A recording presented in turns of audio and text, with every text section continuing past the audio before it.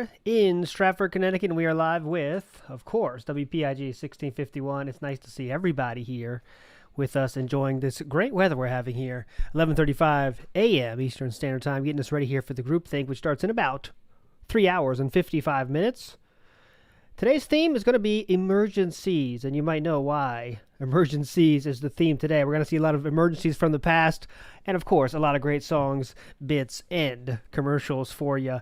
Let's get right into it, though. We're going to start with a nice long streak of songs to start you on your Wednesday. Thanks for being here, WPIG 1651. Let's go. Broadcasting live from Stratford, Connecticut. You are listening to WPIG.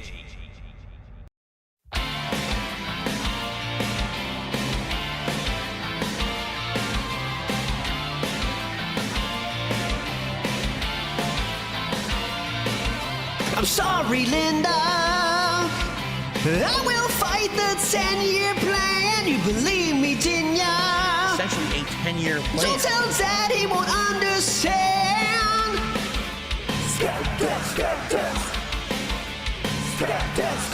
It started with my demise. Laid off from Sikorsky. Oh, the camera was on. My plans had prongs of 3. Fucked her back, I cannot drive. Gifted this old body. How is Linda still alive? How much longer can she survive? I will never stoop to shilling, even though I have before. I won't stop the endless begging. I always need more. Against the trolls, I will hold up a piece of paper. Against the idiots, my fans belong in daycare. Scam death, scam death. Scam death, scam death. Scam death, scam death. Scam death, Phil. I strive for tier 3 on every fucking stream. As I continue to age, my sacs continue bellowing. I won't stop the guilt tripping. My fans want to see more lures. I won't stop seeking pity. For gout there is no cure. Against the ants, I leave out poison all year. The woodland critters, my wife gives them nuts and stands. For becoming a member, you will have the power of gods. Against my balding, I will wear these neck phones. Scam death, scam death. Scam death, scam death. Scam death, scam death. Scam death, Phil. It's funny because when you look on the internet, they will find all this public information about me and my personal life. They'll find my bankruptcy. They'll find all these things. Did you ever find the restraining order that you had? There's no bus that I won't throw. My wife can't under, you know. I won't stop the door dashing. Tip them, oh no, no. For the Derek, I will protect him with all my soul. But fuck you, Snow Cone.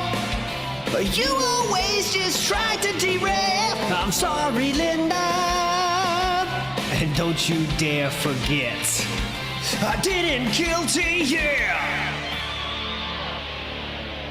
Is that what you want to focus on, though? He asked you specifically, is there anything that you want to bring up? Sure.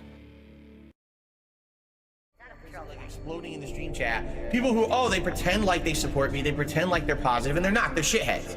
They sit here and they sneak this, and they say underhanded things. They try to literally bring up, either detractor memes or literal drama shit every day. They do it on purpose so that they can try to derail the shit that I'm doing on my streams, you know? And it just gets to the point where it's so frustrating. I just want to have fun, man. I really just want to fucking have fun. That's it. That's all I want to do is have fun with you guys. Fun. Way more fun. I just want to have fun. Way more fun. I just want to have no taxes, bills to pay. Nice chill stream today.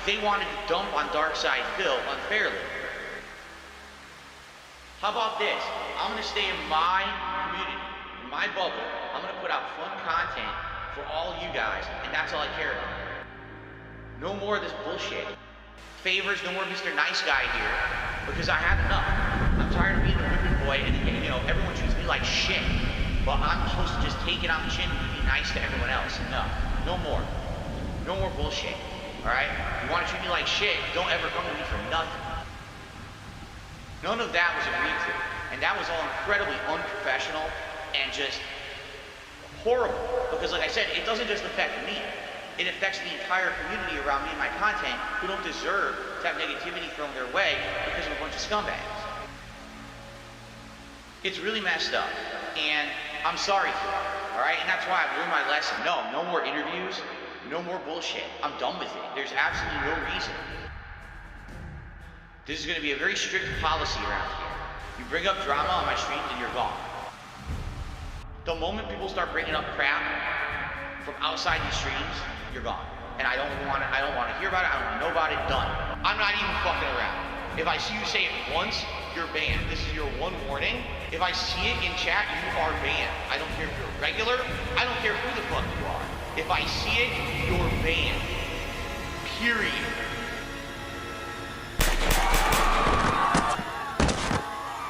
Gone. Forever. If I see it once, you're banned. And you're not coming back.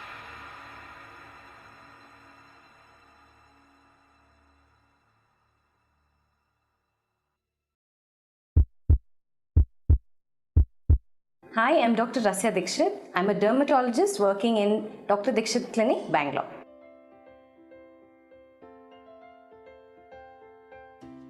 Eczema is a condition where there is a lot of dryness and oozing and sometimes even irritation and itching over the skin and crusting over the skin. Whenever we see any of these things, the first thing we have to ascertain is what is the cause of the eczema. Eczema has multiple causes, including atopy, which is like an innate allergy, so you are allergic from inside, or an external allergy. Because only when we know what is the cause of the eczema, we'll be able to prevent the recurrence of the eczema. The particular episode of the eczema is easily treated by using thick moisturizer, soap-free body wash, soap-free face wash, and uses of mild steroid creams under the guidance of a dermatologist. If there is any oozing and redness, the doctor might add on an oral or a topical antibiotic to help reduce all these things. But very important is to know what caused the eczema, and this we might be able to do with a patch test or by just examination of the skin or by history taking. So when you have an eczema, first you start putting a lot of moisturizer, avoid detergents, and then you see how it is, if it's responding. If it is not responding, please meet a dermatologist who can do a full examination, take a full history, and tell you what are the things you should do to recover completely.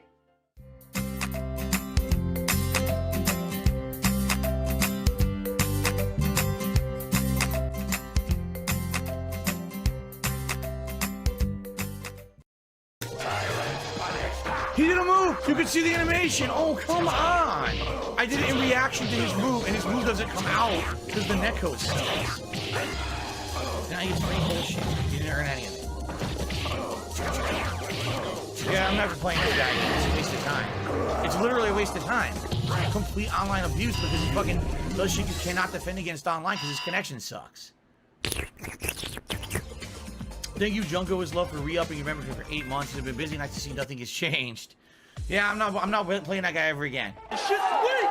Shit's weak! His connection's not good enough to play against to be doing the shit he's doing. It's fucking cheesy bullshit. He's cheating. Like, why play the game? It's not even fun.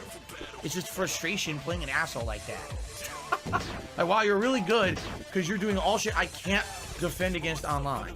Like, fuck off. Just no, really. Here, Dutch's rolled. I got something to tell you. Fuck off, you fucking stupid online scrub. You're a bitch, and I would own your ass offline. When do you ever play anything offline, you twat? Fucking bitch. Fuck you, you asshole! Is that a pool or a tennis court? It's a pool. Why would they have a pool when they have a lake? What the frick? Is this... No, really, why would they have a pool when they have a lake? What does this say? Oh boy. What's that? I guess. Oh god, there's more lyrics. There's more like Dawson's Creek music playing. We'll do hopeful. It was okay. Hey, attaboy! So, I mean, what happened? Well, we flirted a little. She's really smart. Yeah.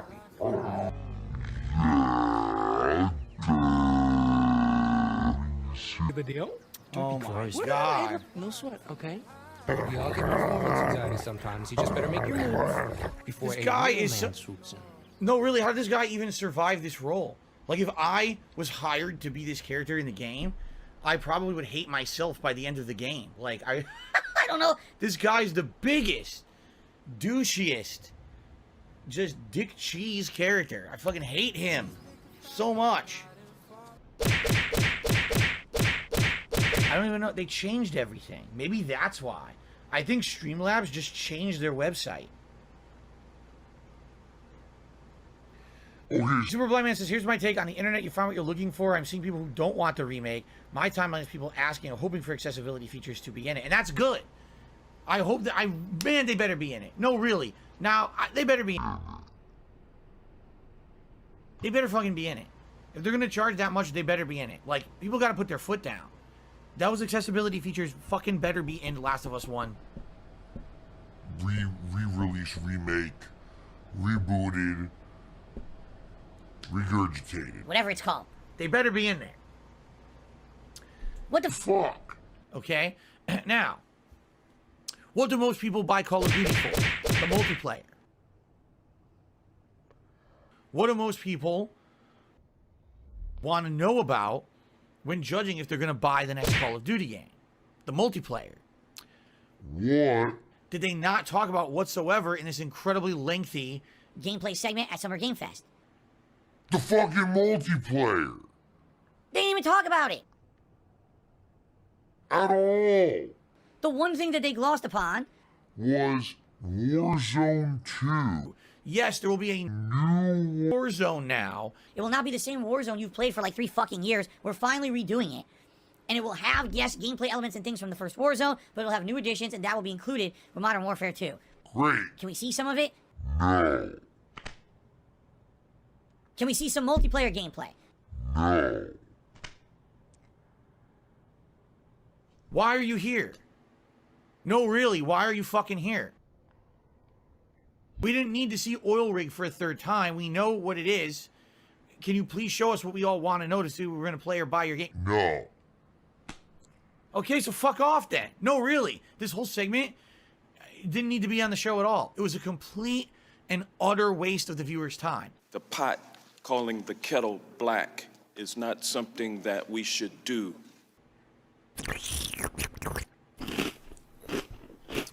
That's exactly what happened with Cyberpunk 2077. This was a game, they had this high and mighty idea of what they wanted like 8 years ago. And then they just kept leading people, it's going to be this, it's going to be this, it's going to be this. And then as they decided over time, that's not viable, they just kept shooting themselves in the foot repeatedly, to the point that when the game finally came out, it was literally nothing like what they had originally planned, and everyone was disappointed. Okay. This is... What? This is boring. At least with this game, they haven't said shit. Right? We have no idea what to expect from Dragon Age Dreadwolf at all. All we know is Solus is in it. That's it. So, good. Don't overpromise and underdeliver. Keep us in the dark. No, really. Keep me in the dark until you actually have something significant to share. Hopefully, what this means is that... Eat shit, motherfucker! The next story today... Holy macaroni! Just got a giant super chat from Pui King. Pui King 221 talking about Modern Warfare 2. I will shout this out in a moment. Anyway, the next news story, probably only the second news story of today, is about Dragon Age. Holy shit, Dragon Age. That game exists? I thought that they retired that like 10 years ago. Because, man, it's been a long-ass fucking time since we had a Dragon Age game. No, really, it's been like 10 years. No, not 10 years. All right, Wasn't it like 2015? Hopefully, this will be a consistent increase in support when it comes to memberships. That is another step in the right direction towards getting me back to where I'm still not even close to where I was with what I was making on Twitch. And the sad fact is, what happens when all that shit happens? I lose a bunch of income every month, and then all the other shit happened in the fall, and I couldn't pay shit. I'm behind on stuff, you know? And it's like an endless loop of never being able to catch up because people won't stop fucking with me. If people would just leave me the fuck alone and stop trying to ruin my life, none of this would have happened. Nah, bitch, you harassed yourself with all the dumbassery that came out your damn jaws. That was you. You did it. No, really. None of it. If all the bullshit didn't happen, I never would have been kicked out of the Twitch Partner Program. Because I know exactly what happened now. I can't talk about it. Flashback. I want to watch some faggot insult some homo. You go on YouTube. I can't, dude, they're still there. 2 fucking faggots, seriously. Oh, ding dong there. Oh, fucking shit, lose my pot on fire. Fuck, I don't know what I'm doing. Save me. Save me both, man. Too much fucking spices. Oh, ding dong there. I'm not Cream of some young guy.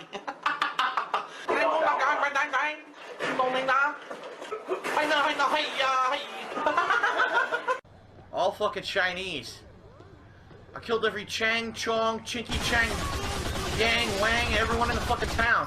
Come on, you little bitch! You can come down now. It's 100 identical Chinese. We are in the same gang, so we wear the same baseball cap. Oh, he knows that. You have into dust? Oh, would you like to give me some cocaine? Please give me cocaine. Hero. Hero. Hero, hero, hero. End of flashback. Because I told someone I wouldn't because I don't want to get someone in trouble.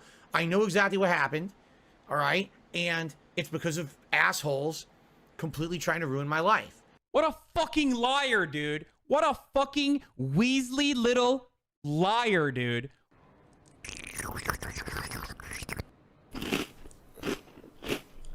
An interesting suggestion that I got is something that I may be interested in doing long term, but I don't think if I would do it now. There's this game called Tunic, and apparently it's a combination of Zelda with Dark Souls. You know what I hate? I seriously fucking hate when people say, oh, it's a combination of something in Dark Souls. You know what I say to that? I don't want a combination of something in Dark Souls. We have Dark Souls, or Bloodborne, or Elden Ring. Like, we have that. I don't need to have that mishmash with another genre. No, really, I don't. If I want that, I'll play the real games. That's why I avoid all the Mortal Shell and all these fucking spin-offs that everyone's like, oh yeah, it's like Dark Souls combined with something else. Well, I don't want Dark Souls combined with something else.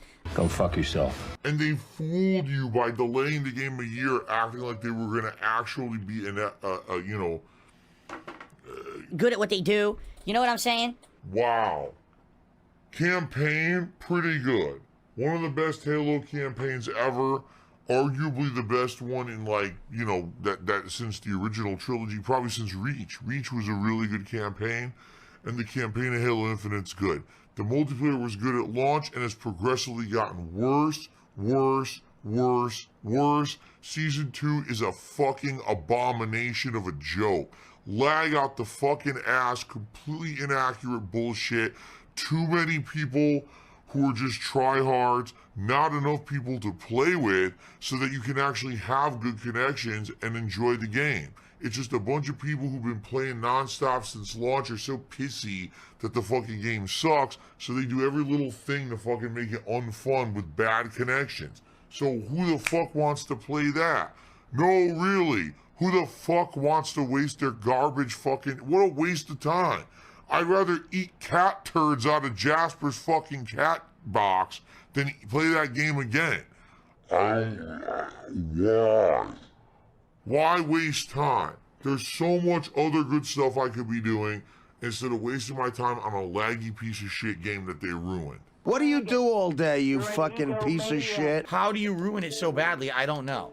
But 343 did it. 343 proved that you can have a hit game and ruin it if you don't know what the fuck you're doing. Seriously. You know, I guess you know what they say? Fool me once, shame on you. Fool me twice, shame on me. But fool me 3 fucking times. I bought 3 bad Halo games from 343. 3 of them. What the hell? What do you think was gonna happen?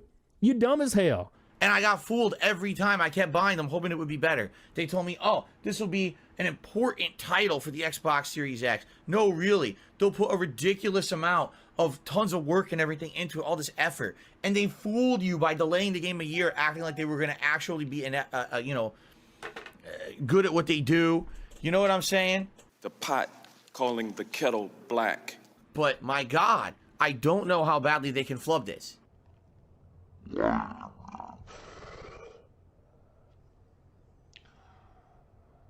That's pretty bad that you have a whole Halo community of people who want to play and make content, and they say, we can't even do it.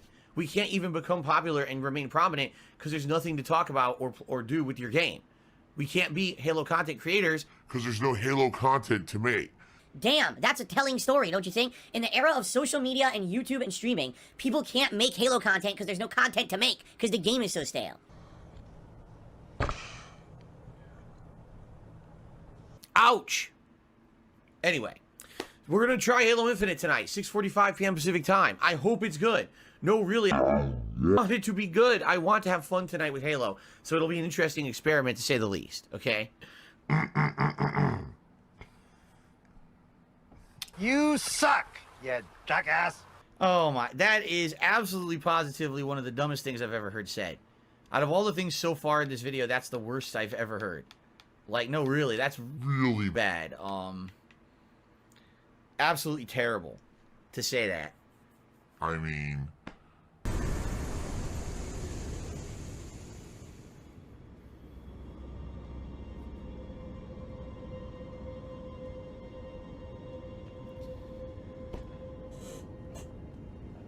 Do you get my point? Is it resonating yet? No, really. Is it resonating yet? I think I made my point. What was the point of being here? Anyway. The point is of no return, and you've reached it. Now that's fucking bullshit. I couldn't move. That's bullshit. I'm stun locked. Fuck you, FromSoft. No, really. Fuck you. No, I didn't get beat.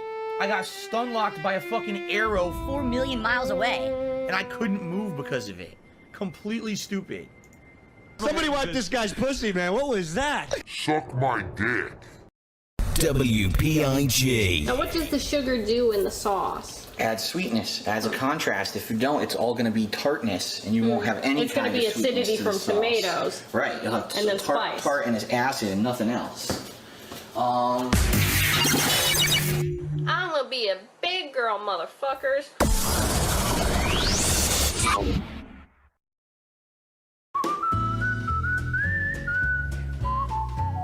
A lot of people have asked, how do you clean up Taro liquid ant bait if you've spilled some, especially if it's dried on a surface? Take a sponge, put it in hot water, place it over the deposit that's dried out. Leave it for an hour or so, it should come right up, no problem.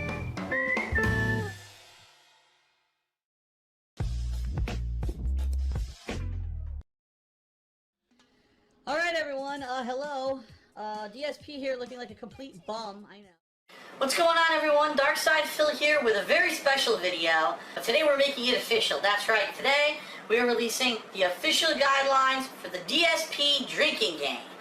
I think it's a really cool thing. You get your friends together, you gather them over at your house, you pop on your computer, everyone grabs a nice cold one, and, you know. Take a sip. Okay. Now, what do I drink? Well, let me tell you, I drink hard liquor. You want to know why? Because liquor is quicker. Take a sip. The way that this basically works is you pick whatever playthrough of mine is one of your favorites.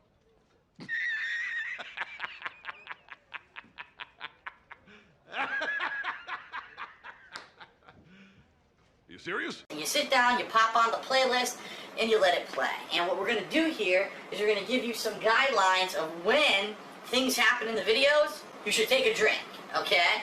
Now, disclaimer, disclaimer, disclaimer, disclaimer. First of all, I'm an asshole. My income's boo! So because of this, I'm a money whore. Tip me. Free. We now return to your regular programming.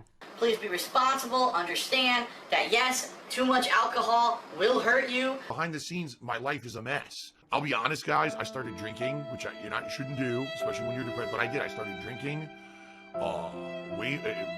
way more than a person should. At night, I was getting drunk every night. I was having some issues getting to stream some days because I was feeling so depressed. So here we go. All right. So number one. So every time that DSP burps, drink. Oh yeah. Every time you hear, there's nothing I could do, nothing I can do, drink. Drink. Woo! Every time I start off a video with all right or okay. Okay. All right. All right. All right. All right. Look at me. I'm happy. Drink.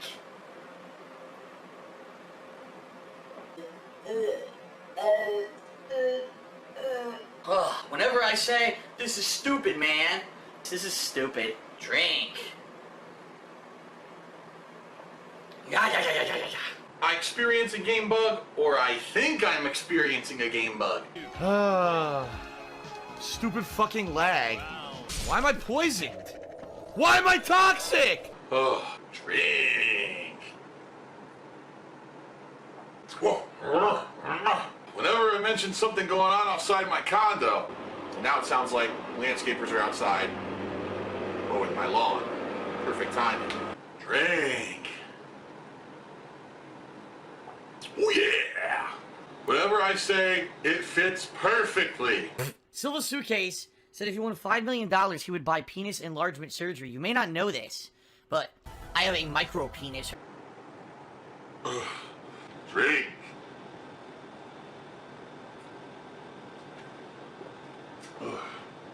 Whenever I make a sexual comment towards a female character, let's see if the chick with big titties has anything to say about good vibrations. Titties, titties, titties. He likes those titties.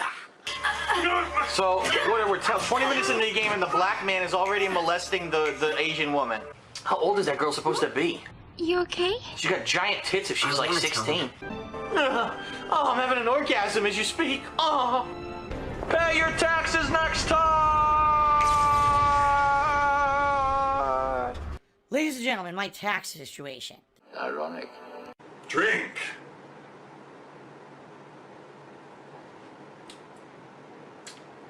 So that's it for the DSP drinking game. Be sure to drink responsibly when you play it.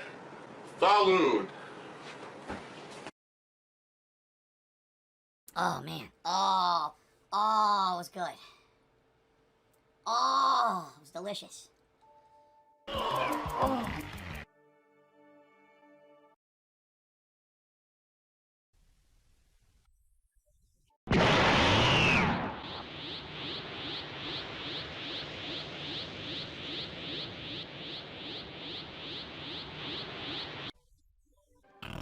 Oh, the camera's on. The camera's been on the whole time, huh?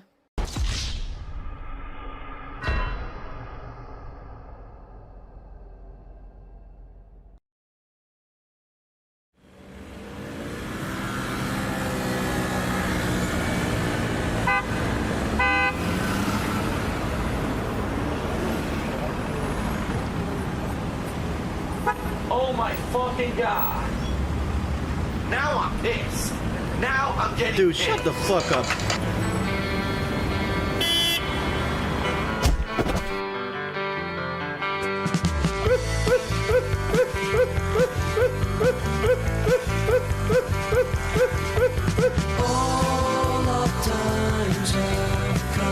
It's been a minute since I had a Pepsi. Dumbass niggas! Oh my god! Seasons don't fear the reaper, nor do the wind, the sun, or the rain. The fuck? Come on, baby. Baby, take my hand.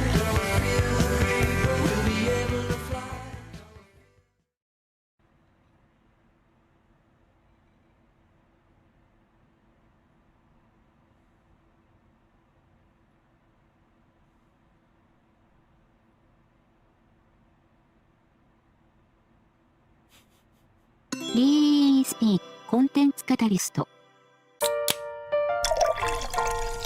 Never drink beer, so I'm definitely gonna get a buzz from drinking the beer. If you're not aware, at least in my experience, here's what happens. If you drink certain kinds of alcohol more often, you become immune to them. And so that alcohol won't give you as much of a buzz as you would have had normally. You see what I'm saying? So if you're someone who drinks beer all the time, then the beer won't really have that much of an effect on you. If you're someone who drinks gin all the time, then the gin won't have that much of an effect on you. You build up an immunity to it. What the hell? Are you serious? This is the fucking flashback. Shut the fuck up when I'm talking, you stupid anime bitch. ESP Gaming, are you ready for this? Ready? Oh. Oh. By the way, this stuff is not cheap. This stuff is very... If you're someone who drinks gin all the time, then the gin won't have that much of an effect on you. You build up an immunity to it. Another flashback. Keep your fucking mouth shut because you're a moron. That's about a shot right there. Good. Gotta pace myself here. These are double shot glasses, by the way, if you're wondering. These are double shot. So I gotta do about halfway for a shot. Okay. It smells so good. Yo, that smells really, really good. I love it. So here we go. And actually, I get a chaser just in case because it is 43 proof. So let's a chaser here. Ready, ladies and gentlemen? Whale tail, whale tail, whale tail. Cheers.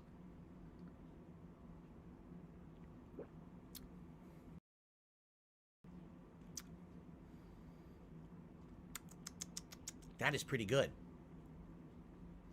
That is pretty good. It's whew. I'm not used to drinking the hard liquor because I usually don't just drink it straight shots. Usually, I have it mixed with something if I'm gonna have. I almost never drink beer, so I get the feeling I'm gonna get a buzz off of this beer that I don't normally get. I mean, if I have a drink, usually I'll have like, you know, vodka, tequila, rum, gin.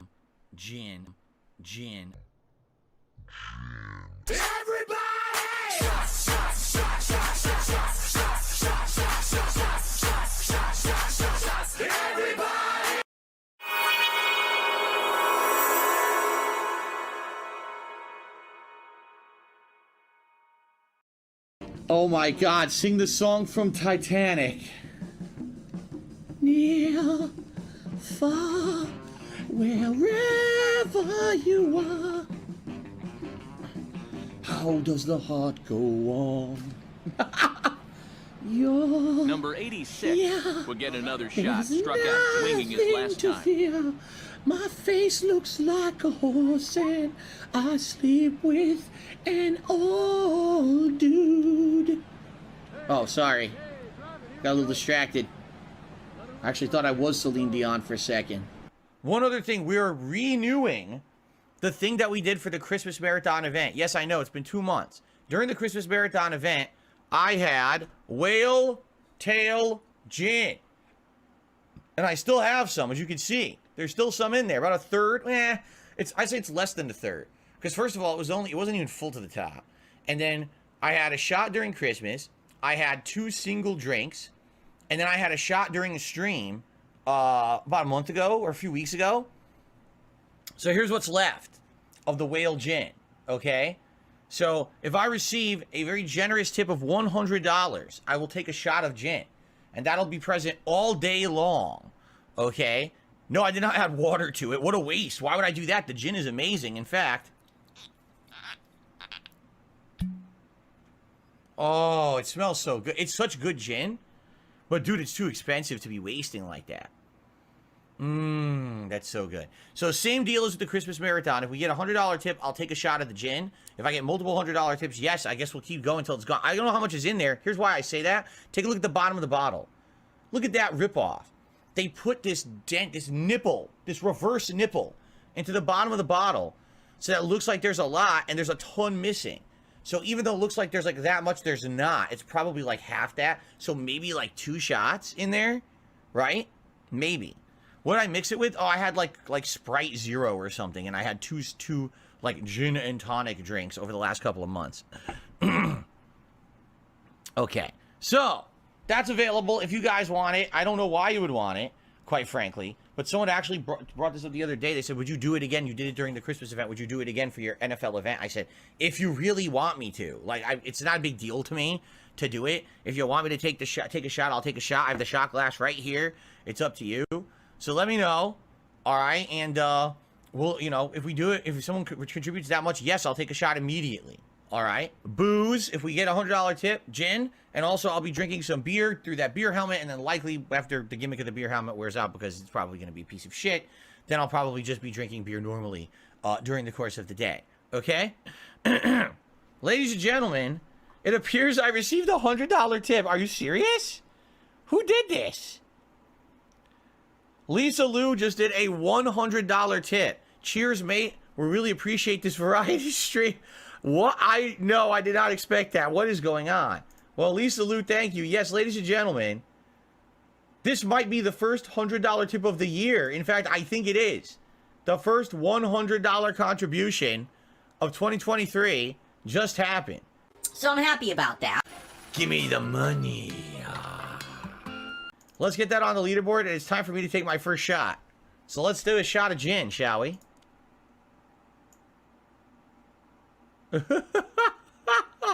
All right. Very exciting. So here we go.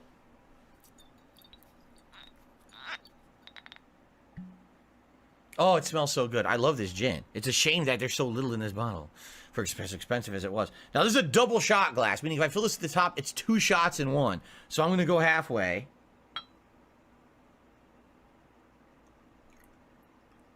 Here we go. Plus, let's be honest, I want to make sure I have enough for more. I probably have enough. Oh, there's still enough for, like, I'd say maybe 2 more shots in there. Okay.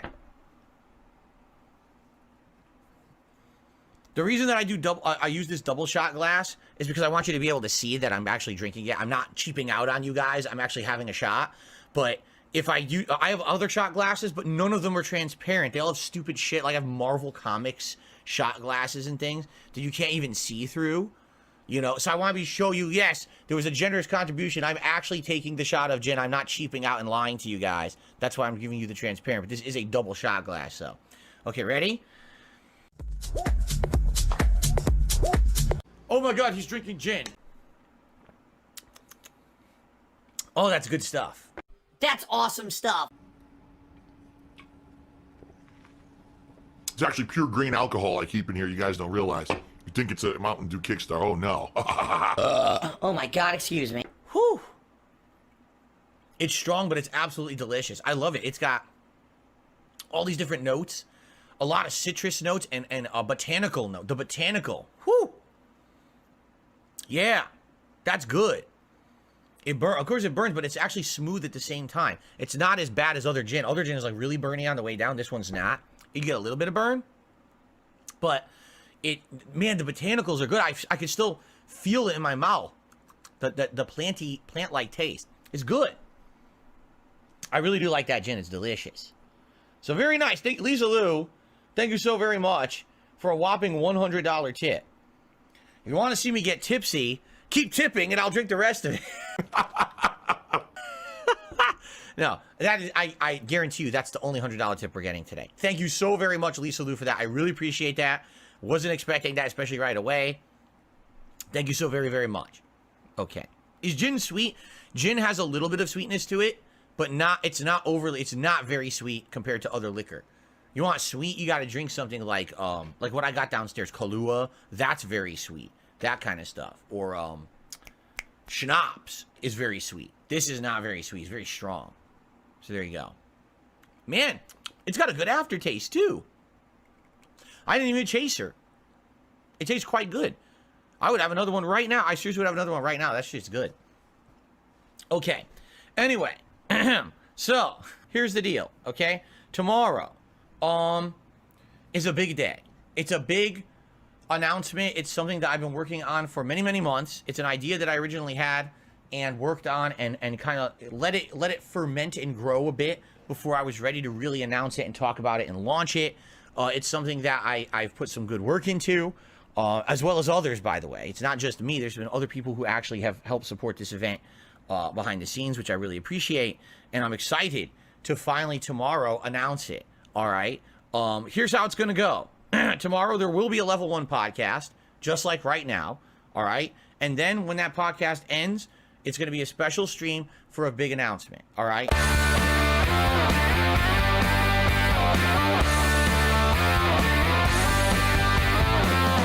Because this is going to be something, just for full transparency here, this is something that will change my content.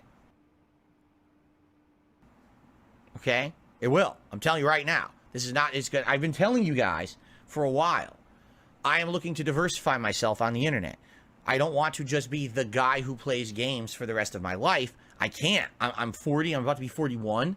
You know, I'm getting issues. I've got, look at this hand. It's falling apart with eczema. Look at this hand. I'm getting carpal tunnel. Look at this face. It's melting. I got to do something different. Okay? So, starting tomorrow, some new stuff. All right? And I'll explain tomorrow. I don't want to jump the gun. But basically, it's going to be an announcement, a launch, and once I explain all the aspects of what this is, I think you guys will understand and get excited. I really do. I hope you will be. I know some people won't. It's the age-old saying. You can't please all of the people all of the time. You understand that? You can't. But I put effort into this that I think that with what I'm going to announce, you guys are really going to like it. Okay? Again, I wish I could tell you I don't want to spoil. Basically, the way that I'm doing this, I feel you guys are really going to like it. Let's just put it that way. The way that I'm doing this new project, I think you guys are really going to enjoy it. I think there are ways I could have gone about it that wouldn't have been as good. But because of the way that I'm going to do this, I think you're really going to like it. And by the way, it's not... The funny part is, you get these people who think that they're know-it-alls and they want to try to spoil stuff, and they're wrong. What they've been saying is not correct for what they're trying to spoil. I've seen multiple different guesses. They're all wrong. No one knows exactly what's going on tomorrow, okay? That's a good thing, knowing that people don't know exactly what's happening. You know, that's exciting to know that I'm going to actually, like, legit hit you with a surprise tomorrow. This is cool because I'm getting that positive vibe that I had for most of 2017. I'm getting it back now. But now, I'm getting that groove back, getting that vibe back. I'm ready for fun stuff. I hope you guys are ready, too. What's next? Up next. This one I've definitely had, and I've had it many times. Arby's. So let me tell you my history of Arby's, all right? When I started working at the local mall, I didn't want to eat shitty burgers and...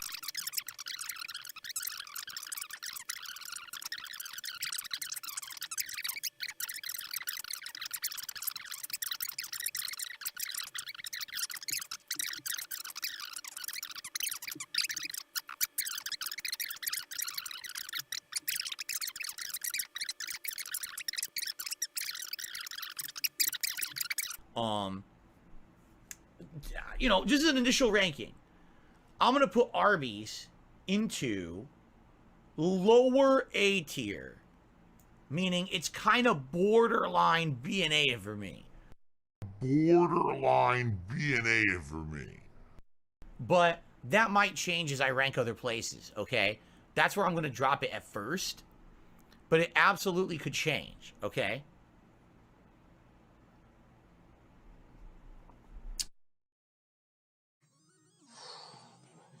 All right. Holy shit, there's a lot of these. All right. So let's start. Let's get this done. All right, this is going to be really, really easy for me, okay? So let's start with Arby's. The last time I tried to go to Arby's, I got in a car wreck. The time before that, it took them over 2 minutes to give me my change for buying a Jamocha shake. I don't like Arby's.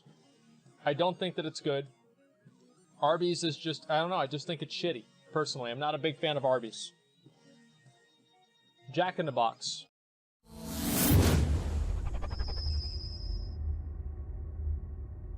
Hey, what's up guys? Sean Nalawani of EliteImpactLabs.com with a Muscle in Minutes Q&A where I answer your bodybuilding and fitness questions in 2 minutes or less. So today's question comes from Dave, and he wants to know how to lose man boobs. Now that might sound like a funny term, but it's actually a pretty common phrase that guys use to refer to excess chest fat. So the simple answer here is that in order to lose chest fat, you have to focus on losing fat from your entire body as a whole. You have to keep in mind that spot reduction is impossible. In other words, you can't target fat loss from specific areas of your body. You can use weight training to target specific muscle groups, but you can't actually specifically target the fat stores in and around those areas. So the only way to lose fat from your chest is to follow an overall fat loss program that focuses on reducing your overall body fat levels. So this video is not designed to go over all of the principles of an effective fat loss program, but the overarching principle is that you need to keep yourself in a calorie deficit over time by burning more calories than you consume. In terms of diet, you want to find your calorie maintenance level and then reduce that by about 15 to 20%, and then figure out your rough needs for protein, carbs, and fat. Typically, I recommend 1 gram of protein per pound of body weight, about 30% of your calories coming from fat and the rest coming from carbs. And then you're going to combine that with a proper weight training and cardio plan. And as you follow that program over time, you're going to lose fat from your entire body, and you're going to lose fat from your chest and get rid of those man boobs or whatever you want to call them. So that's your question answered. If you have a question that you would like answered, just head over to the Elite Impact Labs Facebook page. The link for that is in the description box below. Like the page, leave your question there, and I'll either answer the question on the page or I'll make a video response just like this one. If you did find this information useful, please make sure to comment, like, and subscribe. Also, make sure to grab your free workout plan, meal plan, and supplement guide over on EliteImpactLabs.com. The link for that is also in the description box below. And make sure to join us over on Facebook, where we do free supplement giveaways every Thursday night. Thanks again for watching, and I'll talk to you again soon with more free tips.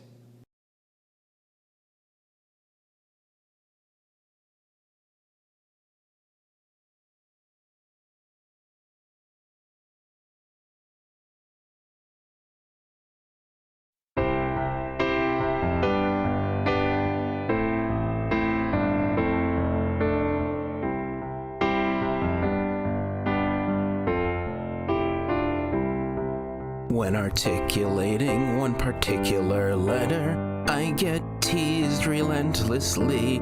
Terrible detractors trolling me. When I say Twitter haters are too bitter, I tend to spit torrentially, speaking words containing letter T. Letter T, letter T, letter T, letter T. Testing my pop filter's quality. I'm no teetotaler, not me, taking shots most frequently. Tankray by the tankard, totally. And when I find myself in money trouble, I behave immorally, crying tears without sincerity. Grieving tea, grieving tea, grieving tea, grieving tea. How best to exploit this tragedy? Grieving tea, grieving tea, grieving tea, grieving tea. Tips appreciated, pity me.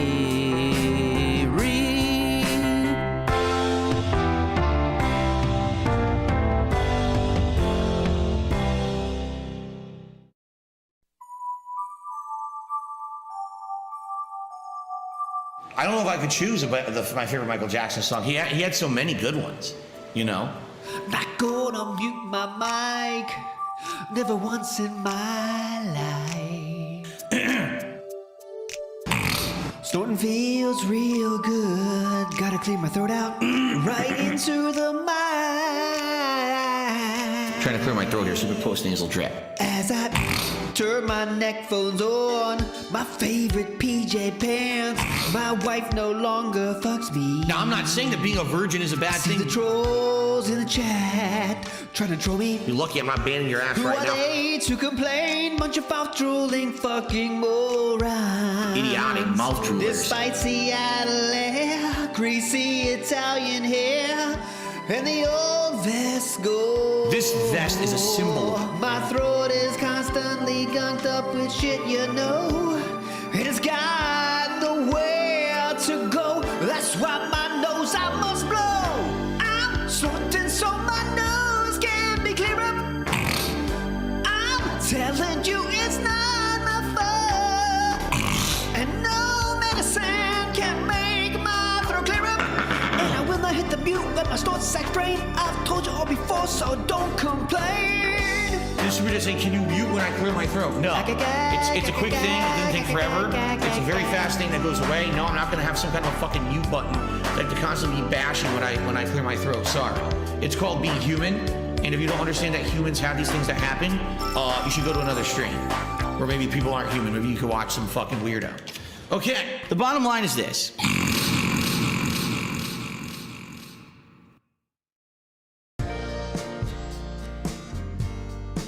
One of our most unique botanicals happens to be the kombu sea kelp.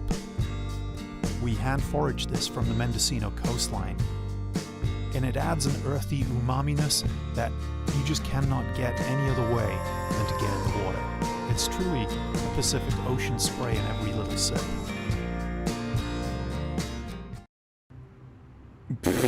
Got a question for the 8-ball. You'll hate this one. Will DSP die of a gin overdose?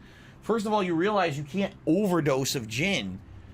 What you would actually die of is like, well, I guess technically you could, but at some point here. Let me answer the question first. This is a dumb question, but let's see what the 8-ball says. Okay. Without a doubt, there you go. This is the ultimate troll 8-ball. So this is from Dutch. He sent me a care package with a bunch of stuff in it. The Nosferatu figure, this 8-ball, and various other things. He sent me the troll 8-ball. This thing trolls me and everyone. This is like the monkey's paw 8-ball where you get your way, but not really. You know what I mean? Like, oh, this is going to be a good idea. This will add to the streams, and every answer is a bad answer for everybody. Like, Jesus Christ, man.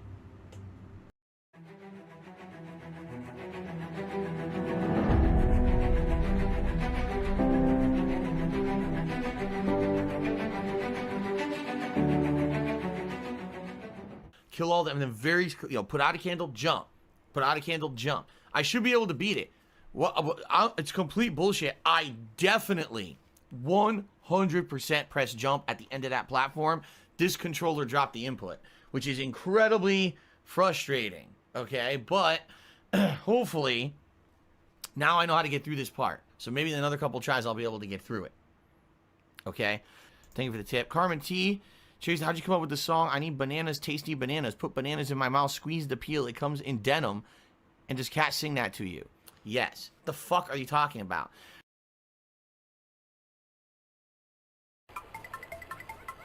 Get me that banana. Hold on tight, here we go. I need banana, tasty banana, put banana in my mouth, squeeze the peel, it comes in denim. Squeeze banana! The fuck are you talking about? Oh my god!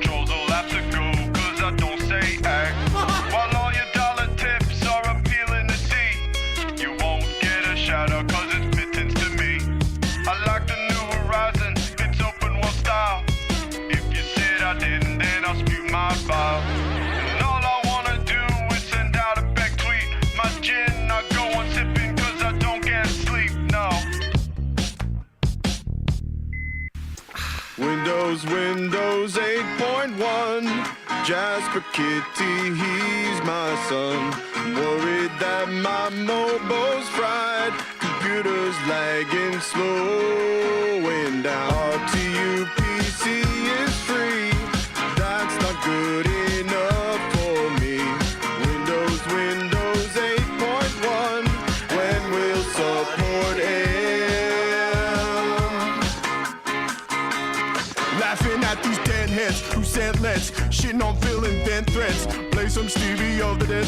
Oh Lord, now it's time for bed. Shit, I'm ripping on this locale. Red vest dripping, so chill right now. Watch them as they graduate. Gravitate, not Don't DoorDash, his car crash. Hit so fast, Steve fucked the back. Gon' crush the gem, can't fuck with left. I'm so class, feels tracks are whack. Don't stop, get it, until your Hogan's dead. It cameras on, he masturbates.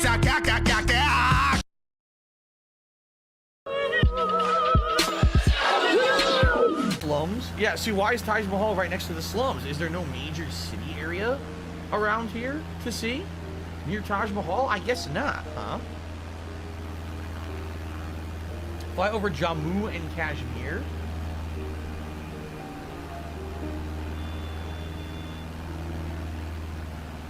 I can show you the world. The shine, shimmering, splendid. Tell me, Princess, when I told you last night, you're I would open your eyes to take you to wonder. It's over. Sideways on a magic carpet ride. A whole new world. A new, fantastic point of view. No one to tell you. No. Or where to go. Or saying, we are only dreaming. A whole new world. A Series X, a laptop. See, maybe a new chair, too. I mean, there's no risk. So, suck my dick. Right now, the tips are gonna help me more than anything else. There's not a lot to see. This just looks like a bunch of normal, unbelievable lies. Absolutely revolting and disgusting. And I don't know what you were expecting. You stupid fucking retarded moron. And you're basically paying me for nothing. Oh, over 100,000 whales to come to the stream to tip. So suck my dick. The next step would be a new PC.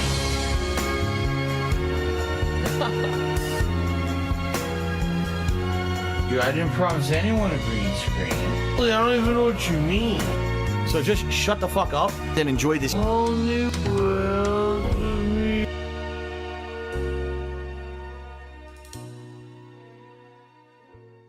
Oh, well, I'm kind of disappointed. I am actually disappointed. I thought that there would be more here. This is pretty damn boring. It's just a bunch of little rinky-dink buildings. And 0 points of interest labeled.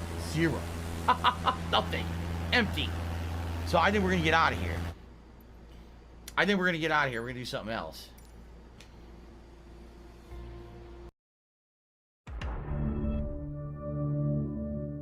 Why am I toxic?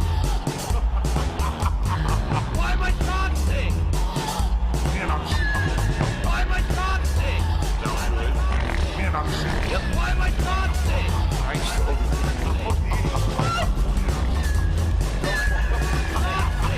Why am I toxic? Why am I toxic?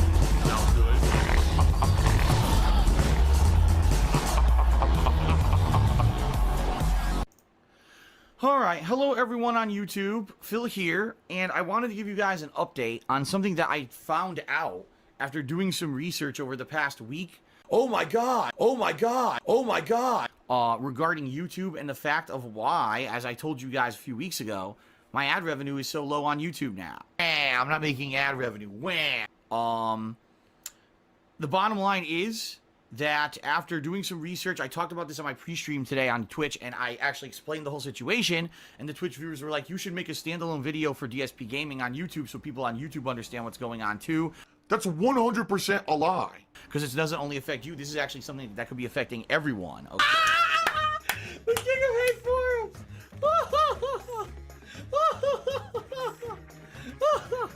Okay, so here goes. Alright, here's the deal. As you guys know, I lost all my ad revenue on DSP Gaming for about 3 weeks back sometime in July, and it didn't come back until early August. This was not my fault. This was an error on Google's side. They accidentally had labeled my channel as invalid click activity when there was none. I hope to entertain you in the future. Please go to my partner channel, The King of Hate HD, and click on the ads that show up on the videos there, because hopefully, fingers crossed, that actually starts giving me some money back for what I'm doing. I mean, it's not cheap to do what I'm doing. I bought a lot of games, a lot of equipment, and now I have my own condo, which is basically my studio, to do whatever the hell I want. And then after 3 weeks of dragging their feet, realized their mistake and removed the flag, and I was able to put ads back on this channel, all right? Fuck no. However, in the interim that I was not using this channel, I started recording and uploading much longer videos to YouTube because you guys have been asking for this for years. It's YouTube's fault. You've been saying, Phil, you upload way too many videos. They're too short. And because they're so short, they flood our inboxes. We have to watch a lot of extra ads. And basically, we don't like it. We don't want to sub to your channel because if we sub to your channel every day, our inboxes get flooded with your videos. And it's annoying to have to watch a million, 10-minute videos instead of like one, or two a day, longer videos. And I understand that, okay? I really do. But you guys have to understand that my business model always was upload shorter videos, right? So there is a lot of positivity going on behind the scenes. The problem is all the work that I put into this entity, it's not a business. It's because it's not. I don't own a business. I don't legally own a business anywhere. And make them more digestible to the viewer because my content is raw, unedited gameplay. It's not edited style gameplay where I'm editing out the boring parts. It's not a best of montage. It's raw gameplay, all right? But over the years, people complain. These fucking people. And finally, after, years of people asking for this, when I wasn't basically making any money on YouTube because the ad revenue was gone, I decided I would start making longer videos. Now, there's many positives to this. Number one, ever since I started this on DSP Gaming about 3 weeks ago, and this is no lie, basically subscribers have gone way up. Every single day, I'm getting more and more positive subscribers. This has not happened in 5 years. In the 5 past years I've had DSP Gaming, I've never had consistent sub growth. In fact, it's been the opposite. It'll go up, then go down, then go up, then go down, depending on what game I play. And in particular, if I upload too many videos in one day, for some people's standards, they'll unsub, okay? So it's always been like that. I've been around like 180,000 subscribers on DSP Gaming for like 5+ years, and it's never gone up. Now I'm actually starting to see consistent growth in subs. In addition to that, there's a statistic called engagement on YouTube. What that means is how long someone watches a video on your channel. My engagement has doubled, meaning because the videos are longer, you guys are watching longer, and now the statistic is showing that basically engagement is up by 100%. That's good. That means that my channel now is in better, more positive graces with YouTube. And in particular, if you search on YouTube, search for DSP Gaming now, you can actually find my channel. This actually didn't used to be. You would search for DSP Gaming and you get a million detractor videos and negative things about me. If you go to YouTube general search, all you're going to get is bullshit. Whenever I try to look up your videos on YouTube, detractor vids always come up first. Makes no sense. No, it makes sense because YouTube's search algorithm is broken as fuck. Now, if you search for DSP Gaming on YouTube, my channel pops up first because I've made these changes. Longer videos, higher engagement. Now my channel shows up in search, okay? So there's been a lot of positives around me making my videos longer. However, I've noticed since I started doing this, a few weeks ago, my ad revenue is in the toilet. I'm making less than half of what I used to make on DSP Gaming with ad revenue. Maybe a little bit, and now it went. And this sucks because it's money that I used to pay my bills, right? I can't just have that go away. I'm screwed. How do I pay my bills? So I did some research trying to figure out why it is, and I figured it out, all right? Here's how I figured it out. Last night, I was watching one of my own videos, and I watched it on my television, which has an app in it for Firefox browser. And if I need to watch a YouTube video for whatever reason, that's how I watch it, because it doesn't have any delay or desync in the audio or whatever. So I go to play one of my own videos, it plays an ad, and then my video plays. My video was 45 minutes long, and it never played another advertisement. It only played one advertisement. But here's the thing. With these longer videos that I've been uploading to this channel, I'm putting in several ad breaks. In a 40-minute video, I typically put in 3 to 4 advertisements in it because that's about the equivalent as if I had broken that video up into, say, 4 videos and each video had 1 ad on it. I need to make the same amount of money, so I do the same thing. I put 4 ads on that 40-minute video, but they don't play on my television. And I'm like, I got to test this theory. What's going on? So then I went into the YouTube app, and I tried to watch one of my own videos on the YouTube app, and again, only one advertisement played. Only one. Then I went into the browser on my iPhone, and I played the same exact video. That time, 2 advertisements played. One at the beginning of the video and one in the middle, but not 4, 2. So then I went on my desktop computer, and I played the video, and guess what? 4 advertisements played. So what this means, ladies and gentlemen, is that in 2018, all right, in the year of 2018, YouTube still has not learned how to properly run advertisements on anything but a PC. If you're watching on a mobile device, if you're watching on an app or something, you're not actually seeing the advertisements that I need to pay my bills. I had to pay my bills. I had to stay afloat. It sucks. It's stupid. They basically don't know what they're doing. Much like how they fucked up and took away my ad revenue for 3 weeks for no reason because it was their own error. YouTube being so fucking stupid. Well, in the, 5-6 years that everyone has started watching everything on mobile devices, they never improved YouTube to actually run ads properly. So it's ridiculous. I actually remember it was like 2012. They changed the entire channel layout on YouTube and made it look like shit. Remember, it used to be colorful. These channels used to have artwork and stuff behind them. They took all that away and said everything has to be a generic white page because we want things to display properly on mobile devices. That's great, but then they never implemented ads properly on mobile devices. So you got people like me, right? Sorry about being so frustrated. I used to upload a ton of videos, and every video would have 1 ad play, and I would get credit for that because on a mobile device it plays 1 ad per video. Well, guess what? Now I went to longer videos. I only upload, say, 5-10 videos a day tops. Now every video only gets 1 ad, so basically I'm literally shooting myself in the foot making these longer videos because YouTube sucks. And they're awful employees who don't do their fucking jobs. They have not figured out in 5-6 years how to make ads run properly on apps or mobile devices. And the majority of you guys probably are watching me on an app or a mobile device. You're not sitting in front of your PC watching, right? I would actually think that's the minority in 2018. The minority of people watch YouTube videos on a PC. You're probably watching on anything but.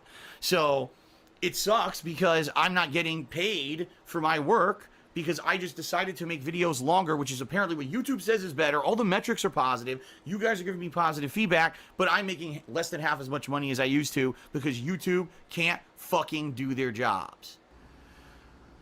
Ziggy Piggy did a cheer defending Google, saying that they service over hundreds of millions of accounts and they're doing something no one's ever done before and you should be easier on them. Yes, let me be easy on a company that could have destroyed my 10-year legacy, taken away my living, my livelihood, because of an error. Not because I did something wrong, because they fucked up. That's the core thing we need to focus on here today, guys. I didn't do anything wrong.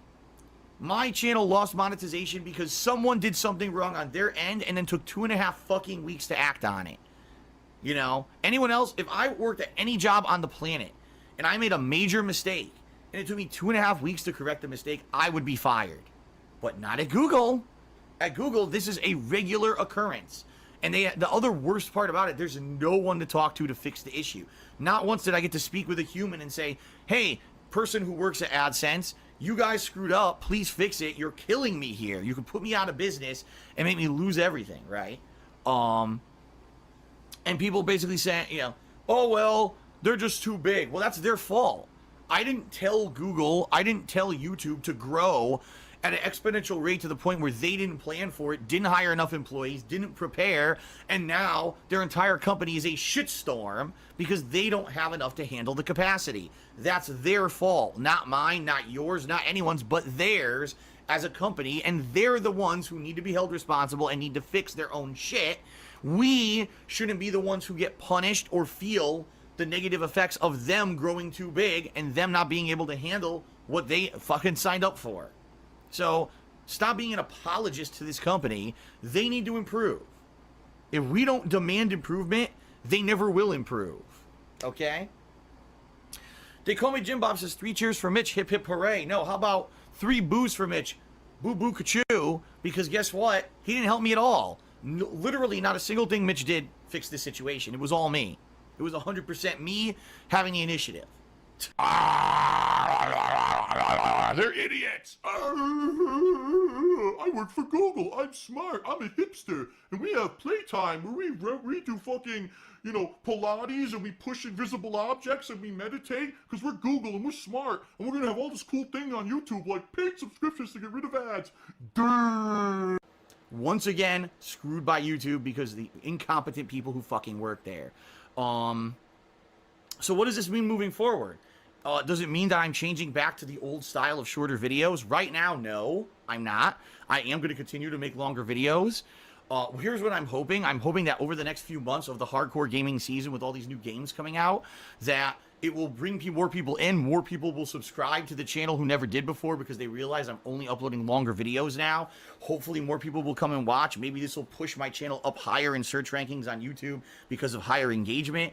And I'll get a natural influx of viewers again like I used to. I used to get many people coming to my channel during the hardcore gaming season because of all the new releases. When I tell the full story, people are like, that's really what happened. Yeah, that's really what happened, but people don't want to say that. They want to make up shit, right? And I would get a big increase in viewership and a big increase in pay because of that. I haven't had that in the past 3 fucking years, all right? So maybe this year I will get it again. I don't know. I'm hoping for the best. I'm hoping that these changes, even though it means I'm making half as much money on YouTube, mean that at least in the long term the channel will start to grow again, and maybe it'll even out. You know what I mean? Okay, I'm making less money, but I'll bring in more people, and therefore it'll even out, and it won't be a big deal anymore.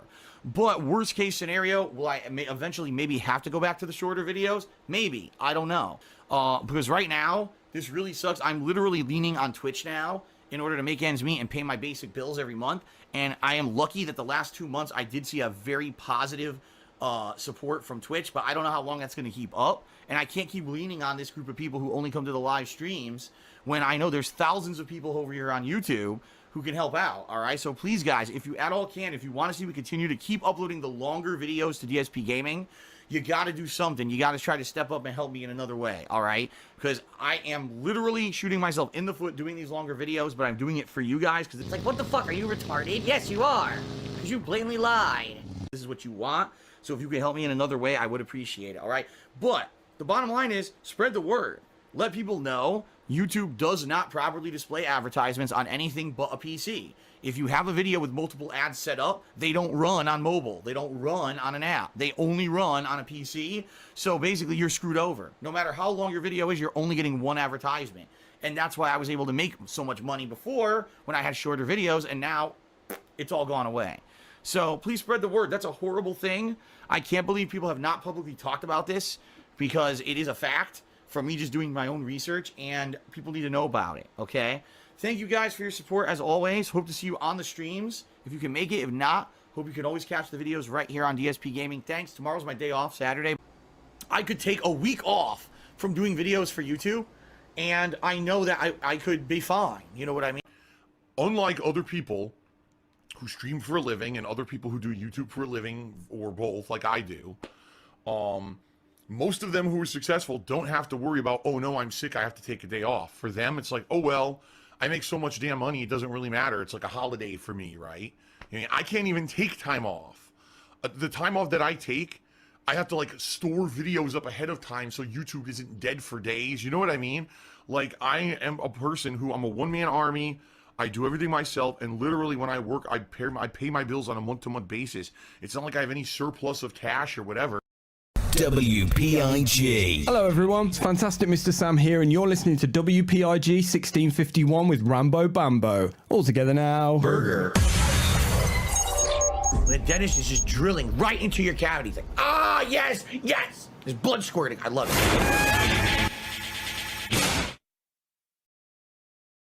This one's for all my baby girls. I ain't left you. I ain't never gonna leave you. I'm always gonna love you. I'm always gonna flirt on you. I'm always gonna push up on you. But right now, I'm drinking. Drinky drink. I'm drinking. Whale tail. For no reason. Am I gay? Hell yeah.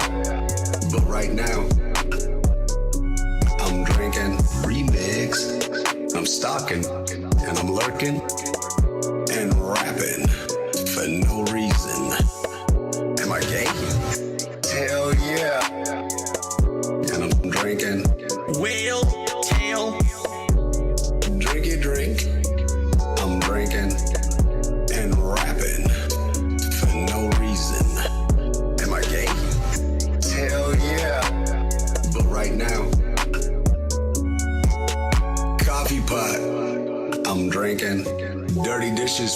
holiday weekend. I'm drinking. Whale tail. I'm drinking. I'm stalking. And I'm lurking. And I'm drinking. Whale tail gin.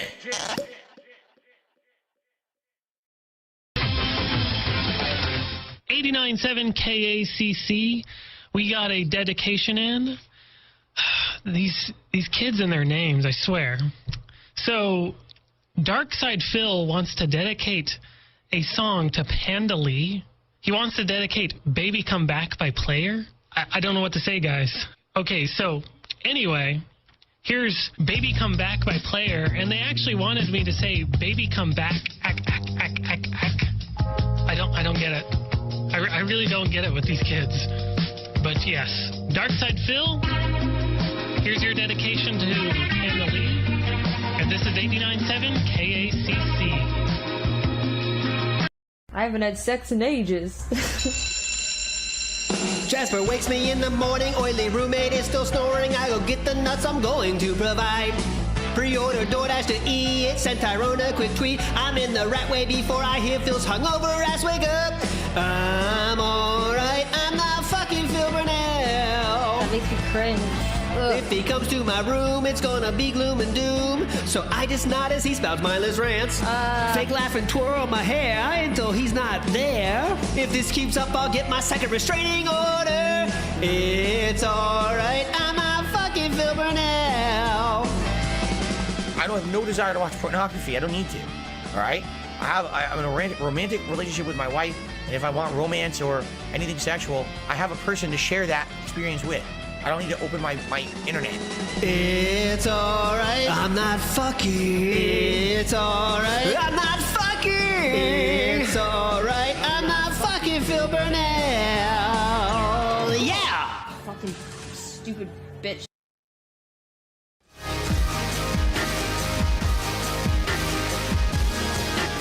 Hi, I'm Sarah, and these are some exercises that you can do for your legs and butt while working at your desk.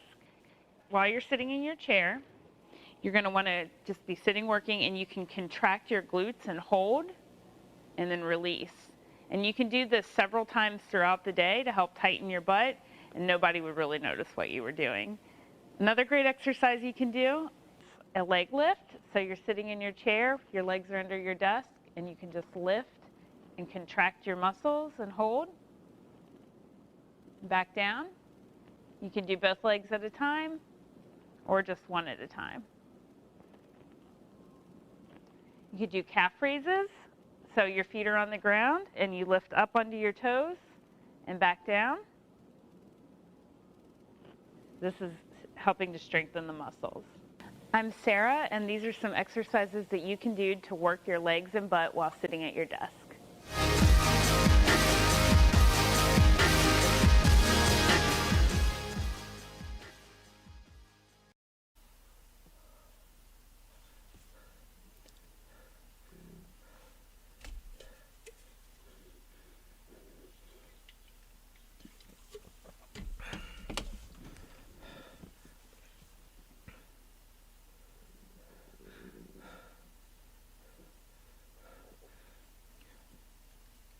Hello? Can anyone hear me? Hello? Okay. Oh my gosh. Okay, I'm having kind of an issue here. Okay, listen. I have some really bad news. Thank you, Turbo C, but we need a little more than that this time. We are in trouble. Oh man. Okay. So, as you know, months back, I got a copyright strike on my Persona stream from Atlas, and I didn't know this, and I didn't know that you were supposed to know this, but apparently if you stream too much of Persona 5, they say not to, and they can take away your YouTube videos and stream, and I don't know how I was supposed to know that, even though it was said everywhere on Twitter and video game articles and things. I don't know who the hell knew that though. But this is the worst, okay? Listen to me right now. I got 3 copyright strikes, okay? And the second copyright strike is from Rockstar Games, and I'm pretty sure it's legit, even though Rockstar was spelled without a K. So then I got another one that said absolutely Rockstar Gaming Incorporated, which is weird because a couple years ago I got a copyright strike from Rockstar for a Grand Theft Auto game, and it was actually from Take-Two Interactive, as I mentioned.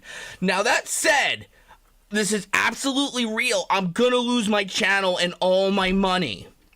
And that's why I need you to give me money. Because if you don't, I might have to, well, oh God, sell one of my 4 houses. I don't even want to say it. Okay, that's great. Thank you, Sirius Inc. and Team Warren. I'm gonna need you to resub at the $24.99 tier. That's the highest you can do. And for that, you'll get the comfort of knowing that I will be able to buy breakfast twice a day. So here's the thing. This is what I need you to do, because this is actually how, thank you E_, but this is how you're supposed to do these things, okay? So, I need everyone that is still a fan of mine to go out and find information on Rockstar. Now, I don't know if there's like some kind of website that lets you find contact information for a business or something. I don't know if... I don't think that exists. Oh, God. I'm, all right. Okay, let's calm down. Okay, so let's just take a step back and let me explain what happened over the past couple of weeks, okay?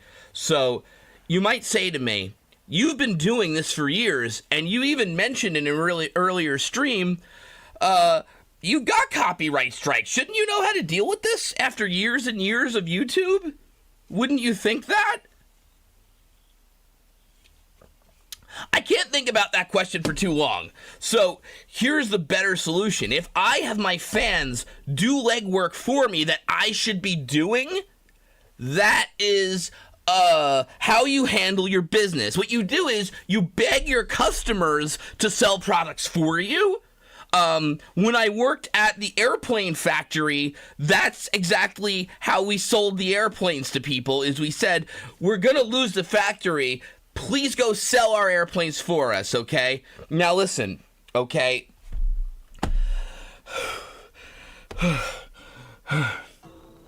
Alright. Thank you, Evil Crash, but I need you to move a decimal place over. And thank you, people who are doing this. Getting a job outside Twitch and you... Come on, all right? I'm opening up to you here to give you an opportunity to save my ass, even though I should be on the phone and doing that work. Because that's the only... But that's what you have to do for me. Listen, people, you know, think that this is all about filing counterclaims and reaching out to people. But no, what you do is you ask other people to do the work for you. And the thing, here's the good thing about asking your fans to do things for you. None of them ever really take it too far or accidentally do something creepy, like find a person who works at a certain company and gives you their number and things like that. But whatever. Listen, if you find information on whatever the hell Rockstar Gaming Incorporated is, right, and you find a way to talk to them, please do me this favor. Email me, okay, darksidebeef34@AOL.com. I can't believe Darkside Beef was taken on AOL, okay? Or you can use my alternate address, darksidebeef166@CompuServe.com, okay? Oh, God. Oh, God. What am I going to do? This reminds me of a funny story about my significant other. And I'm sure she won't mind me telling a personal story about her. Who would? So we were in the hospital for a while because she had a very painful wart. And it was somewhere in the groin area. And I don't think anyone, why would anyone mind you telling a personal story about their hospital visit? I don't understand. So, this is how fucked up American healthcare is, okay? So we go into the emergency room, all right? And how long do you think we waited for someone to attend to us? 3 minutes? 4 minutes? 5 minutes we waited in an emergency room, okay? It's like, hello, there's an emergency, so you have to drop all the other people who have emergencies and help me and people that I know first, okay? So then they let us go into a room and oh my god, I'm getting off track though. I'm gonna lose all my money. Forget her. I don't give a fuck about her. But you gotta help me with money, okay? I'm so poor that I made the cup here. It'll only fill if you give $1 million to me. That's about what I would need, I think, to keep streaming video games for you, which is what I think you really wanna do for me. Okay. Wow. I think I'm starting to calm down a little bit. So listen, okay? Now, some of you might say, hey, you have a managed partner. Why don't you reach out to them and see if they have a contact at Google? Google, to help out with this and you file the counterclaims and you should get it back in a week, and that might not be so bad, actually. It sucks, but it happens. And again, if you've been doing this, thanks Bird Robot, if you've been doing this for like 8-9 years, you think you'd know that. Well, I don't know that to be true. What I think is I need people to push the button. Are you out there getting me information on whatever Rockstar Gaming is, okay? Let me just go to a web browser here, okay? Lycos.com. Still around. So, okay, now let's type in Rockstar Gaming Help. Okay. Oh, God. All right, here we go. So, let's see what we got here. Shopping.net/Rockstar Gaming. That sounds right. But I'll try and... Oh, netfind.com/Rockstar Gaming. Okay. Okay, that could be good. Wait, it looks like it's another search engine. Grand Theft Auto Play Free. Not now, not video games. Keep your mind off video games for a minute. Okay. Okay. Let's take a step back. How am I going to save the channel? How am I going to save my beautiful Seattle condo and the other one in Chicago and the other one in Kansas City? Okay, with the continuing my great story about the hospital, okay? So my significant other, she basically has a lot of stomach and butt issues, and she told me, please don't ever tell people about on stream about that, okay? Please don't ever do that to me. That's the one thing I'm asking. Fortunately for me, I'm not telling you about that. I'm telling you about her going to the hospital for it. It's different, okay? So they put us in a room, and I said, it's been about 10 minutes. Can I get some fucking Jell-O, please? I mean, can she get some fucking Jell-O, please? She's fucking starving, okay? And, fucking, you know what they said? They said, who are you? And I said, I went to the front desk earlier, and they said, we don't know who you are. I'm sorry. And I had to leave. But listen, all right, I got to find Rockstar Gaming. Hold on. But how long do you think it took for that nurse to come in? 5 minutes? 6 minutes? You'd have been right. It was 5 minutes. You would have been right the first time. Good job. So you know how long we've been waiting in this fucking emergency room? 10 minutes. That's fucking, that's fucking American healthcare for you. You gotta wait fucking 10 minutes so your girlfriend can get fucking embarrassing things, fixed. And she said, okay. All right. Oh, man. Oh, my God. Fucking, I can't believe how stupid people out there are right now, okay? There's, like, people who are, like, oh, jeez. there's people out there who don't understand the what's going on here, okay? You can't fix this, okay? This is an unfixable situation, all right? I had to take away the cup because I'm panicking here, okay? So, here's how you fix a copyright strike on YouTube. You find people on the street and you say, hey, listen, I'll ask you very nicely. What you do is you build up a fan base of like 10-year-olds or people who, emotionally connected with you, and you kind of use them to go find things for you and fix problems that you're in. I mean, seriously. I have such a bad headache. I have such a bad headache because a Street Fighter champion who spent fucking 12 minutes in a goddamn hospital like this to save his goddamn girlfriend. I shouldn't be treated like this. I shouldn't be. I don't know what I'm going to do. I don't know how I'm going to feed my dogs. But, I will say this. If you've contributed money toward Project 777, we won't be doing that. I'm sorry. I know I need money, but doing things for money is hard. So, why are you so pale? Because I'm fucking scared. Because no other YouTuber in the world has ever come back from more than one copyright strike. It's just simply never happened, okay? Why are their faces appearing on me? Okay, I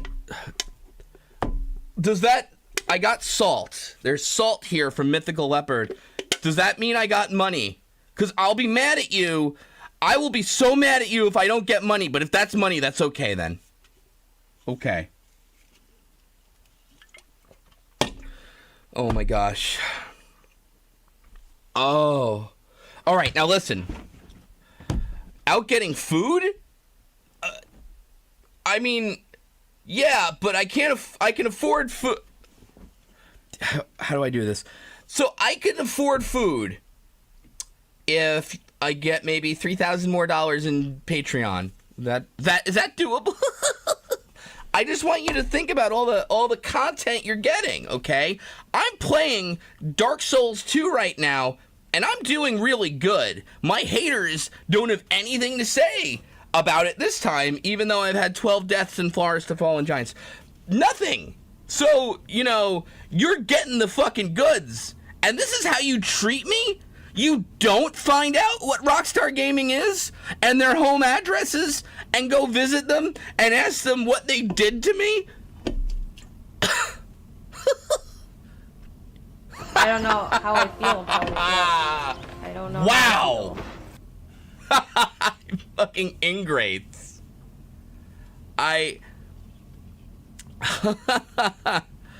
Zundel gave me like 8 fucking things that are not money, and I need money and not heads. So I'd really appreciate it if people in chat stopped sending me fucking heads and started sending me bits, okay? I mean, it's fucking amateurs. I'm gonna run your fucking YouTube website for you. Yum Yums, I see a bunch of hundreds by heads, and I guess thanks, but if you could make that into dollars, okay? I don't need money, I need heads. No. Oh. Damn it. Guys, I don't know what the fuck I'm gonna do here, though. So let me continue with the hospital story, okay? So, you're not gonna fucking believe this, okay? We were there 13 minutes? 14 minutes? Do you like how I keep asking you how long we've been there? Is that a good part of the story? 15 minutes. Okay. And then my significant other says to me, I don't know how I feel about it yet. I'm just going to ask you one thing, and I know you don't listen, but please don't talk about this on YouTube. And I didn't. I talked about it on Twitch. So, that's how devoted I am. Strangely, I'm newly single. Ladies. If you ever wanted to, you know, date I legally have to do air quotes, champion Street Fighter 2 tournament winner, I mean, it can happen. It can happen for you. So, that is something that we can do here. Now, okay. Let's just take a step back. So, I looked at the copyright claim. This is what happened to me today. I was on the phone with Johnny Curse, the CEO of Curse, and he said, Darkside Beef, you're our best channel and the best acquisition we ever made here. So, date my 18-year-old daughter. And also, we've got a copyright strike here from Rockstar Gaming. It was gaming, but with a letter J, which I'm not sure if that's legit or not. Thank you, Mindscape Gem and Lucklight. I don't know how I feel about it yet. Here's what happened then. So I said, all right. So basically, Johnny Curse said, you know, listen, you're so valuable to us, we'll handle this right away. Except not that. What they did was they hung up on me right then and there. And I said, okay, all right. What's the rational, sane thing to do here? Is it file copyright claims? Ask if someone has a YouTube contact? Or just ask the fucking public, okay? And say like, hey, everybody in the world, why don't you help me? I mean, you give me money, and more money, why not your time and effort too? That's, you know, it's like a lifeline on Who Wants to Be a Millionaire. By the way, me, I want to be a millionaire, so I don't have to worry about this anymore. And I can stream for you. Darkside Beef. The best. Alright, there is a couple trolls in chat who are like, I called Rockstar and they said to get... Wait, you called Rockstar? What did they say? Did they say anything about the copyright strike? Are they going to take it off? Get a job. Oh. I have a job. I have the best job in the world, and it's entertaining you. Okay? How do copyright strike... I am so glad you asked, Eva Two Soul. I really am. Here's how copyright strikes work, okay? What happened was Rockstar got a court order. They went to court, and they said, that man's stealing from us. And the judge said, Darkside Beef, the best gamer there ever was, who also streams? And Rockstar said, yeah, because they're liars at Rockstar Gaming. And also Rockstar spelled R-O-C. So, this is so fucking unbelievable. I don't know how I feel about it yet. But the judge said, wow, I object. But under the law, I have to let this copyright strike through. And then Rockstar Gaming said, hold on, Judge, Your Honor. Okay? We're not done. We got a second copyright strike. And then the judge said, what? But he has a copyright strike from Atlas already. This might kill his channel. Provided he doesn't do a copyright claim like a normal person would. And... fucking... okay, I can't believe it, but bangs the gavel, you know. Darkside Phil's fucked. Darkside Beef's fucked. I hope you're happy. You're on... No, I'm the judge. I hope you're happy, Rockstar Gaming's lawyer. And Rockstar Gaming said, being the personification of all that is evil and vile on this godforsaken universe. Thank you. Motion passed.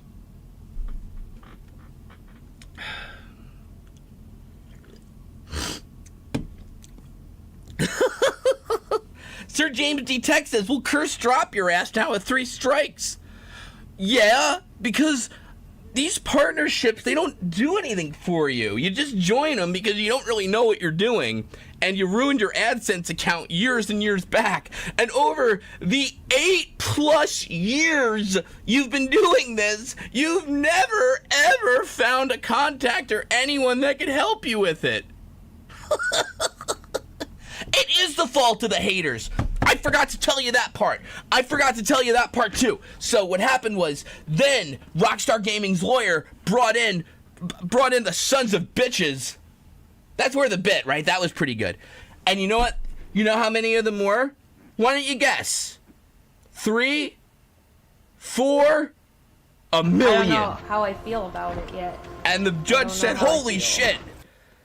You guys, you guys have no lives to be hurting dark side beef like this, you know? You're almost as bad as those Red Zubraid dudes who were in jail for decades for making fun of you that like one time on someone else's channel.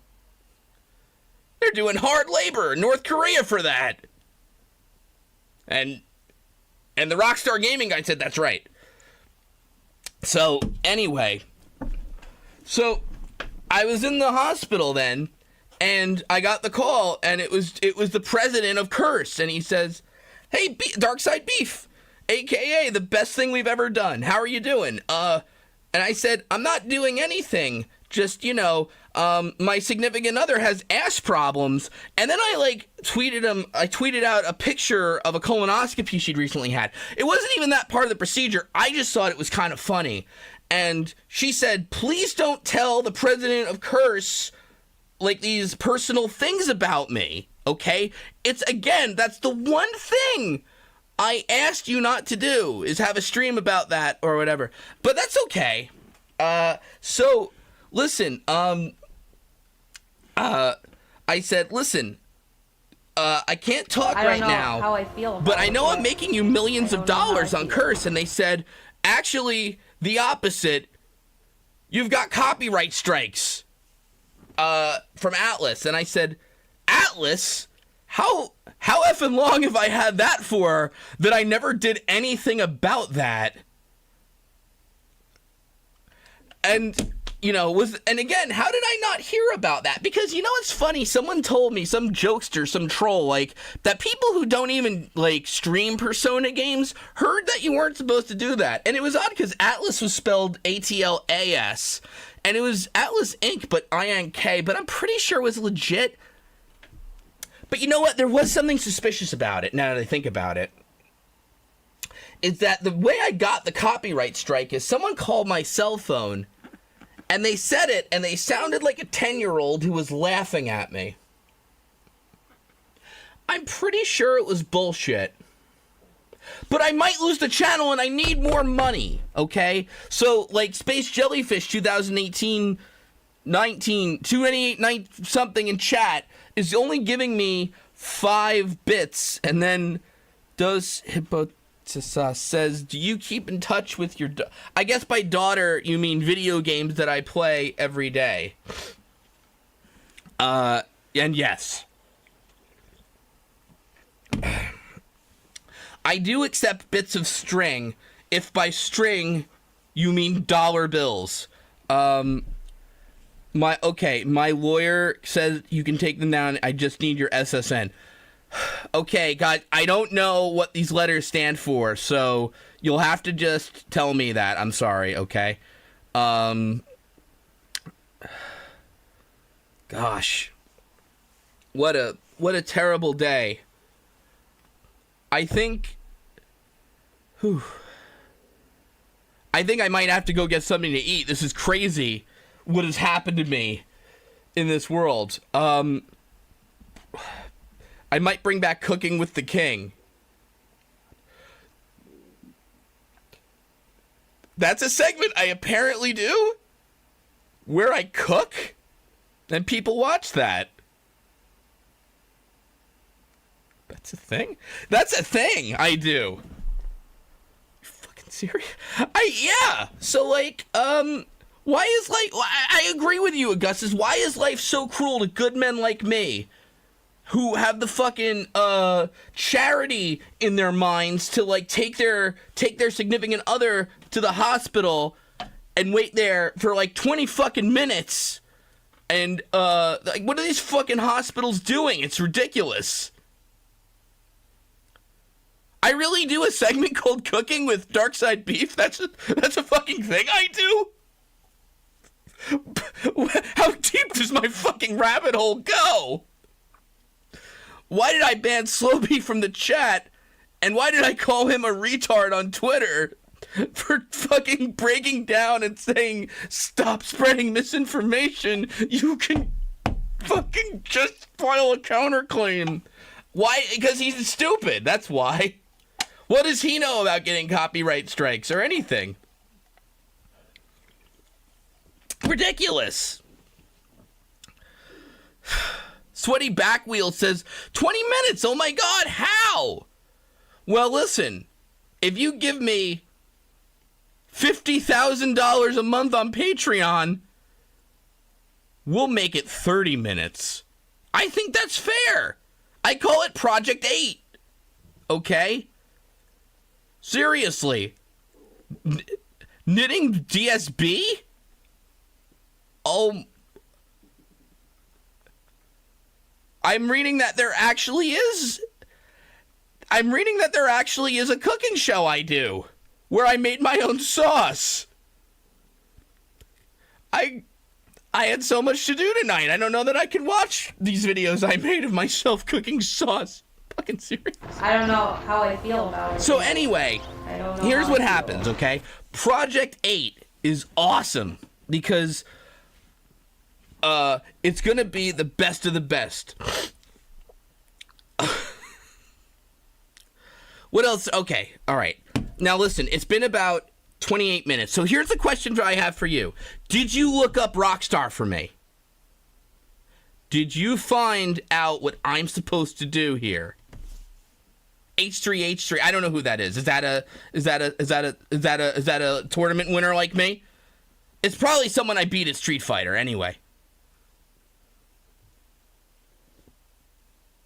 I don't see any information about Rockstar, which you were supposed to email me at darksidebeef@prodigy.com. They sell energy drinks.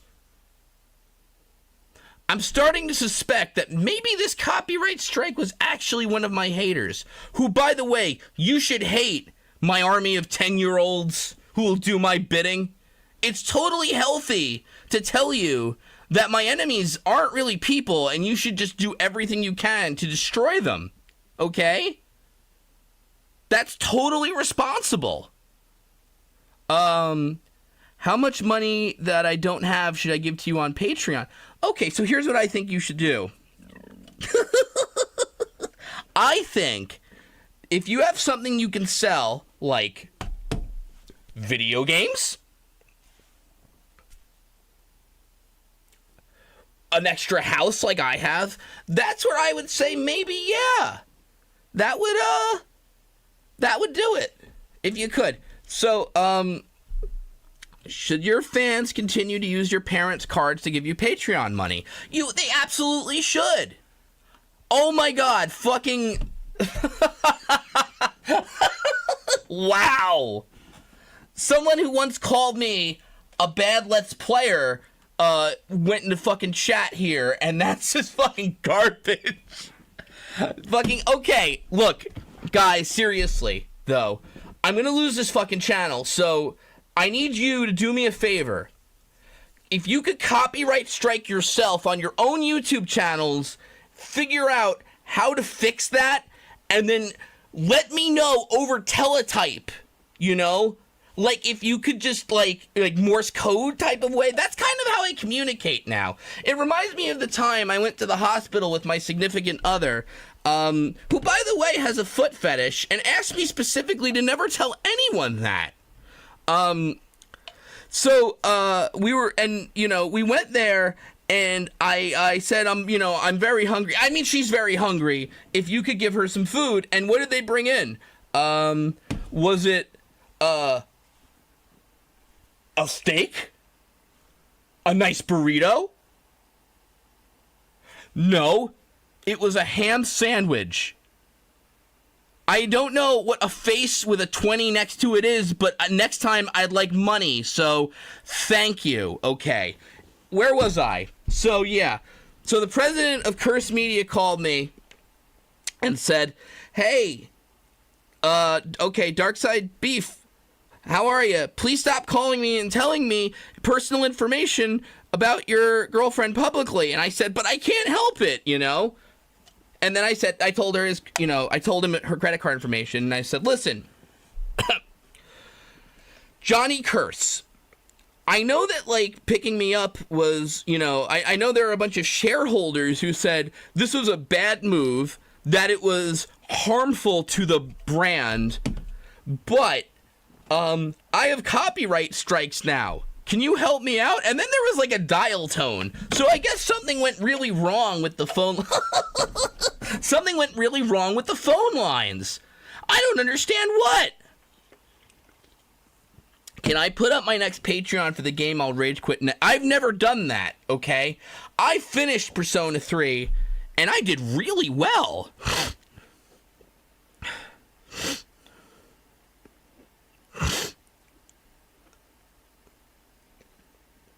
Ugh.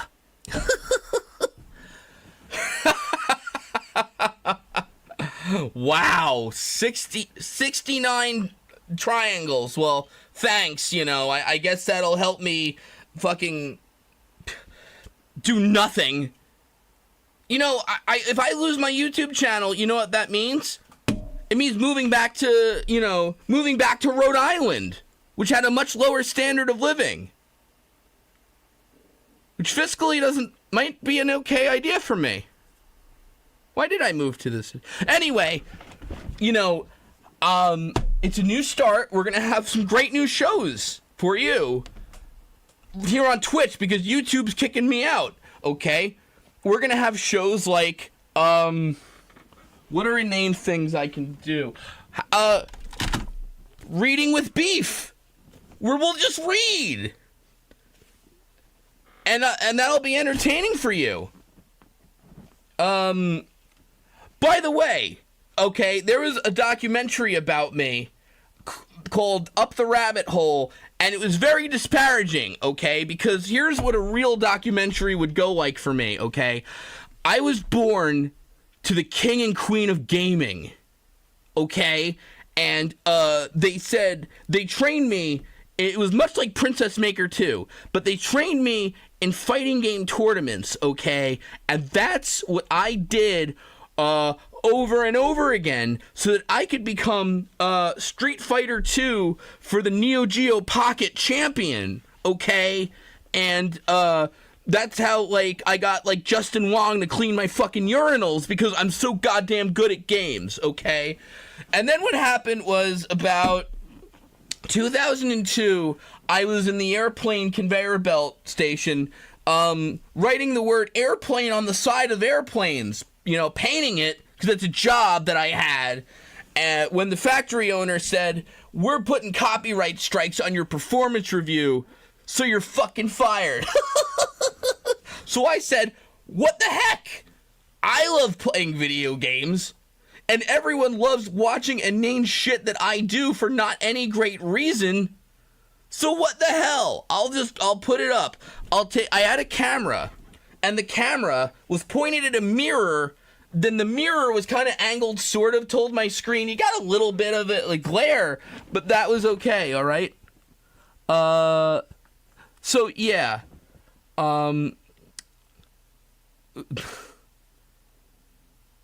So, yeah. I'm shitting on me in his chat. So anyway, okay. So what happened was, I did it, and then for years, like, I rebranded until some jerks made fun of a video of mine and put it on a different channel and all that, and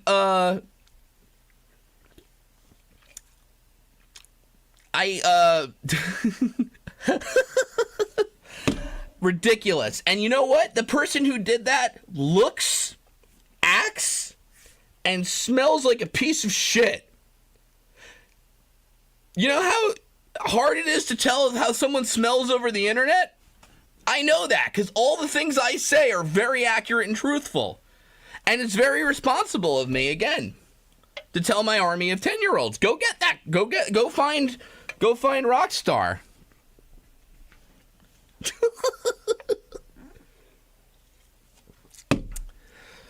But seriously, guys, this is not funny anymore. You got to give me money, okay? So, I really need that because if I lose my YouTube channel, I have no recourse. There's no one I could ever have reached out to in the 6-7 years that I lost my AdSense account. Yeah, I just sat on that for 6-7 years. I figured I'll just go to Blip and I'll never worry about it again. And then I lost the Blip account because of, 1 or 2 or 12 anti-Semitic jokes. And then, what do you know? I'm here on Twitch, which I abandoned for going over their bandwidth cap and went to YouTube Gaming. Then I moved back, and here I am.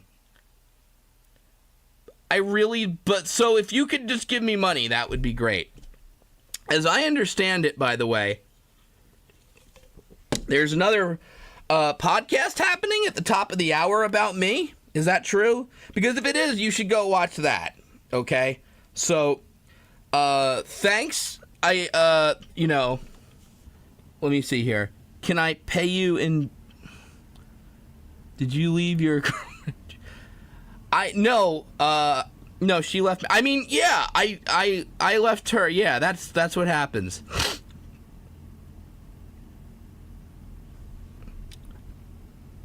Hold on 1 second here.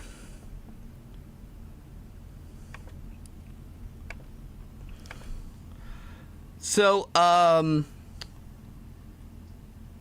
yep. Anyway, if there is, the Daughters of Belmont are having a podcast, so, in that case, I think you should go enjoy them. So, hey, thanks for, well, I would say thanks, but you're all kind of ungrateful, because I think I only made $6! You fucking cheap pieces of shit! I do all this for you, okay? Who else on YouTube is gonna play Dark Souls 2 Scholars of the First Sin on Twitch and then put it on YouTube for you? Fucking no one. Fucking no one.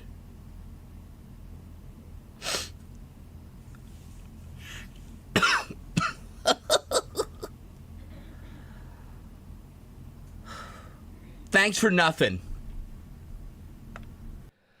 WPIG 1651. Thanks so much for hanging out, everybody. I'm glad lots of people got to see that for the first time because that is truly a legendary golden oldie from the past here, if I can say that. 2017 doesn't seem that long ago, does it? Nice to see everyone here, though. 52 degrees here in Stratford, Connecticut. 1:37 Eastern Standard Time. We are just about 3 hours away from the That Being Said, boys, and the Group Think Show. If you got a thought, got a question, go send it to the SpeakPipe. Link is on Twitter right now. Quick update, news side of things, very serious. I'm sorry to do this now, but Animal Control in Stratford, Connecticut has told me to share this with you. Please stop leaving out ant poison. They've had an uptick in lots of cats, being sent into the veterinarian due to ant poison. Don't leave it out. If you're going to leave it out, a maximum, give it a week, right? 6 months, 8 months, 9 months, all these months. It's ridiculous, right? Clean it up. Make sure your animals do not ingest the poison. Cats are just very well known for loving sweet stuff, so make sure you don't do that. On the music side of things here we go with 3 legendary tunes that are going to carry you through the rest of your day. Thanks so much for hanging out. WPIG 1651. We're going to go with a hit by someone known as Meerkat that I think some of you might know. Thanks for hanging out. WPIG 1651. I'm disappointed that since I moved out here to the West Coast, there is not a real authentic East Coast Italian-style pizza out here. Would you like to have a pizza party with me? Mamma mia, make it a pizza pie. Pizza pie, Felipe, pizza pie. Turn on the ovens. Mozzarella and delicious. Take the dollars and roll it out the toss it again. Pizza pie, make it a pizza pie. Pizza pie, Felipe, pizza pie. Pizza pie, delicious pizza pie. Pizza pie, pizza pie. on the ovens. Salvano cheese, Salvano greasy shit, crazy meat, weird sauce. The sauce has these big chunks of tomato that are very well seasoned, that are really good. Turn on the ovens and burn all the pizzas. Mamma mia! Make it a pizza pie. Pizza pie. Felipe. Pizza pie. Turn on the ovens. Mozzarella. And delicious. Take it a dollar. Roll it out. Toss in the air. Pizza pie. Make it a pizza pie. Greasy shit. Pizza pie. Felipe. Pizza pie. Weird sauce. Pizza pie. Delicious. Pizza pie. Pizza pie. Pizza pie. Mamma mia. Make it a pizza pie. Pizza pie. Felipe. Pizza pie. Turn on the ovens. Mozzarella. And delicious. Take it a dollar. Roll it out. Toss in the air. Pizza pie. Make it a pizza pie. Greasy shit. Pizza pie. Felipe. Pizza pie. Cheese. Pizza pie. Delicious. Pizza pie. Weird sauce. Pizza pie. Crazy meat. Pizza pie. Turn on the ovens. Now on to the more exotic seasonings. These seasonings are catered more towards Italians. If you're not Italian, you don't like these kind of seasonings, you don't have to use them. But I'm Italian and I love it. Shorty rock to the beat for your boy. Dumba, dumba. Rock to the beat for your boy. Dumba. Here we go. I want money. I want tips. Pay my taxes. Eat a dick. With you. Easy to eat. With you.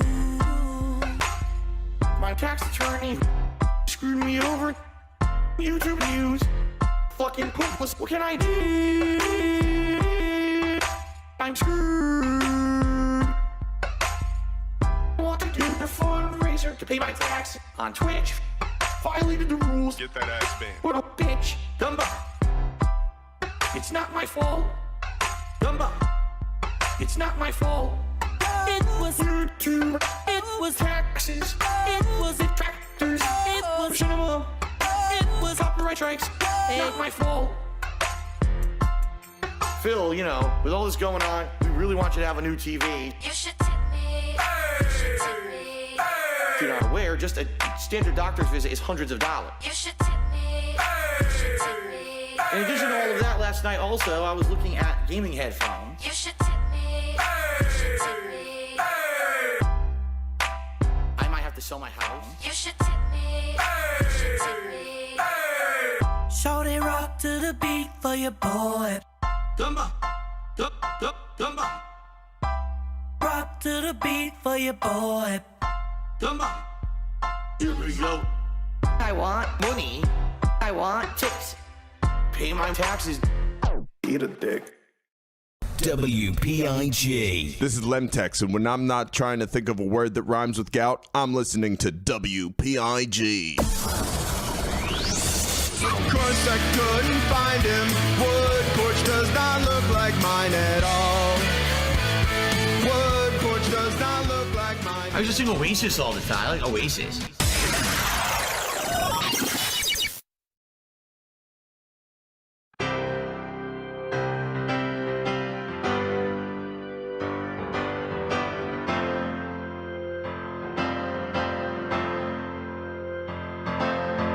That he's back from his bathroom break, sending the tips that he had to fake it.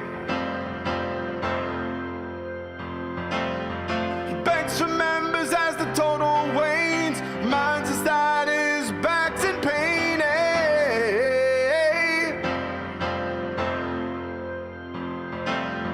Since he can't afford his honeymoon, he celebrates his birthday till it's June.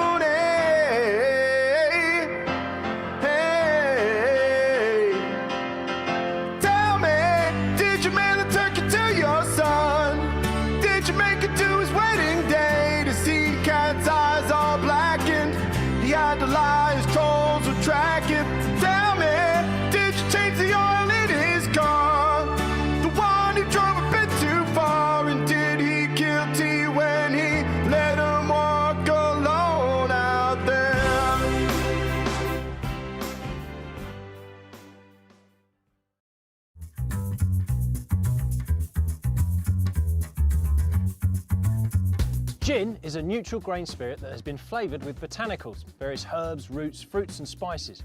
But at the heart of gin is juniper, and gin must predominantly smell and taste of this fascinating botanical. Other common botanicals include cardamom, licorice, angelica and citrus peels. But new wave gin distillers are experimenting and innovating with all manner of esoteric ingredients, ranging from violets and rose petals to seaweed, cream and shamrock. Garnish is very important when you're thinking about your gin. Try and associate it to the botanicals. So in the case of Tanqueray 10, which is made using whole grapefruits, garnish it with a grapefruit twist.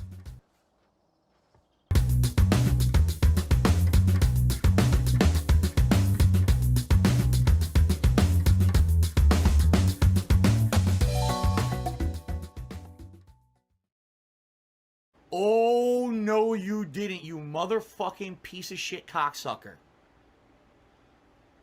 Mark my fucking words. I'm coming for you.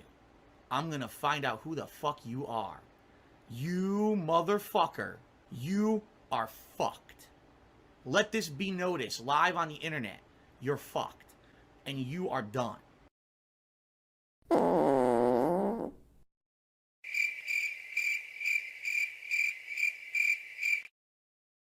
Alive and well in Israel. I love Hulk Hogan's dick.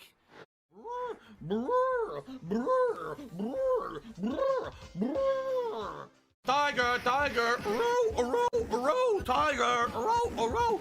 My laugh sounds like ack. So when I laugh and I go, or does that sound like ack? No, it sounds nothing like that at all. Ah!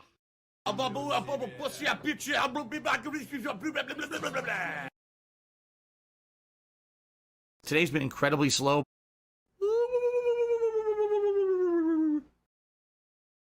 I live rent-free in their heads 24/7.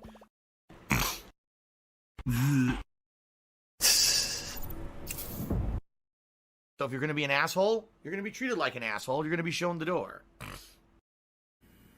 I am Cat and I liking my balls.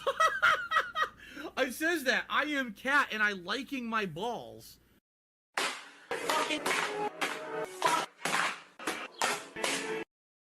Stop this!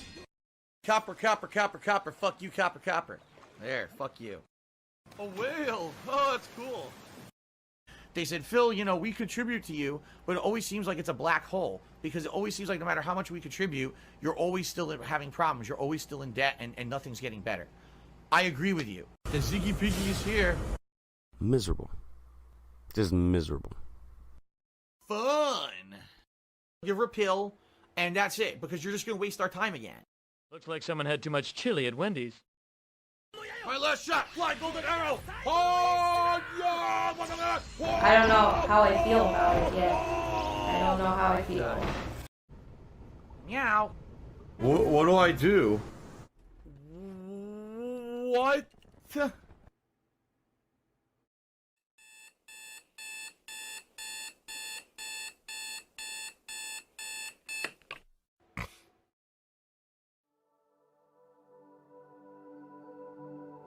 So, what's going on, everybody? Let's talk. I'm late today, obviously. Sadly, last night sucked. And this happens from time to time, is I'll get caught up with stuff. I'm getting caught up with stuff. And sadly... I don't know how I feel about it yet. How can I say? Basically, last night I had a ton of shit to do. I had to wash like 2 loads of laundry. And obviously then I had to put the clothes away. I wasn't just going to leave them lying around the house. And then I had other shit to do. I had all these errands to do. And I didn't have time to do any of them during the daytime, so I was trying to do them at night. And one way I thought, gee, this would tire me out, right? This would get me tired so that I could go to sleep. It actually had exactly the opposite effect. I was doing all these, you know, errands and everything, and it kept making my mind think about other things to do. And it basically got the adrenaline pumping in my body. So here it was, you know, very early morning hours when I should be tired and going to sleep, and I was putting clothes away and sorting clothes out to donate and doing all this stuff. The next thing I know, I'm like, oh my god, look how late it is, and I got all caught up with all this shit, you know? it happens. And it's my, obviously it is my fault. I let things get out of hand, and the thing is, now I live alone, right? I don't live with anyone else who can say, hey, Phil, it's freaking super late in the morning. What are you doing all this shit now, And, what it really is, it's kind of like what my life was like back in Connecticut before I ever live streamed. If you remember, I started live streaming in 2013. So really, I only did it for about a year or so before I moved out here to Washington and I was living with, my girlfriend. So for me, it's kind of like I'm back to having my own schedule. But because I had my own schedule, I kind of just wasn't... I need to be better at keeping track of time and doing things at times when, when it makes sense. And it was cool that, oh wow, I got all these chores and everything done last night. I got all this good shit done, so I don't have to worry about it tomorrow. Yeah, but then I didn't go to sleep. So here it is, like 5 in the morning, I'm in bed. I'd already been laying there for like an hour. I couldn't fall asleep at all because I had all this adrenaline still kind of coursing through my veins. And I'm like, God damn it, this sucks. So I tweeted at that point, listen, I'm still awake. It's obvious I'm not going to be awake in 5 hours and then ready to stream multiplayer in particular, So I ended up, sleeping in about an hour or so, a little bit more than usual. And I do apologize for that. I did say that the stream was starting at 11 or 11, between 11 and 11:30-ish, and it did not start until much later. So apologies for that. Also, I apologize because the stream itself right now started late because Twitch is having all kinds of issues today. If you're not aware, there's lots of stuff going on Twitch today, but apparently there's a ton of tournaments going on, in particular the MOBA tournaments. And everyone knows the MOBA tournaments are kind of what got Twitch its notoriety and blew it up as a video game streaming website. Therefore, that being said, the website may have lots of issues today. Already, I tried to start my stream 3 times and I couldn't get it to start up. It was telling me that it was running and it wasn't doing anything. It was just fucking sitting there, showing that I was broadcasting, but the stream wasn't going live. So I said, all right, I'll just keep trying. It took about 25 minutes for me to get it going, but finally I got it going, and now we're up and running, okay? So let's talk, everybody. Let's talk about what you can expect today, all right?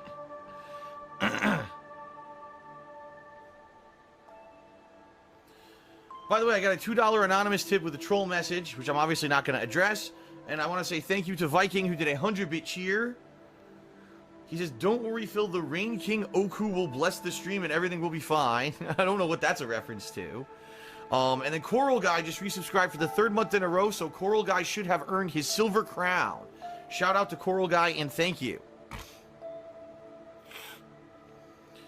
So, what are we doing today on stream, folks? We are doing Tekken 7 multiplayer. That's right.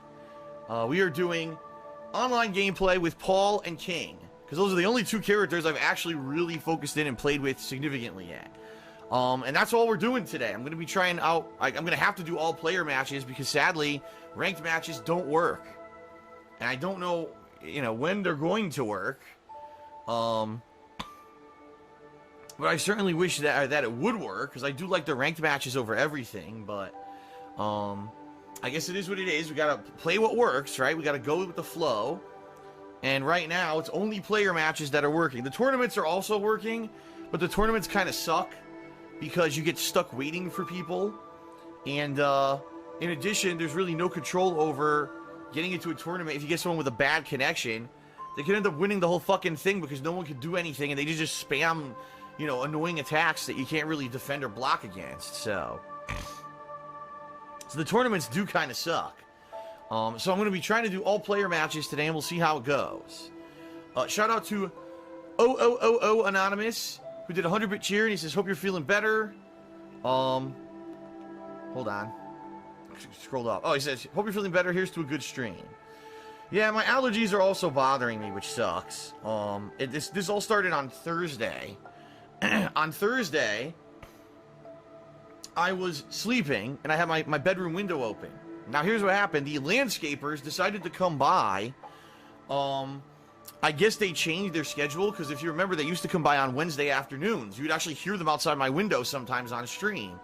So I didn't know they were coming. They came early Thursday morning when my window was open, and they cut all the grass, and all the pollen from the grass blew up into my window, right into my respiratory system.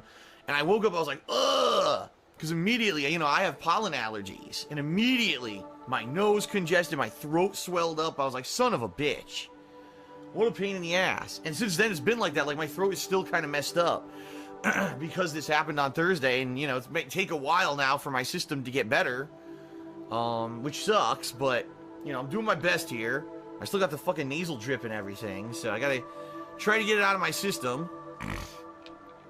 Ugh. And it's gunky and it's nasty and I hate it.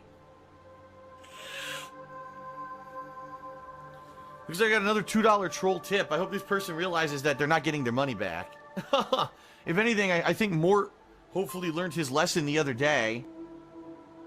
And hopefully this guy is, realizes that if he tries to charge back any of these tips, he will not be getting his money back. I'm just saying. I got over $250 from Mort. You're not going to be any different, bro. I already explained this. I warned you people.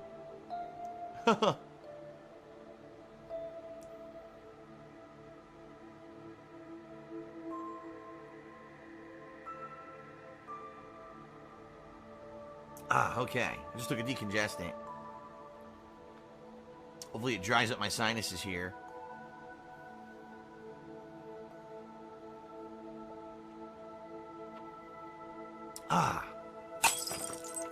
Okay. So, I'm going to start in a couple minutes here, and it's going to be at least a 3-hour gameplay stream. I may go a little longer. It all depends on how things are going.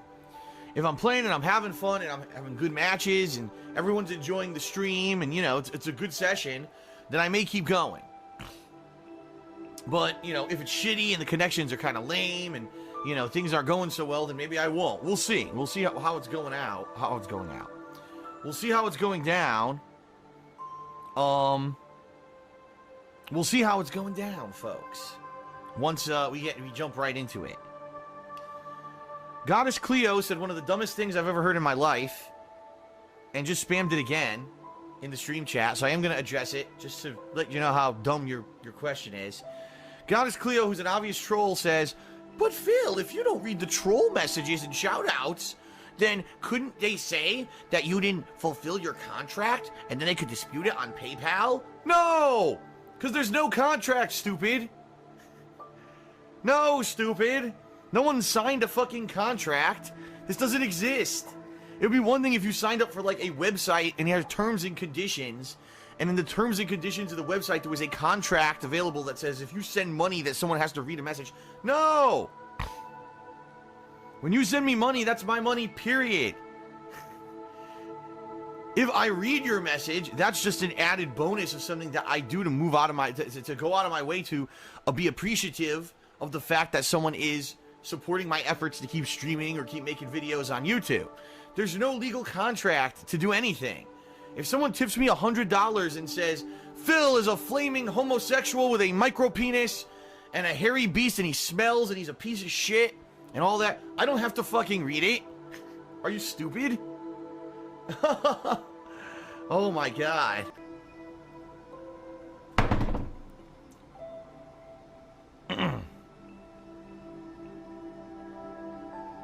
Alright, so folks, that's the deal with that. I will not be acknowledging troll messages, it's that simple. Looks like we got a few other things going on. Oh, Derek, you got your crown back. What the hell? Derek, you just got your sub crown back. I don't know what happened because you didn't have it and all of a sudden it's back randomly. What a weird glitch. You didn't have it for like a day and then it just reappeared magically.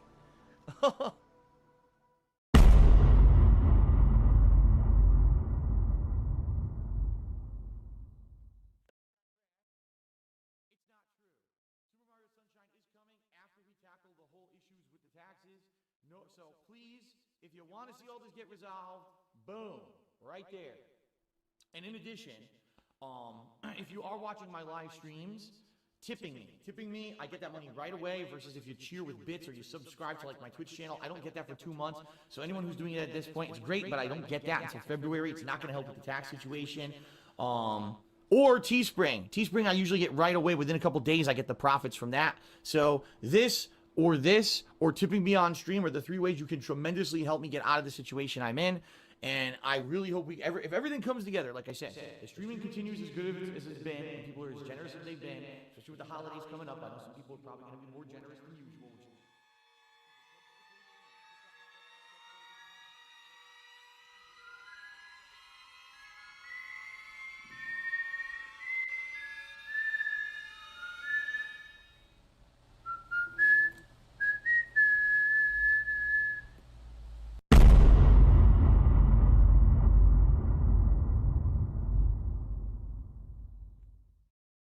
Now, what does the sugar do in the sauce? Adds sweetness, adds a contrast. If you don't, it's all going to be tartness, and you won't have any It's going to be acidity from tomatoes. Right, you'll have and then tart and it's acid and nothing else. All right. So now we got to stir all that in, and then we add our final ingredients, and then the meat. This one's for all my baby girls. Italian wife. Italian wife. Italian bills. Italian dark side Phil. Italian wife. Italian wife. Italian chill. Italian can't give her a pill. I'm half kind of European mix. European style, Asian fusion style. Tips. Greasy hair. Pasta once a week. It's authentic style, Asian fusion style. Italian. Guess what else we're going to add? What? Sausage. Italian sausage. That's going to go in here too. I love sausage. I have had many varieties. Italian wife. Italian wife. Italian bills. Italian dark side Phil. Italian wife. Italian wife. Italian chill. Italian can't give her a pill. Why do you pretend to be Italian? I don't. I'm not full-blooded Italian. That'd be ridiculous for me to claim. I'm a quarter Italian. I am 1/4 Polish, and then I'm half kind of European mix.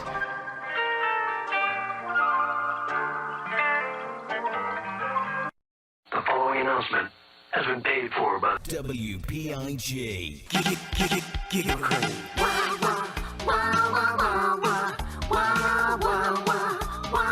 That's the sound I love. WPIG 1651. It is the one and only the rice-a-roni phony who never serves up bologna to his homies. And today we're here talking about workplace conduct. Chew, you know anything about workplace conduct? Call me Adam. Fine. Well, today we're going to speak with Philip, someone that up until recently was working at the border control station just a bit north of here. Now, Philip is in the studio with us here, and I hope you don't mind me sharing this, but you've recently been fired from there and are now trying to help people not make the same mistakes as you and maybe hopefully helping you find a future job somewhere else too, right? That's absolutely correct. Well, to that end, me and Chew thought it would be a good idea to help you showcase to a future employer how much you've grown in your position, how much you've changed. The job is tough, right? You're deciding who can come into our great country and who cannot, right? And so we want to give you another chance. Some people might call this a redemption run. So I've assembled some foreigners, some pseudo-foreigners here. They are all great citizens of our the city of Stratford here. But we have some foreigners lined up for you. Foreigners, again, not real foreigners, that want to enter America. And you are tasked with deciding if they can come in or not. We will do this rapid fire style. So please be quick with your responses. Sound good? Sounds good to me. Okay. So, and remember, Phil, future employers will hear this. So you definitely want to be doing your best work. Okay? Yeah. All right. Number one is a foreigner a female named Wendy. Okay. So how would you deal with this foreigner named Wendy? Wendy, please. Hello. How you doing? This is a chick? This looks like a dude. This totally looks like a dude. The fucking hermaphrodite can come in. It's Pat. Pat from Saturday Night Live. I just can't do it. I can't take this shit no more, man. Oh, I'm so sorry, Wendy. Chew, could you please get Wendy out of here? Give her You just give her a hand right now. I'm so sorry for that. Phil, that first one didn't go so well. Let's try better with the second one. Here, I'm going to introduce foreigner number 2. This is a young lady named Amber Lynn. Come on, Amber Lynn. I feel like I could marry Orange Chicken. My God, she's hideous. Ooh, nice pig nose. God. I'll watch older videos of mine, and like, especially when I first started YouTube, I was 360 pounds. And I'm 200 pounds heavier now. Oh my God. Are you fucking kidding me? Fuck out of here. Fuck you. She didn't even say anything. Deny this bitch. That is what it is. Oh, I'm so sorry, Amber Lynn. Is there anything you want to share before we get you out of here? Phil's not doing good at this. Anything you want to share? Yes, I just want everyone to love everyone. Like, that's so important. I definitely agree. That is very important, extremely important. And we're going to try at least one more. We know how it's going so far. I think I have one more person. Hugh, could you come out here, Hugh? Hugh! Hurry up. Hugh, could you get him? He's supposed to be out here now, but I don't know where he is. Hugh, your turn. Come on. You want me? I'm right here. I'm right here, bitch. Nice sideburns, dude. Keep bullying me, bitch. Keep the bullying up. Go ahead. Go ahead. Keep the bullying up. See if I don't put a bullet in someone's head. Cut your dick off. I ain't cutting my damn dick off for your enjoyment. Fuck that. You fucking son of a bitch. You stupid fuck. Arrest this motherfucker right now. Get him in jail. Bend him over. Take the fucking hammer and sickle, shove it up his ass. Get the fuck out of my country, bitch. Fuck you. I said fuck you. If I end up dead, it's y'all's bullies' faults, not mine. It'll be on you. All right, I'm so sorry, Hugh. Things have not gone well today. To kind of try to end on a positive note here, let's do an easy one. All right, Phil? So I've brought someone here with me, a fake foreigner. Oh. And I'm coming to the booth with them. Interesting. Myself and this other person. And I'm going to tell you my intentions. I'm going to turn this illegal foreigner into a prostitute in your country. Okay, I'm trying to make this easy, and I know this must be tough. My special guest here, how are you feeling about this so far? I'm a little bit nervous. Makes sense. I get that. I definitely understand that. But here we go, Phil. I am going to turn this person into a prostitute. They have no papers. They do not deserve to be in our country. How do you handle this situation? This should be easy, but how do you handle this situation? I haven't had sex in ages.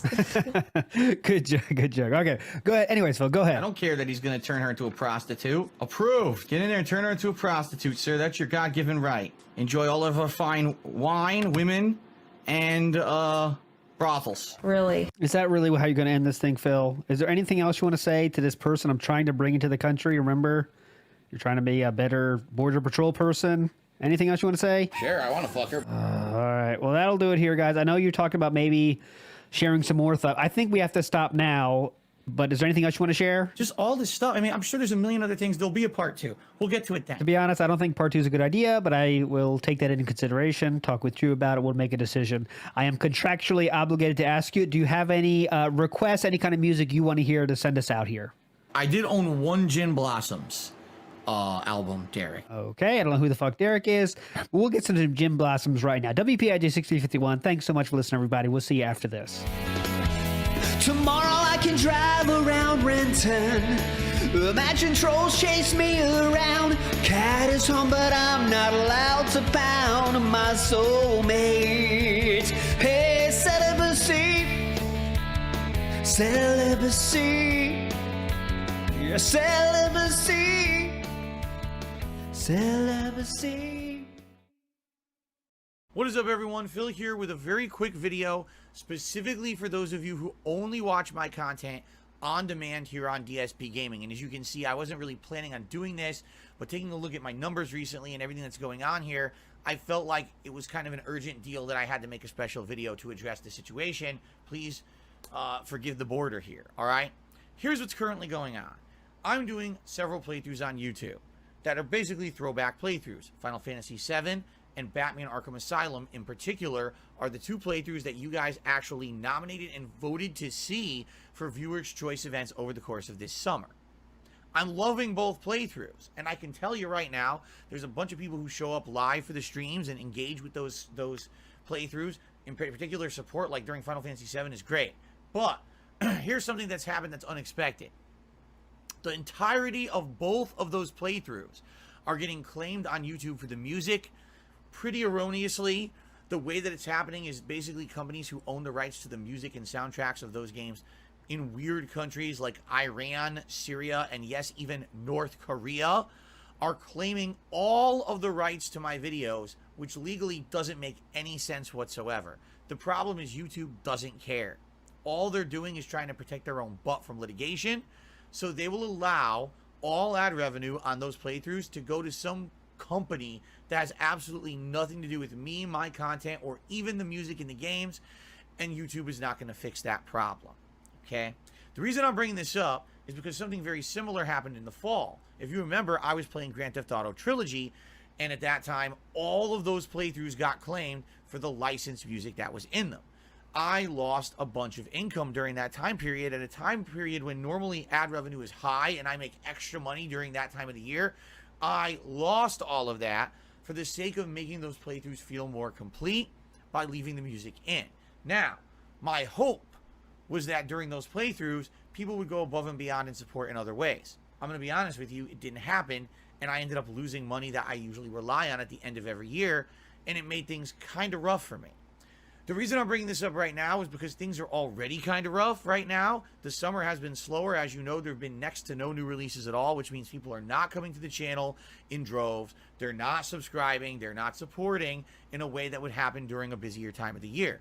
Therefore, already stuff's tight around here, and now I'm about to lose all ad revenue for weeks as I play through these games as my major playthroughs. Why am I bringing this up with you, the on-demand viewers in particular? Because I've noticed likes on the videos, as well as the amount of comments on them, have waned dramatically. All right? This is engagement for the channel. This is what helps this channel get noticed all over YouTube. When people are looking for someone playing Final Fantasy VII or Batman Arkham Asylum, your likes and your comments on these newer videos help this channel get noticed by new people. This could bring in more people to see the content, to support the content in various different ways. And I need that help right now. So if you're currently watching any of this content on YouTube right now on demand, please consider liking the content and leaving comments for engagement purposes, because that will help. Now, if you can go above and beyond, like for example, super thanks are available on any video here on YouTube. You can leave a super thanks. That's a way to contribute concretely to the channel. Even if you're not on a live stream, you could still do that on any on-demand video. That would help a lot. But I'm not asking for anyone to go crazy. I know many of you who watch the on-demand stuff do try to make the streams when you can and support those streams in any way you can. I know some of you behind the scenes are members. Maybe you pledge to my Patreon. I get it. What I'm saying right now is I'm already at a loss when it comes to just overall support in general, because it's the summer and there's no new releases. I'm now unexpectedly having 2 playthroughs demonetized on me because of this nonsense going on with YouTube's content ID system. And now I'm noticing engagement is down as well. These are all bad signs. So anything that you can do will be greatly appreciated. Look at the description of this video for a few suggestions of things you can do to go above and beyond. In particular, just liking the videos you're watching. Leaving comments will help in droves. All right, guys? Thank you so much for watching. I know, again, pretty crappy quality video, rushing to get it out, but thanks so much, and I'll see you when I get back from my break.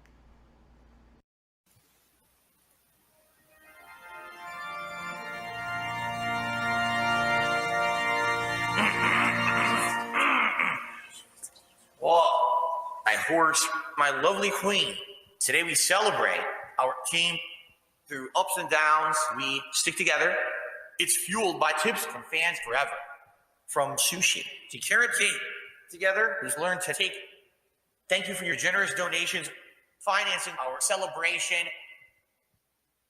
Maybe this is all a mistake. Maybe he's just really sexually turned on by that, you know?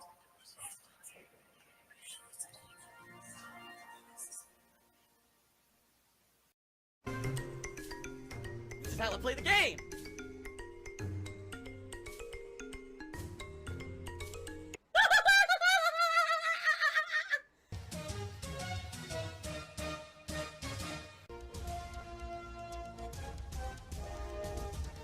Oh my god! What the fuck? Holy shit! That is is an epic fucking intro, dude. And I have to warn everyone. Warning. What you may see right now is going to be absolutely disgusting.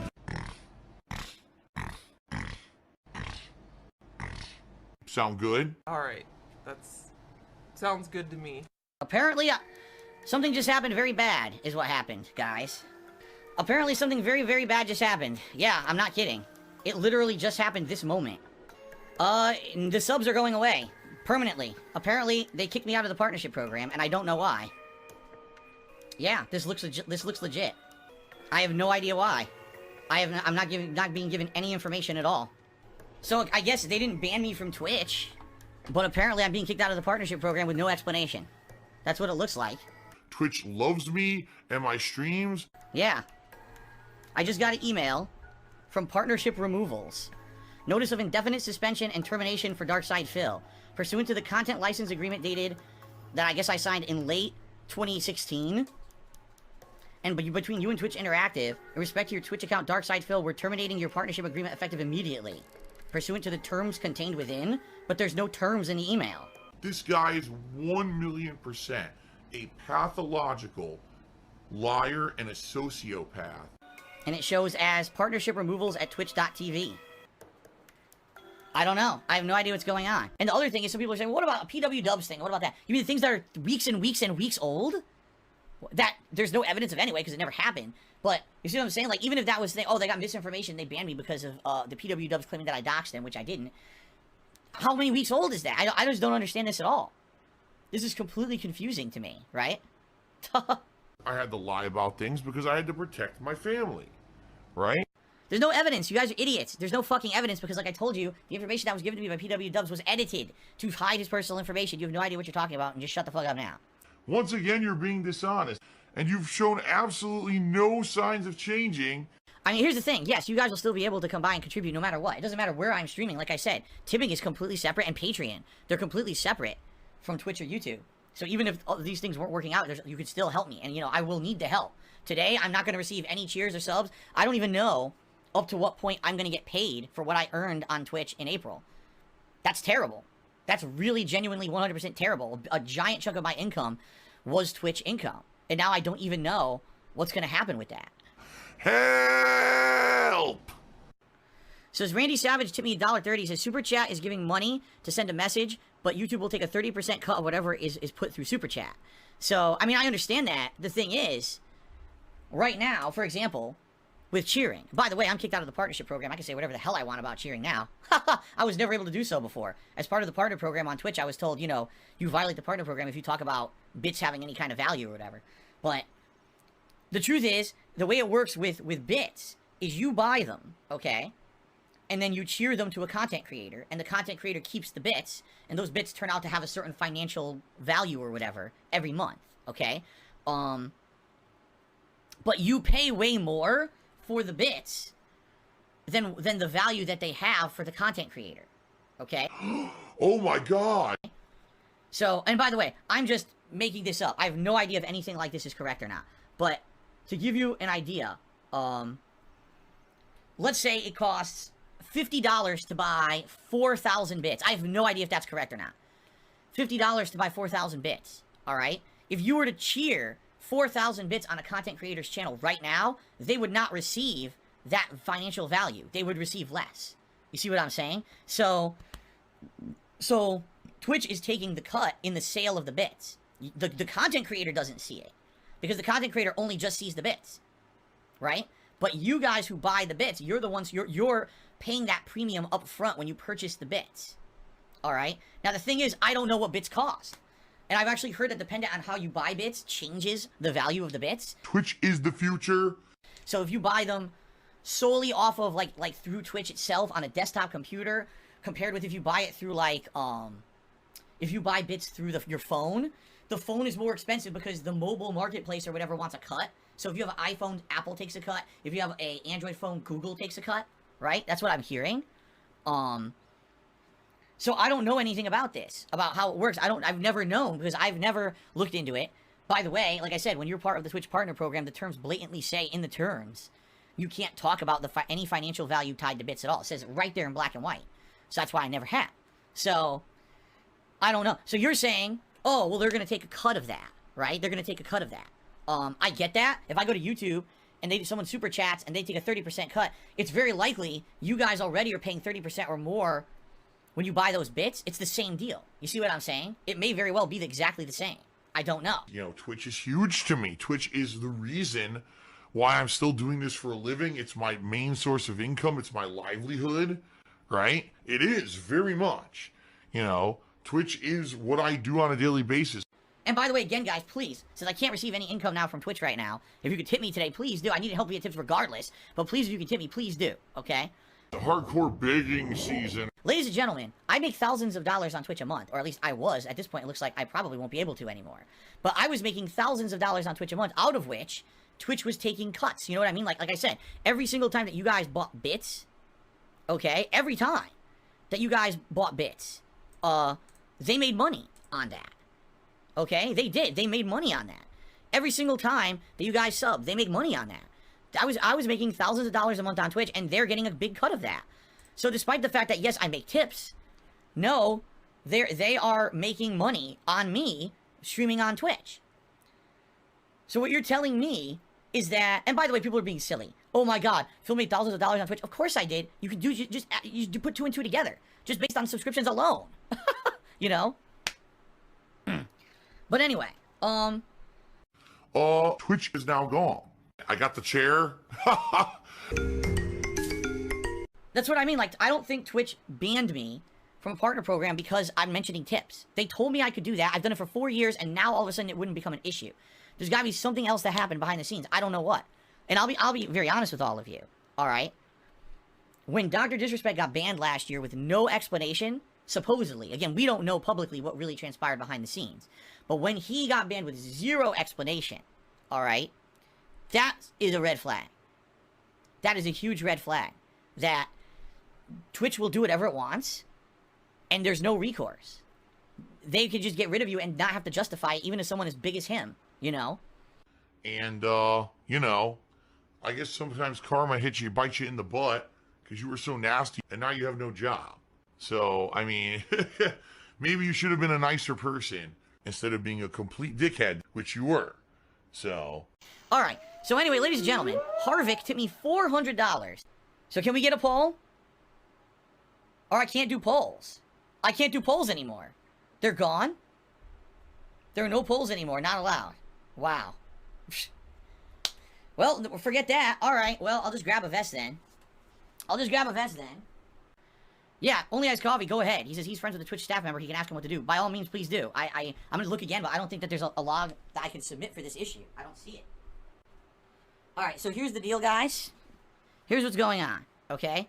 Number one, I'm trying to write this log and ask them, why was I banned from the partnership program? Because you didn't give me any reason. All right, I'm saying, I've been a Twitch partner for 8 years. I was a partner back in 2013. And here we are 8 years later, and now all of a sudden they think that I don't deserve to be in the program for some reason. What's the reason? The second thing I'm asking them is, can I at least get back as an affiliate? Because at least if I'm an affiliate, I can still have emotes, right? Like, I can still have emotes on my channel and stuff if you're an affiliate, I think. I'm not 100% sure about that. But I'm filling this whole form out, and then when I go to click, and there's an error. So now I gotta see if I have to copy, paste, or redo the whole thing or not. I don't know. All right? So that's basically what in a nutshell, that's what I'm writing. Okay? I'm trying to be very courteous and just find out what the hell happened. I bet I'm not gonna get any answer, though. All right. All right, I have to put out content. I have to make money. I have a job. My job is streaming. So if I don't get an answer tonight from Twitch on number one, reversing these claims, and number two, if someone doesn't contact me at Twitch about this to solve this problem, I don't think I can work on Twitch anymore. And I'm afraid that if I were to leave Twitch and move to another community, like YouTube, or like people said, there's a BitStream, there's a DLive, there's options for me out there. There's definitely options for me out there, okay? I'm afraid that if I were to leave Twitch and go somewhere else, that I would lose some of you. I don't want that. I like the community that we've built. I like the fact that every day I can turn on this stream consistently. You guys come and chill with me. You know, we know each other. We have a good time. We have fun conversations. That's part of the organic experience we have. And by moving from here to another place, I'm concerned that I will lose that. That there's people who will follow me and will not follow me to say YouTube or another streaming site. I'm 100% afraid of that. I am. I think that there's people who won't. They'll say, I'm just not going to follow you over there because I don't like that place. I watch you on Twitch. I like Twitch. I don't want to go anywhere else. All right? I can't keep constantly, when stuff like this crap happens, I can't constantly have to keep coming back to you guys and saying, help. Okay? So I went downstairs and I spoke with my wife. By the way, Kat is completely upset. She's crying. I don't blame her. I'm tired of this abuse. I'm tired of being the guy who gets beat up. I'm tired of the guy. There's people on this site right now on Twitch. All right? They are doing gross stuff. They are doing sexualized stuff. They are preying on their audience. They are doing messed up stuff right now. They are in the partnership program, but I'm not. I'm a guy who just sits here and plays games and has fun on a daily basis. But I'm somehow the target. I'm the one who has to be harassed. I'm the one who has to be attacked. I'm the one who still to this day has to put up with this bullshit on a daily basis. What did I do? And again, if this were the Phil of 10 years ago, who constantly was saying over-the-top disgusting sexual stuff, racial stuff, I could kind of understand because all businesses have turned away from that. I haven't done that in years. I purposely, since I became a full-time streamer, I rebuilt myself. Nope, that's my lie. Got him. Got him. Hi there, you liar, you. I'm good at lying. From the ground up, to be a different kind of person and a different kind of content creator. I don't want to be the person who only gets over because of overly over-the-top content anymore, right? I changed myself. That now, it's all of us having a good interactive time together on a stream, having fun with games, having legitimate conversation. It's not about what ridiculously stupid thing will Phil say today, what drama will happen because of the result of Phil playing a game or a stream. It's not like that. It's very different now. I'm a cult leader, DSP cult leader.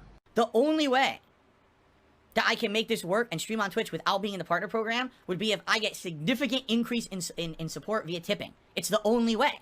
Or if everyone who was subscribed, and we're talking how many people were subscribed, 883 people go over to my Patreon and pledge to my Patreon, right? Patreon support is way down. Support the stream. Send me a tip. Go pledge to my Patreon. Do something like that. You know what I mean? You could pledge as much as you want. The highest perk level I'll give you is $50, but you could pledge more than that if you want. And pledge to Patreon. Pledge today. I'm not, by the way, someone just said it's not fair to ask for more money. I didn't ask for more money. I didn't say that. I said right now I'm good where I am. I'm asking those who contribute in a different way to move over to tipping. That's not asking for more money.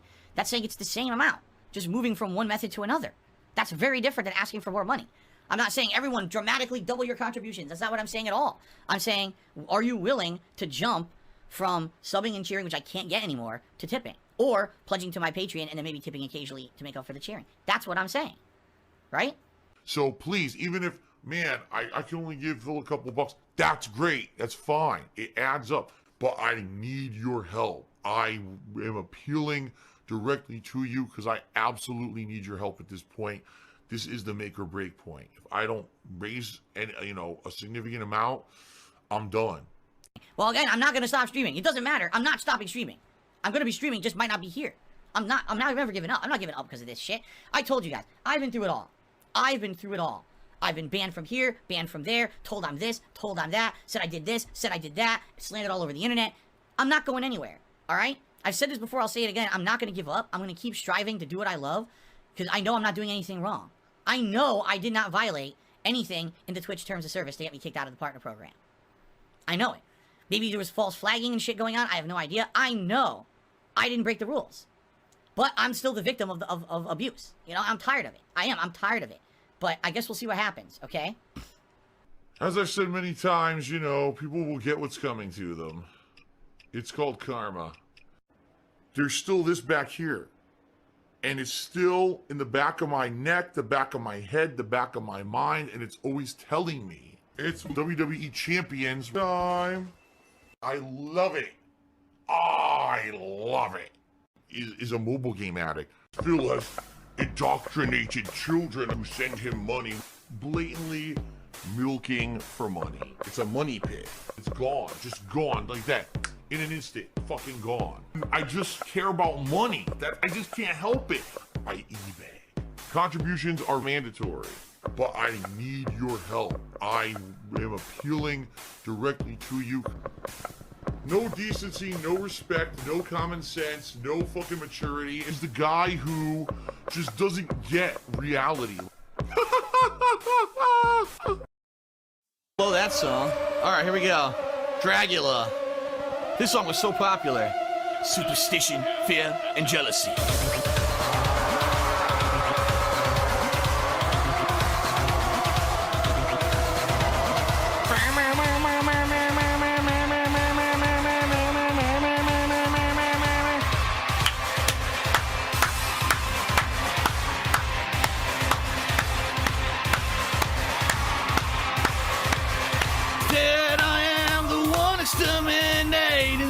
Sipping through the trees, strangling the breeze.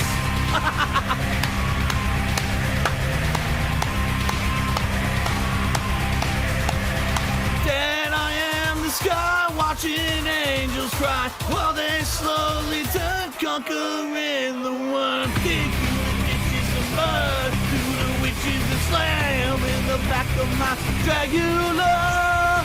Dig in the ditches and burn through the witches and slam in the back of my Dragula. Come on, come on.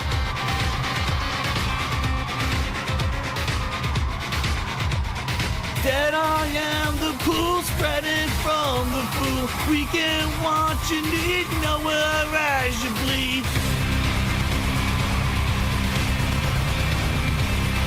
Yeah. Then I am the rat, feast upon the cat. Tender is the bird, dying as you burn. Dig through the ditches and burn through the witches and slam in the back of my Dragula. Dig through the ditches and burn through the witches, slam in the back of my Dragula. Do it, baby, do it, baby. Do it, baby, do it, baby. I'll burn like an animal.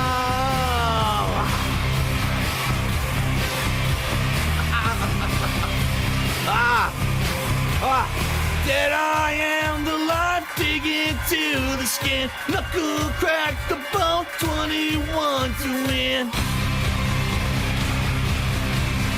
Oh yeah, come on, headbanger. Then I am the dog, hound of hell, you cry. Devil on your back, I can never die. Dig through the ditches and burn through the witches and slam in the back of my Dragula. Dig through the ditches and burn through the witches and slam in the back of my Dragula. Do it, baby, do it, baby. Do it, baby, do it, baby. I'm like an animal. Do the ditches and burn through the witches. Slam in the back of my Dragula. Dig through the ditches and burn through the witches and slam in the back of my Dragula.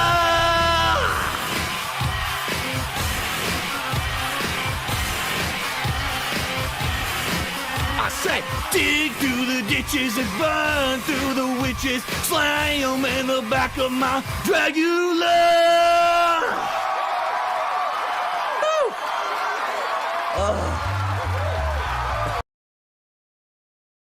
Hi guys, it's Michael here. Darkside Phil has had a night to forget, and I don't think it's going to stop there. Quite frankly, I think it's got a chance to get worse, and I'm going to let this video play out and explain why afterwards. He's just wondering how much money do you make on DSP Gaming now that ads are down across YouTube. It's like I said, DSP Gaming used to be 95% of my income, no lie. Then YouTube ad revenue dipped by 50%. So DSP Gaming became 50% of my income, and now it's split kind of like 50 DSP Gaming, 50 Twitch, and I take that back actually. It's more like 45 DSP Gaming, 45 Twitch, and maybe like, 10-15% Patreon or something like that. Actually, I take that back. Patreon's actually a lot more than that. But you understand what I'm saying. You get the gist of what I'm saying. Okay.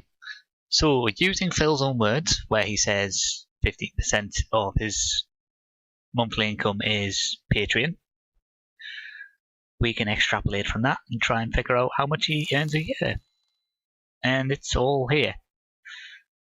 Going off his old Patreon goal rather than his new one where he's jacked it up by $100. $1,025 a month.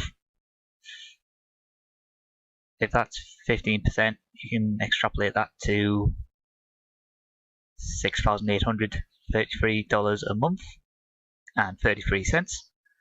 And as an annual basis, 82 grand a year for a man that's struggling. What I've also added is some other figures. I've went with average rent in where he lives in Washington and average rent for Connecticut as a state, just to cover his two properties. Now, rent is not the same as like mortgage payments, obviously, but at short notice, that's the figures I could get, even if they are a little bit off. I've added his 2 broadband lines, and then the rest will just be utilities, food, general cost of living stuff. But before all that comes into play, really, after the broadband and the average rent for 2 properties, you're talking about $62,704 left. And that's not the worst of it. Sound good? That's number one. That's how you can help me. Now, here's the other thing. YouTube obviously is going to be screwed up. I can't upload any videos to DSP Gaming, right? But that doesn't mean that I have to stop streaming. I'm streaming right now is the only way I can make money. And I do want to say thank you to everyone who recently, all right, has been cheering, has been subbing, has been tipping. It's been great. In fact, these past few days have been particularly good because people were anticipating I wasn't going to be live streaming for several days. Yeah, so that being said, thank you for that. Things have been good. But now, obviously, what I'm really going to need from you guys is help so that I can keep doing this. So, again, I know I've said it a million times, but thank you for the support. And if you can, when you're watching these live streams, cheering, subbing, tipping, all those things, I now, obviously, I need them more than ever because it looks like potentially YouTube ad revenue may be going away if I can't get these copyright strikes cleared up off of DSP Gaming, all right? Okay, so what we have here is the Twitch terms of service. Now, I played that video before to highlight, how Phil might be violating that terms of service. I have looked at the acceptable use bits policy, which often gets thrown about. It's mainly there to cover people from soliciting for bits and begging for bits in situations of financial hardship, which Phil is portraying this as. And you quite clearly see here, Part 4, Article B, Part 5, giving bits to a broadcaster as payment substitute to a broadcaster or in response to a request for financial support. This video is a request for financial support. Bits followed. Now, to the letter of the law, that could land Phil in bother. Also, the follow-up there, 6, soliciting bits and donations for other financial support. Now, the tricky thing comes when you consider this video is on YouTube. And as such, it may just slightly escape the clutches of Twitch terms of service. And perhaps it's something we should ask Twitch. But if something was to happen to Phil's Twitch, you could pin that video very much against him. So in a space of 24 hours, he may have just shot himself in the foot. Completely. Something to think about. Well done, Phil. Well done. That might just be it. See you later, guys. Good, now I'm away from that annoying fucking bitch of a kid who I would have slapped in real fucking life if they talked to me like that. I would have fucking pimp slapped that shit out of that. Come on over here. Come on, coward. Coward! I know that I want to punch you in the nose. I'll beat your goddamn ass, you son of a bitch. You're an intellectual dumbass. And I'm coming. You coward. You think you're a tough guy. I hate you, coward. We're gonna defeat this anti-human scum. We're gonna wreck their world.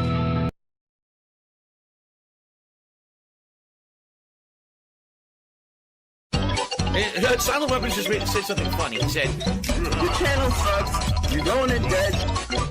Spooky, snorty DSPs, a sniveling, scheming swine. Cats make up shall shock your soul, a fearsome freak show fright. Scamming, shamming DSP with such a screech, you'll shake and shudder from the lies of the bogus Beck-tweet speech. Emperor Pay Palpatine and a Death Star flying high. As Darth Swaggins derails a chat, force-feeding Phil's fans false lies. Then ranting, raging DSP starts shouting shrilly screams, belligerent blocking comments and ban-hammering in his streams. find that man, find his fucking tag on PSN, and I give you permission to spam his fucking inbox. DSP's the Lion King, he's Baptist by the book. A Jindu bag evangelist of Islamic Brotherhood. As lean and streaming, DSP starts banning his fans on sight. When the rage salt rises to the skies, a temper tantrum toilet shite. Buying, lying, DSP's a ghoulish, cruelish fool. The piggy needs a diaper change, cause there's nothing he can do. Look at my skeleton, bitch! Look at my skeleton, bitch! Look at my skeleton, bitch! Look at my skeleton, bitch! Wow! Whoa! Ah! Ow!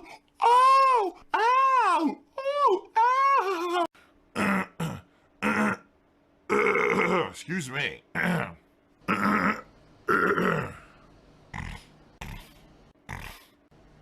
Excuse me. Now, the other elephant in the room, folks, is the Neo DLC, which I was supposed to play and try to complete yesterday, but I was sick to my stomach and couldn't do it. Listen. The truth of the matter is this. Number one, I didn't really like the DLC. I thought that it was very uninspired. They didn't really add much new at all. And it really felt like it was kind of just a dialed-in DLC. You know what I mean? Like, phoned in. They didn't really put a lot of effort into it. Only 2 new enemy types. I mean, come on, really? And no, I mean, there's 1 new weapon I didn't even bother trying. It's not that good. It wasn't that good. I didn't like it that much to begin with. I've also been away from it for over a week, and the only thing left in that DLC is to finish the boss that I've already been fighting and 1 more boss, and that's it. So you're talking... Even if I were to finish the DLC, it wouldn't even be enough, really, to maybe even fill a stream, depending on how tough that final boss is. So that being said, I don't know if I'm going to go back to it. It depends. Maybe one day, back in February, YouTube ad revenue plummeted. When that happened, I contacted my longtime partner network, Machinima, and said, can you get me an answer on what's going on with this? Because I need to know, because I can't pay my bills. And if I can't pay my bills, I'm going to go out of business. So this is a serious concern. And Machinima basically beat around the bush with me for 2 weeks to the point where they finally disrespected me and were talking down to me. And I realized at that point that it was time for us to part ways because I'm not going to deal with any MCN that's going to basically be passive-aggressive and insult me and treat me like a kid and basically tell me how to run my business. So enough was enough. And I told them, if you're going to keep acting like this to me, I don't want to be a part of you anymore. And so they released all my channels from their partnerships. So I was faced with a dilemma. I needed to get into another partnership right away, okay? Now at first,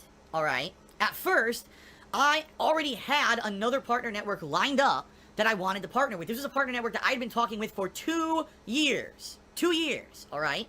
And it was someone who I knew who had a business relationship already in the past, and the guy knew me, knew my content, liked everything about me, and was basically ready to put me into a managed partnership, give me a pretty good revenue share cut, and he was going to be my manager too, so I'd have a go-to guy to go to for issues and stuff.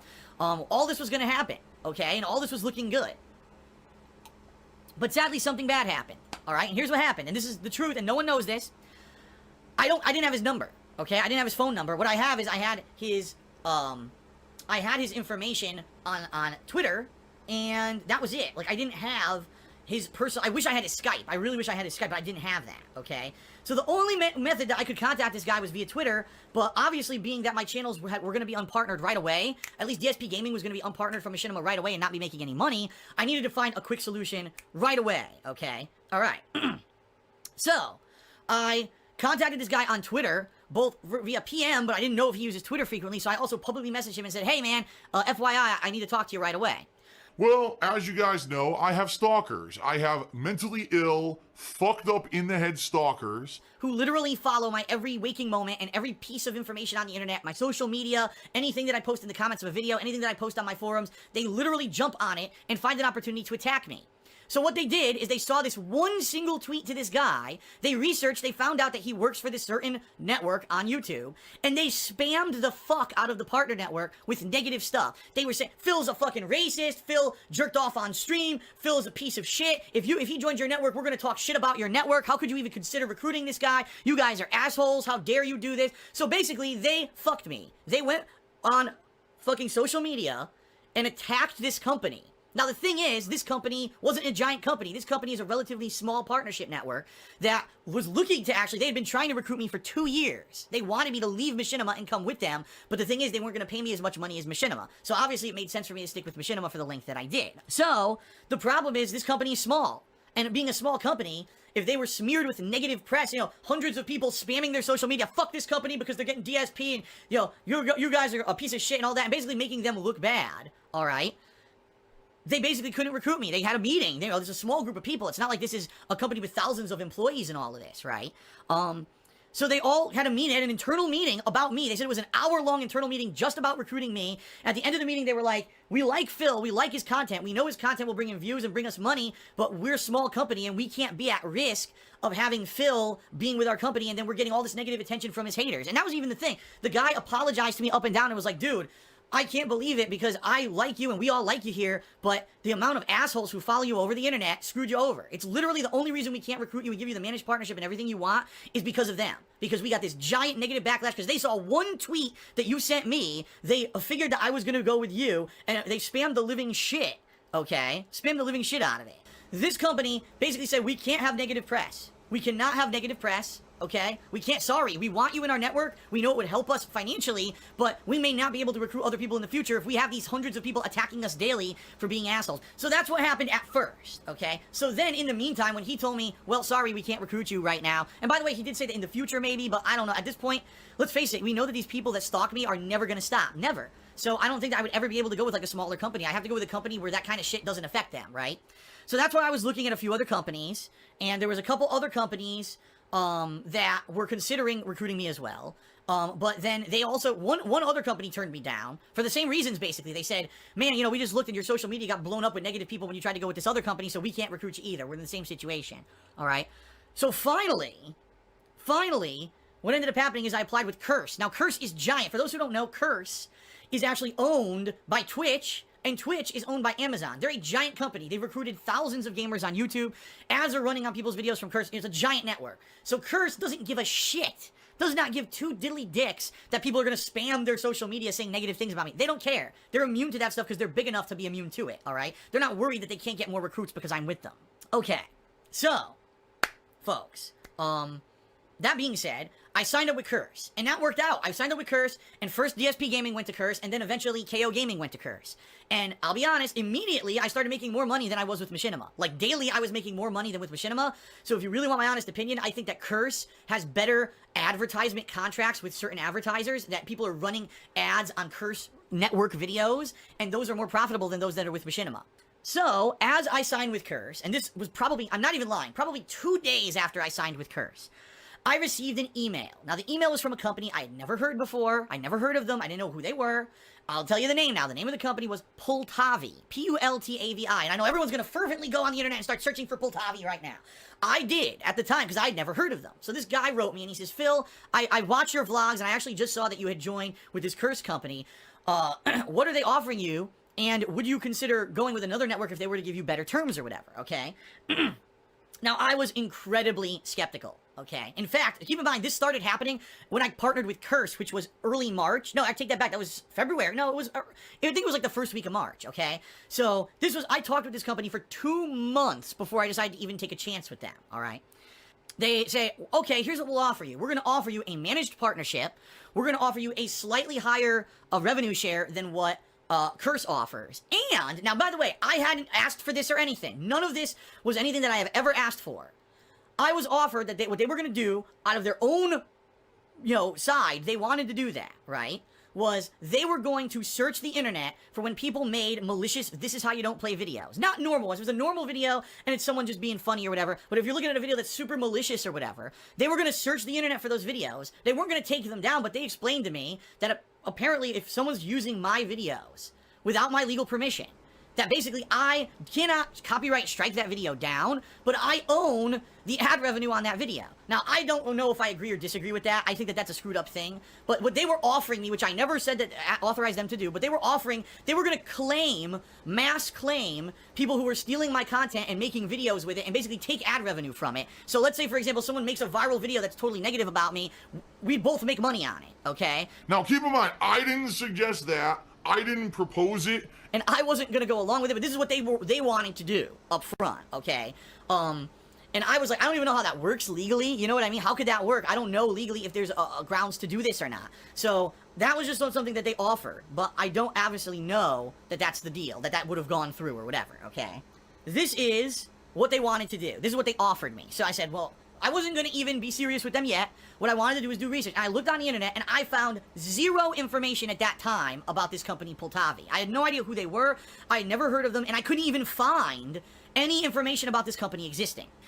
So, obviously, I'm skeptical when I haven't heard anything from a company at all. I mean, obviously, who are they, right? So I actually went back to them and said, listen, what you're saying you're going to give me sounds great. I mean, it sounds like you're basically giving me every possible thing that I want, but I don't know anything about you, and I don't see anything on the internet. Can you give me some information about who you are or whatever? Because I never heard of you. And they said, we're an upstart company. We're literally just getting our feet into the water here of YouTube. We're working with 2 or 3 other YouTubers like you who recently left their networks to recruit them. And we want to see if we can get these people to start building our network. Okay?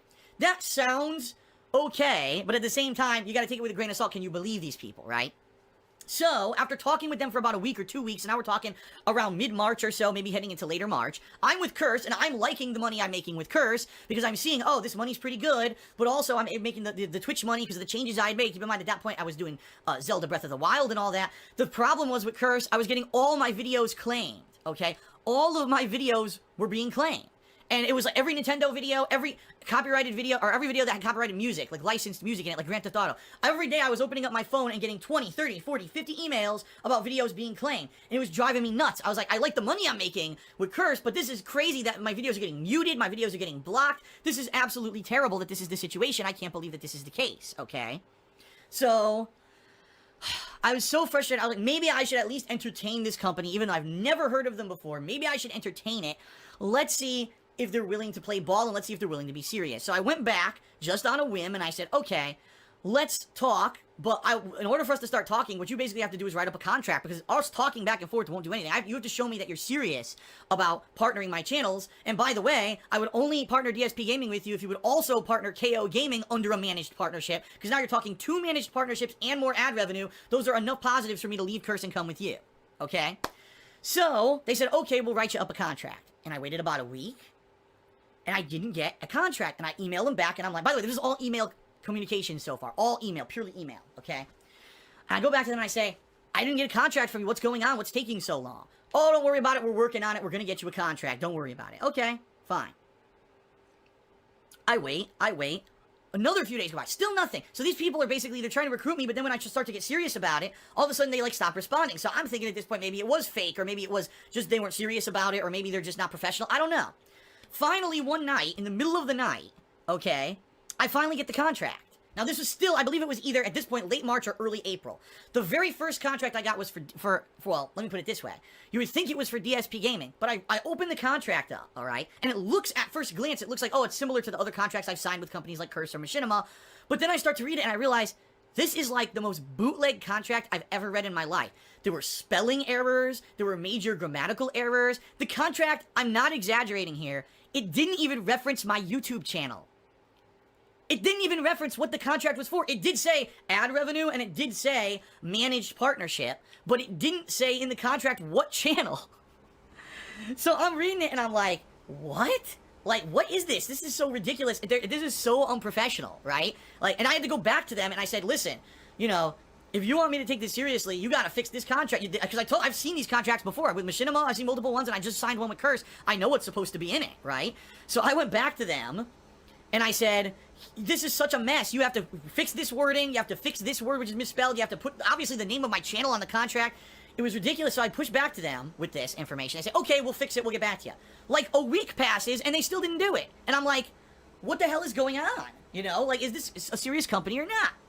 So finally, after a week, I have to nudge them again. I sent them another email. And I even told them up front, I said, you know what, right now, honestly, one of the major things that's kind of holding me back from wanting to partner with you is because you don't respond in a timely manner at all. I send you an email on an urgent matter, fix the contract, and you take a week and you don't even do it, you know? Like, this is terrible. This is just like a horrible business practice. You're not seeming very professional. So then they apologized up and down. They said, oh, if you talk with us on Skype, we're much more responsive. We really don't use emails that much, but on Skype you could talk to the person who was the person I'd been talking, who supposedly was a recruiter for Poltavi, or this person is like the head, the CEO or whatever, okay? So this guy comes out, you can talk directly to him if you want. So, FYI, this contract was hilarious. We went back and forth basically like 4 times, no lie. It took like another 2 weeks to finally get this contract for DSP Gaming to have the correct terms, to promise the managed partnership, to promise all the right things that they had promised me that they were going to give me, okay?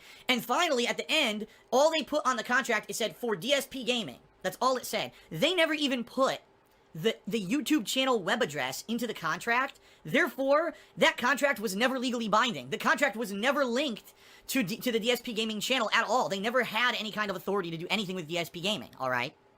So, I said, this is hilarious, but finally they had given me a contract. I didn't sign it. I did not sign the contract. I said, okay, that's great, but you also promised me that you're going to do this for KO Gaming. So before I'm willing to even consider signing any contract or whatever, now you've got to do a contract for KO Gaming. So then, within a couple days, they send me a contract for KO Gaming, and the contract's wrong again. The contract does say KO Gaming, but they've got the terms on there for DSP Gaming, for which they were going to pay me a little more, so the terms were wrong. So again, I had to go back to them, and I'm like, guys, you screwed up again. The contract is wrong. It's not what you told me it was going to be. This is not going to fly. So again, they had to fix it, and we went back and forth again. So ridiculous, right? Going back and forth, back and forth, back and forth.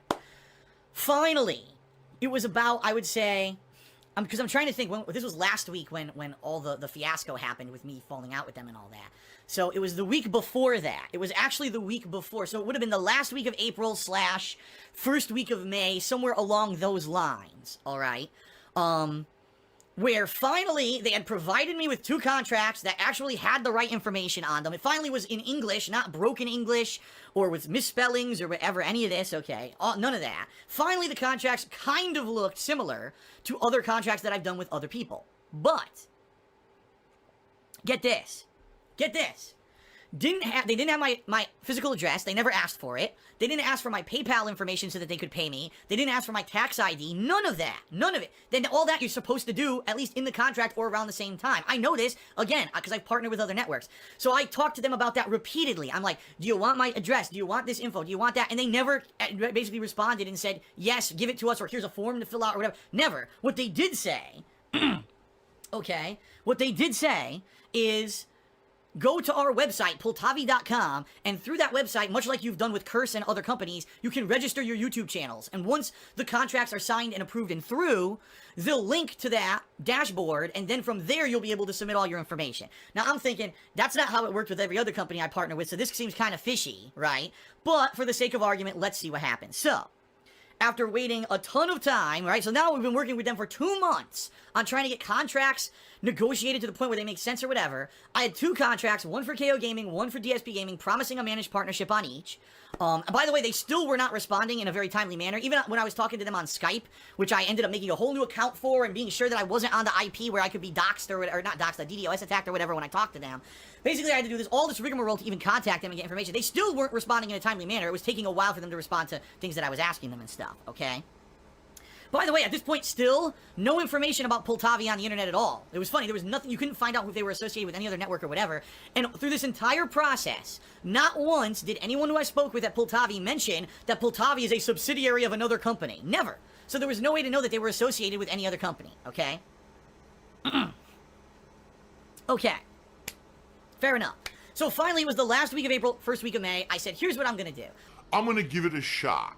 All right? Because right now, I know what I'm making with Curse. And before I did anything, I specifically talked with Curse, and I explained the entire situation to them from start to finish. And I said, hey guys, listen, I like being with you. I'm making decent money with you. It just sucks that all my videos are ending up getting content ID matched and claimed. Would it be possible if I go with this other company, all right? If I go with them, and then something falls through, or they're full of it, and they're just making it up, because I can't find any information on the internet about these guys at all. If it ends up being a scam, if it ends up being fake or whatever, or they don't live up to their promises, could I come back to you? And Curse actually came right back and said, yes, we actually, for the past 2 months, have enjoyed you being with us. We've made decent money. You're making decent money. Everything's been a good relationship. Therefore, we would love to have you back, but just understand, we're not going to have you come back and then leave and come back and then leave and then come back and then leave. You know, if you come back, we would hope that this would be the time that you would come back and kind of stick with us, all right? I said, fair enough. That makes sense. I agree with you. I wouldn't want you to have to constantly be doing this work of partnering and unpartnering or whatever. Sounds good to me. Let's see what happens with this company, Poltavi. And then I formally requested that my YouTube channels, DSP Gaming and KO Gaming, be unlinked from Curse as of May 1st. Okay? Alright. So there you go. So May 1st comes, and, you know, at this point now, by the way, at this point, I did sign the contracts. Signed the contracts, I say, because the contracts weren't legal. The contracts I signed with Poltavi didn't actually have the web addresses of my YouTube channels on them. Therefore, they had never had any legal claim to any of the ad revenue on my channels. But in the contracts were bunk, basically. But I was curious, were they serious about getting me the managed partnership? Because I would consider working with a company that's a new company and a little bit unprofessional if it means I could get back into the managed partnership. Okay? So I signed the contracts, which, by the way, the contracts were only for 30 days. They're 30-day renewing contracts. Every 30 days, you can, at any time, you could request to be released from the contract, and then the other side has 30 days to release you, or usually, when this happens, a company will just release you immediately, okay? So there you go. That's what happened. Now, Curse unlinked both of my YouTube channels on May 1st, okay? Great, and what would have happened if everything had gone according to plan and there were no issues or whatever, all right, is the channels would have been unlinked. I would have linked the channels to this Poltavi network, and then I would have had to mass monetize my videos in a bulk move, so get them all, monetized or whatever. And then they would have started making the ad revenue, and then supposedly behind the scenes I was supposed to register for their website and give them all the tax information, and then they were supposed to immediately push me into the managed partnership, okay? And then everything would be good. Here's what happened, okay? I went to do this, Curse unlinked my channels, and then I went to have Poltavi link them. And by the way, I told them to do KO Gaming first, and here's why. I'm not so stupid, all right? I'm not so stupid as to think that I would just give them both of my channels, permission right away. I knew that if I was going to do this, I was going to give them KO Gaming first, have them make KO Gaming the managed partnership first, and then if they did it, then I would do DSP Gaming, because DSP Gaming is my main income on YouTube. KO Gaming, I make like nothing. I make a few bucks a month, so who cares if that channel gets screwed up or whatever for a little bit? I don't care. But DSP Gaming, I need to make money on, okay? So my original intention was never to actually link both channels right away. It was to link KO Gaming first, see if they fulfilled their promise, and then link DSP Gaming. Alright? That was my intention. Unfortunately, what happened was when I unlinked my channels from Curse on May 1st, YouTube started a new system. And the new system is you now have to have a personal AdSense account approved and linked to your YouTube channels in order for them to then be approved for monetization so that you can put ads on your videos. And then once you're approved for monetization, then you can link to a new network. Now, when I went with Curse back in March, this system didn't exist. This is brand new. YouTube just instituted this in the past few weeks. Therefore, no one even knew that this existed. Like, no one had any idea that unlinking my channels from Curse was going to require me then to get a AdSense account linked to each channel so that I could then link it to Poltavi. No one knew that. Poltavi didn't know, I didn't know, Curse didn't know, no one knew about this new process. I was like basically the first person to be affected by this negatively, okay? So here's what I did.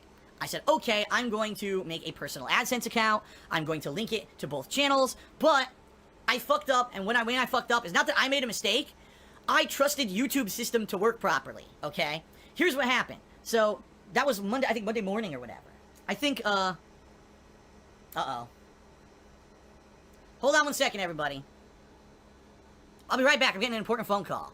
Folks, I've got a family emergency. It came out of nowhere, and I have to deal with it now. So guess what? Sadly, the podcast has to end. I can't finish my story right now. But when I am available to finish it, which maybe later today I will, but right now, sadly, I don't even have time to upload. I have to actually leave. So I will be going out, and I will be back hopefully later today, and everything will be fine. But I have no idea right now. I'm kind of in the dark. So I have to go take care of some personal stuff, alright?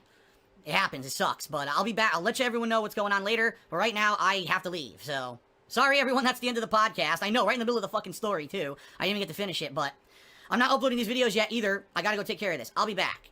I get a phone call. I'm like, oh, boy. And it's from Leanna's job. And they're like, we need you to come in right now. We got a problem, you know, call us back. Because the thing is, they called, I tried to answer, and I couldn't answer. As you saw on stream, I was going to answer the phone. I tried, and it didn't even work. Like, I missed the call. So then I had to call them back. And, basically they said, you know, your girlfriend here is, not doing too good. She had some kind of an anxiety attack. And she needs, you know, she needs something. And basically paramedics had showed up, okay? Now, Leanna has a history of doing this, having these attacks. It's not her fault or whatever. She just had it in her life. She's had a bunch of them. And she just happened to have a really bad one at work today. It's happened before, and if it's at home, usually there's no problem. We can get her to calm down or whatever. But at this time, it happened in the middle of a work day. She was really stressed out, apparently. And boom, it hit her. And basically, it was so bad that no one could get her to calm down, and they had to call the paramedics. So I was like, okay, what should I do here? You know, I don't have a car, so if I'm going to come to the mall, I need to get a taxi or whatever. Because she has the car. She had it driven to her job, right? And I needed to get a taxi to her job so that I could, you know, obviously be there and help her out. So I called her cell phone to see what was going on, and she answered, which I didn't expect she would answer. I was like, okay. So I called the cell phone, and she's like, you know, I'm here with the paramedics. They're going to take me to the hospital because it's so bad. And I said, all right, well, here's what you do. Leave the keys with your manager, because what I'll do is I'll take a taxi to there. I'll get the keys. I'll drive from your job to the hospital, and I'll meet you at the hospital. Okay? Because we leave the car, now we can't get anywhere, right? If I just take a taxi to the hospital, it would make sense. Let's do it in the right order, okay? So she says, okay. So I hang up, I call back her manager, I let her know I'm on the way, I'm calling a taxi. So I call a taxi, taxi's on the way to the house or whatever. Then as the taxi was about to arrive, I realized, oh crap, I don't know where Leanna parked the car. So I had to call her back and find out where she had parked the car. But I didn't even call, I texted her, got a text, alright? And then I was like, okay, so I waited for the taxi shows up, I explained to the guy who, by the way, yes, the stereotype persists. The guy could barely speak English. Guy shows up. Okay, he's gonna drive me to the mall, to you know, the job at the mall, and so we get there. It takes about only like 15 minutes. But then get this. So I don't have cash on me. All right? I don't have any cash on me at all. And I'm in a hurry because I know that Leanna is en route, if not at the hospital already, and I need to get this car and get over there.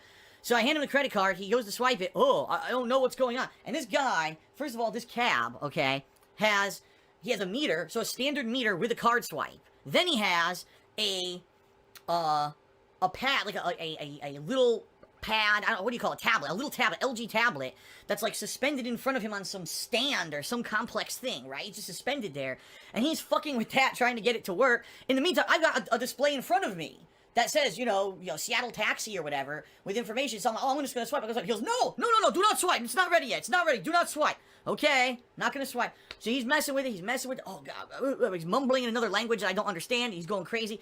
I said, dude, I'm in a hurry. I have to go. I can't be here all day. All right. So he's messing with it. Still not working. Unplugs the tablet. Replugs the tablet. Unplugs the tablet. Replugs the tablet. Tries it again. Doesn't work. Okay. Powers down the tablet. Powers up the tablet. Tries it again. Doesn't work. I'm like,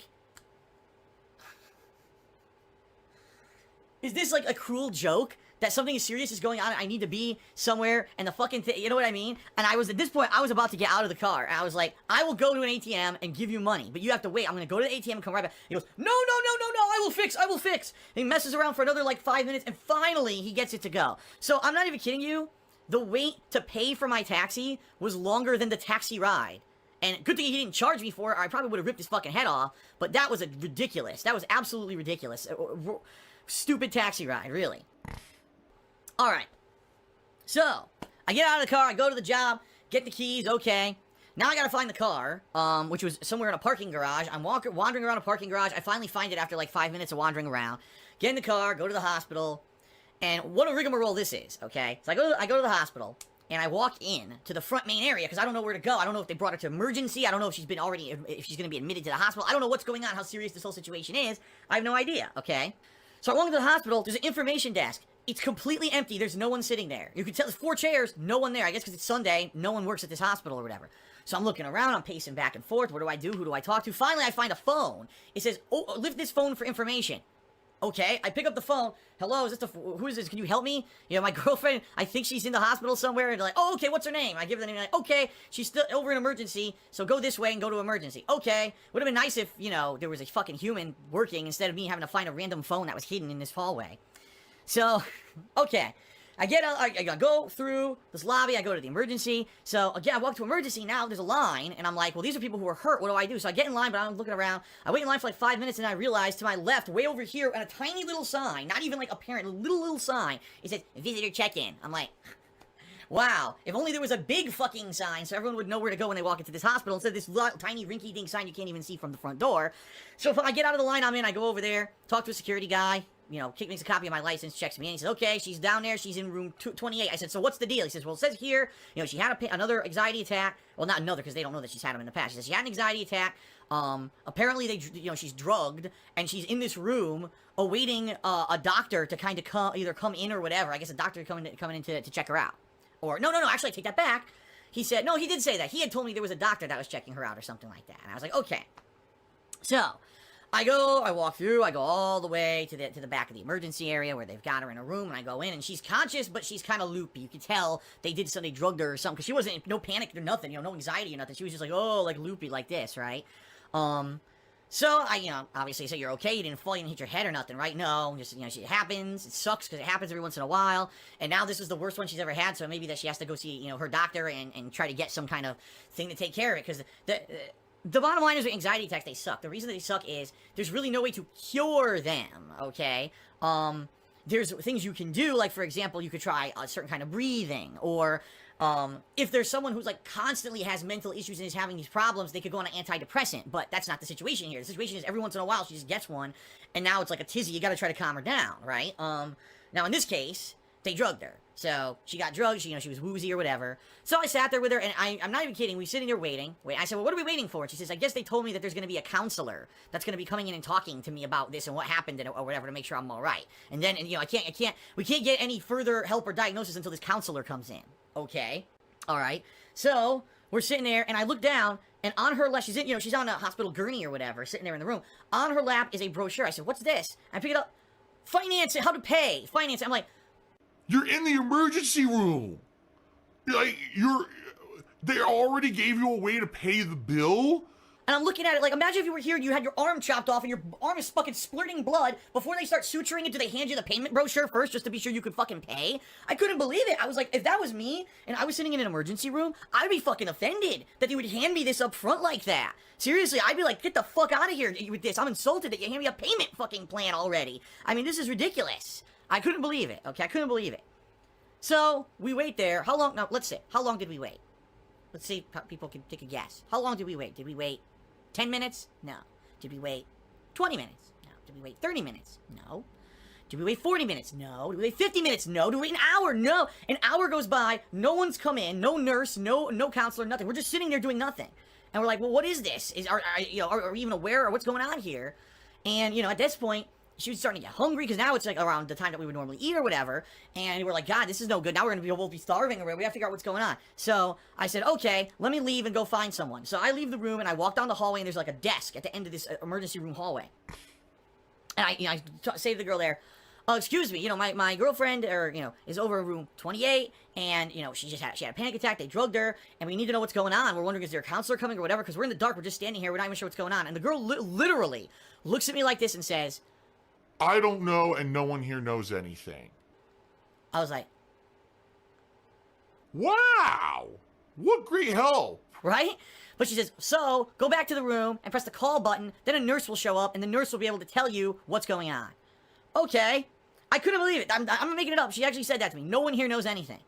Okay. This is great. I know you're loving this story. I'm loving this story. So then, I go back to the room. I tell Leanna, listen, you're going to have to buzz to find out what the hell's going on here. So she buzzes, and we wait. About 5 minutes. It wasn't too bad. Nurse comes in. Woman, she says, what's wrong? What's going on? And Leanna says, well, no, she's still groggy. She can barely talk. She's like, nothing. I just want to know what's happening here. Are we waiting for a counselor, a doctor, or whatever?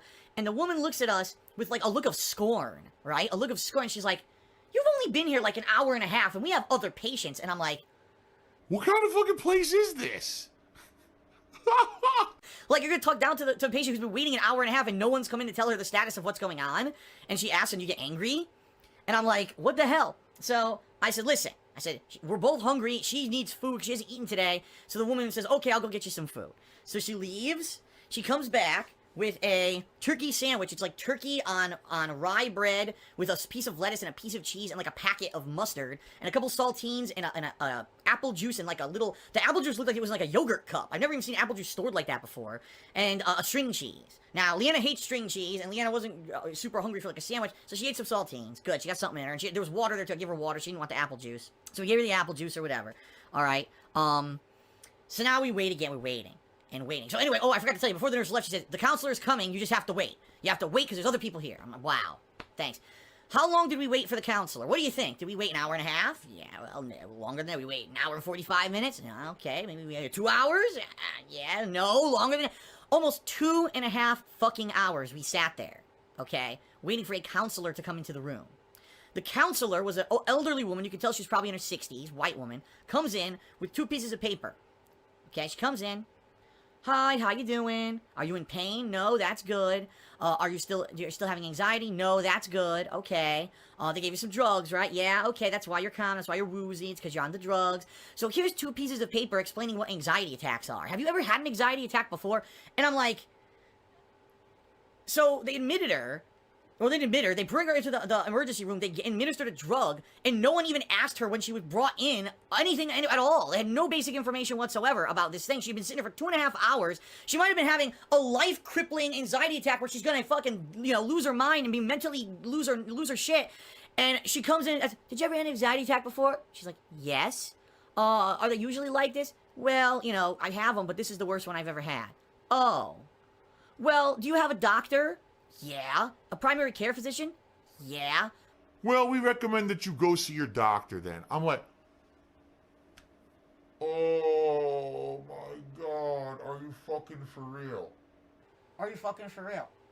Okay. Then she says, so, there are different ways that we can help with stuff like this. Primarily, what it is we recommend you don't take any drugs at all. You just wait it out, okay? Now, obviously, just waiting it out doesn't work in the situation that Leanna was in, to the point where they called the paramedics. The paramedics recommended drugging her, so this woman is obviously a fucking buffoon, okay? So then she said, so typically you should just wait it out, but, there's other ways you could do. If it's something that happens all the time, then you could do antidepressants, and that's a long-term medication, but since it doesn't happen all the time with you, usually we just have this, what we call kind of an emergency pill, where if you ever have a bad attack, you can just pop the pill, almost like an EpiPen. It's like an emergency issue where if you have an allergic reaction, you pop yourself with that EpiPen and it solves the problem. So same thing here. You have a problem, pop the pill, right? And it'll cure the problem or whatever. But obviously she goes, but we don't recommend you do that all the time because as you can see, you are tired and loopy and you don't want to be that all the time, right? And I'm like, this is the most stupid, what's the word I'm looking for? Patronizing woman I've ever heard in my life. She's given zero useful information whatsoever, and we waited 2.5 fucking hours for her, okay? She literally says, okay, well, I'm done, see you later, and she starts walking out the door. I was like, whoa, whoa, whoa, whoa, whoa, whoa, whoa. What's gonna happen now? Are we still staying? Or are you going to get a doctor? What's going to happen here? And she says, I guess I'll go talk to the doctor, and then she leaves. American healthcare, ladies and gentlemen. What a great system we have, right? Darkside Phil here. I wrote at the gym singing. If you like the lyrics, guess what? I wrote them! Hope you like this urban style beat. When I first heard it, I was like, what? I have no idea what this is from, but Phil, if you want me to sing this, you need to stop talking and let the beat run. Where are you singing? You haven't told me! Support is so I'm not worrying. Day off's going up, I need spending money for my mom, I mean my wife. She likes sushi and Skyrim. Idiots in the chat laughing. Guess what? Morons, bam, bam, bam. Super chats and memberships are not but the best way to contribute. Oh yeah, tip me. Won't have money for groceries. Not guilt tripping, just honesty. I will be forced to eat lunch meat. Tip me, I get those immediately. Cat's appetite will be better than tea. I hate eating sandwiches with lunch meat.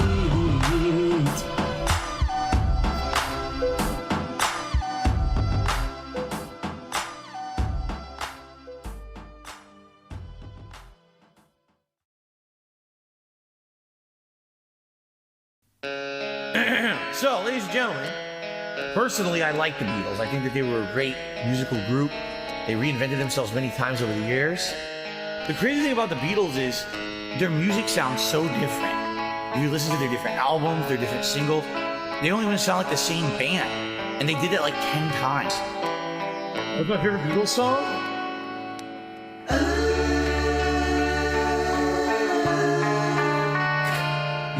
Because my wife is round, she breaks my style.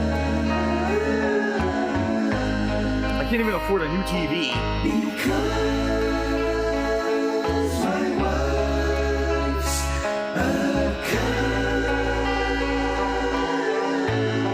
My wife is like, well, I'm getting hungry.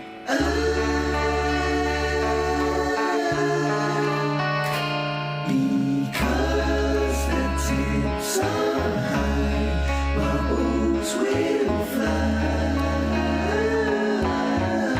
What do you think of the bubbles, Jack? Because Terrace has died. T. Carter in Connecticut. Crystals, red cherry juice. Tart cherry juice in particular. Isaac Clarke allergy. You big nose freak. Because my vestry's through, it made cats cry. My wife hates me. Because my bills are due.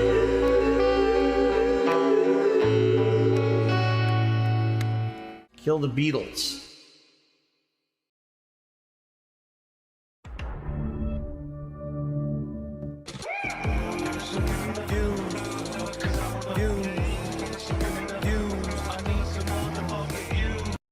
Views. I don't want to be Mr. Views. I need banana, tasty banana. Put banana in my mouth. Squeeze the peel, it comes in. Squeeze banana. Do I ever miss Connecticut in the East Coast, or is West Coast better? As I've said many times over the years that I've lived here, I lived in the East Coast my entire life until 2014. I moved out here, so I've been out here for almost 8 full years now. This June will be the 8th anniversary of me living in Washington. There's definitely positives and negatives, you know. The things that I miss from the East Coast, my parents, I don't get to see them, right? I talk to them once a week, but I don't get to see them. And, you know, that is a big thing where I used to have a meal once a week with them and, you know, have holidays together. We don't have that anymore. There's not much I can do about that. They're older. They can't come out here, and I don't have the time or money to go out there, especially with COVID, too. That kind of screwed everything up. But outside of that, what do I really miss about Connecticut? The food. The food in Connecticut was outstanding for Italians like me. There's authentic Italian food there. There's no authentic Italian food out here on the West Coast, just being honest. The people out here who think they know Italian don't. A lot of it is Americanized Italian that's not even close to what's authentic. The pizza out here is a joke. Out of all the places I've eaten pizza out here, there's one place that makes East Coast style pizza, and they're considered, no lie, a gourmet restaurant where the pizza costs incredibly expensive prices because it's the only place you can get East Coast pizza. Outside of that, every place I've been to is terrible, not even close to real pizza. I mean, when I lived in Connecticut, I lived about 10 minutes away from an incredibly authentic Italian-style pizzeria. The owner is an Italian guy who's been making pizza his whole life. It's so good, you know? I lived another 5 minutes away from a restaurant that did crazy Italian dishes that were so good. Eggplant rollatini. You ever heard of that? It's crazy fucking good. You know, authentic chicken parmesan and stuff like that. You know, really good stuff. And I can't get that out here. You know, that's one of the things I really miss about Connecticut is the food. Also, some of the local stuff in Connecticut, like the Duchess fast food chain, or there was a place called Tomlinson's where I lived. Those are crazy good places. You could get all kinds of stuff, not just burgers, but like different kinds of sandwiches and stuff. And they don't have anything like that out here. It's all chains. Like literally out here is all chains of stuff you've heard, you know, Burger King, McDonald's and shit, or local places, but they're not American. Like there's local Vietnamese places, there's local Japanese places, there's local Mexican places, and that's all well and good. I like that food, but man, I would love to just get like an Americanized place where there's sandwiches and stuff, and there's nothing like that out here. Nothing, you know? So The food is the one major thing. And the other thing is, I really like going to Bearsley Zoo. I lived about 15 minutes away from Bearsley Zoo, which was a really cool zoo in Connecticut with all kinds of animals. I would go at least once a year, and I really enjoyed doing that. And that's, you know, there is a zoo out here. It's in Seattle, but it's about an hour drive. And in the entire time that I've lived here, I've gone there twice. And since my wife moved here, we've only went there once, and we want to go back. And every year we swear we're going back, and we just never have time to do it. We just never go. You know, sucks. That's life, man. When you get to be an adult, this is the thing. When you're a kid, you have all this free time and no means to do anything you want to do. When you're an adult, you have all the means to do things you want to do and no free time to do it. That's the flip side. Zoya, thank you for the super chat. I don't talk about personal stuff about my wife and I's past because sadly people on the internet are scumbags and have personally used personal stories and things like that against me in the past. Not particularly with Kat, but with me and my other past and stuff like that. I personally do not talk about personal details about our lives to some extent. You know, it's little silly things about what we're doing now, what games she plays and stuff. That we'll talk about. I'm not going to talk about other personal stuff because there's too many shitheads on the internet who would really use it to hurt us. So I'm not doing that, okay? And I know, no offense, I'm not mad that you asked the question, but I'm just not going there. Do I plan on making a summer vacation this year? I don't know how we could. I keep telling you guys, like, I'm in a situation where situations, they keep happening. Last year, I was in a position where things were getting good. And then what happened? I get kicked out of the Twitch partner program for no reason. And then my identity gets stolen. And that sets me back thousands of dollars. So now it's like, I can't take time away. As much as I would like to say, oh, let's take a week off and have a staycation. 2 days, my wife and I will just stay home and do things around the house. One day we'll go to Seattle and go to the zoo. I can't do that. I can't not have income for a week. I will literally not be able to pay my bills. So maybe eventually I'll get to a position that's better, but I can't. It's just the life I'm living right now, you know? Plan for retirement. Dude, I can't pay my day-to-day bills. Right now my bank account is overdrawn. I'm not even kidding you. Right now my bank account is overdrawn. There's no money for retirement. At one point in my life, much earlier in my life, I was saving money for retirement, and that's all been spent because I had to spend so much money to make ends meet out here. So...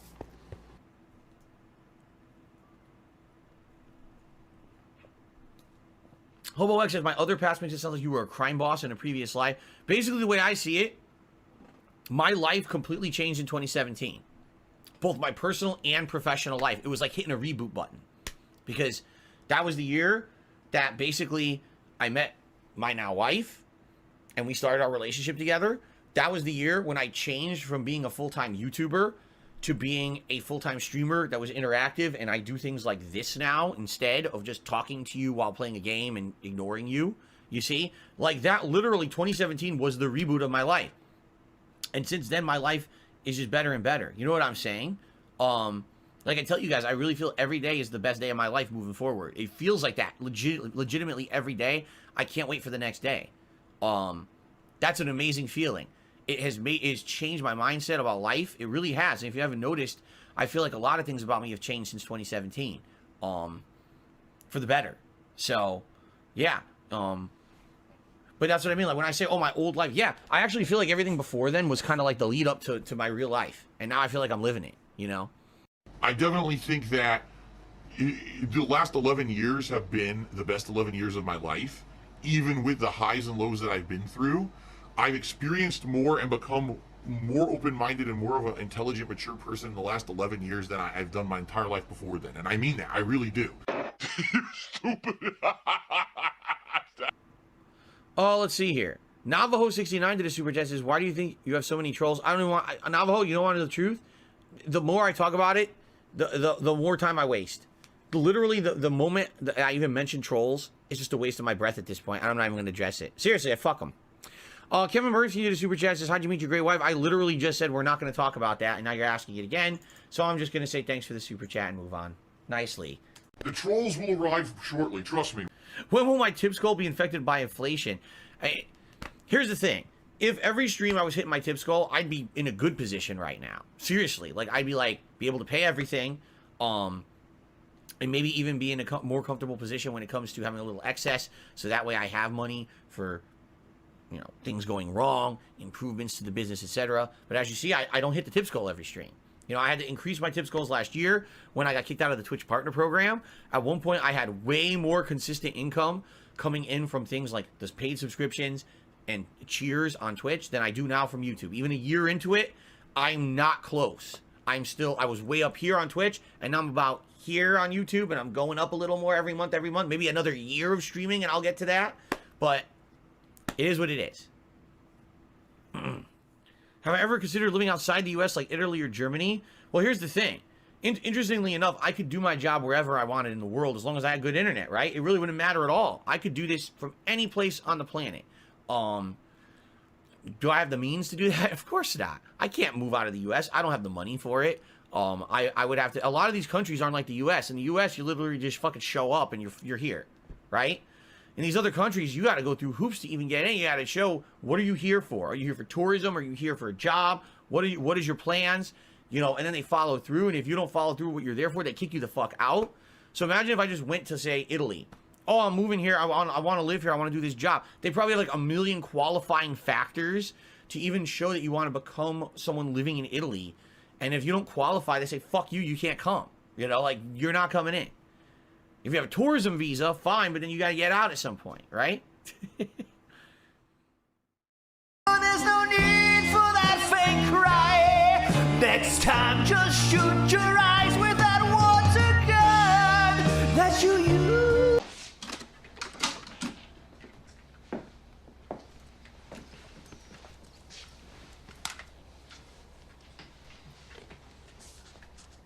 So? Well, I think it's not good. Want to be a little more specific? There's good and there's not good. This is not good. Okay, maybe it's not your era. No offense, but... Music is music. Talent is talent. I don't care who you are. And I've seen them all. I saw heavy metal invented by Hendrix at the Cafe Wa. Kid just came out of the army. I said to him, kid, I don't know what you call it. Talent, charisma, magic, but you got it. These kids, they don't. Sorry. I am fucking sorry. And you can't fuck with me, yeah. I am a fucking hedgehog. And I am twice on my back. Oh, I am fucking sorry. That's a hit. And you can't fuck with me, yeah. I am a fucking hedgehog. And I am twice on my back. Oh, shit.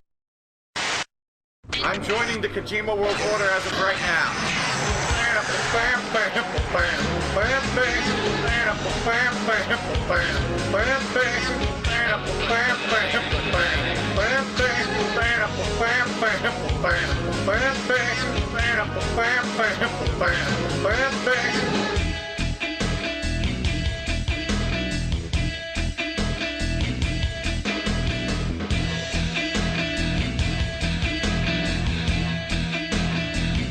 This is fucking stupid shit.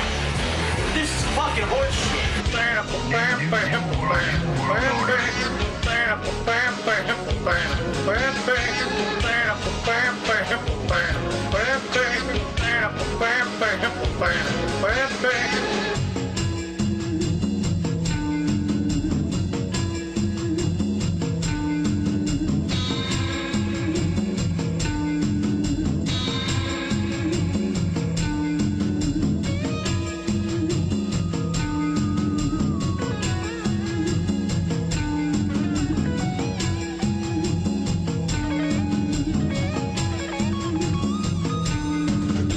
What the fuck? Did you see that? I didn't touch it.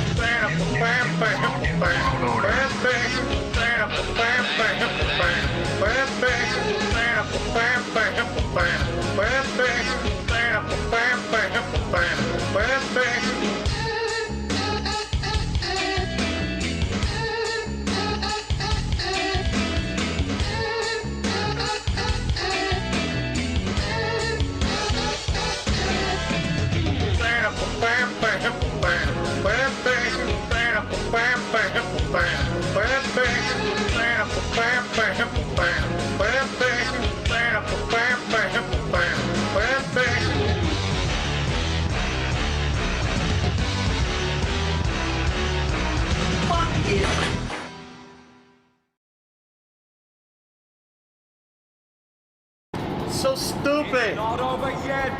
The This is so stupid! Fuck you, Kojima! Fuck you! I'll get him if it's the last thing I fucking do! I'll get Kojima for this!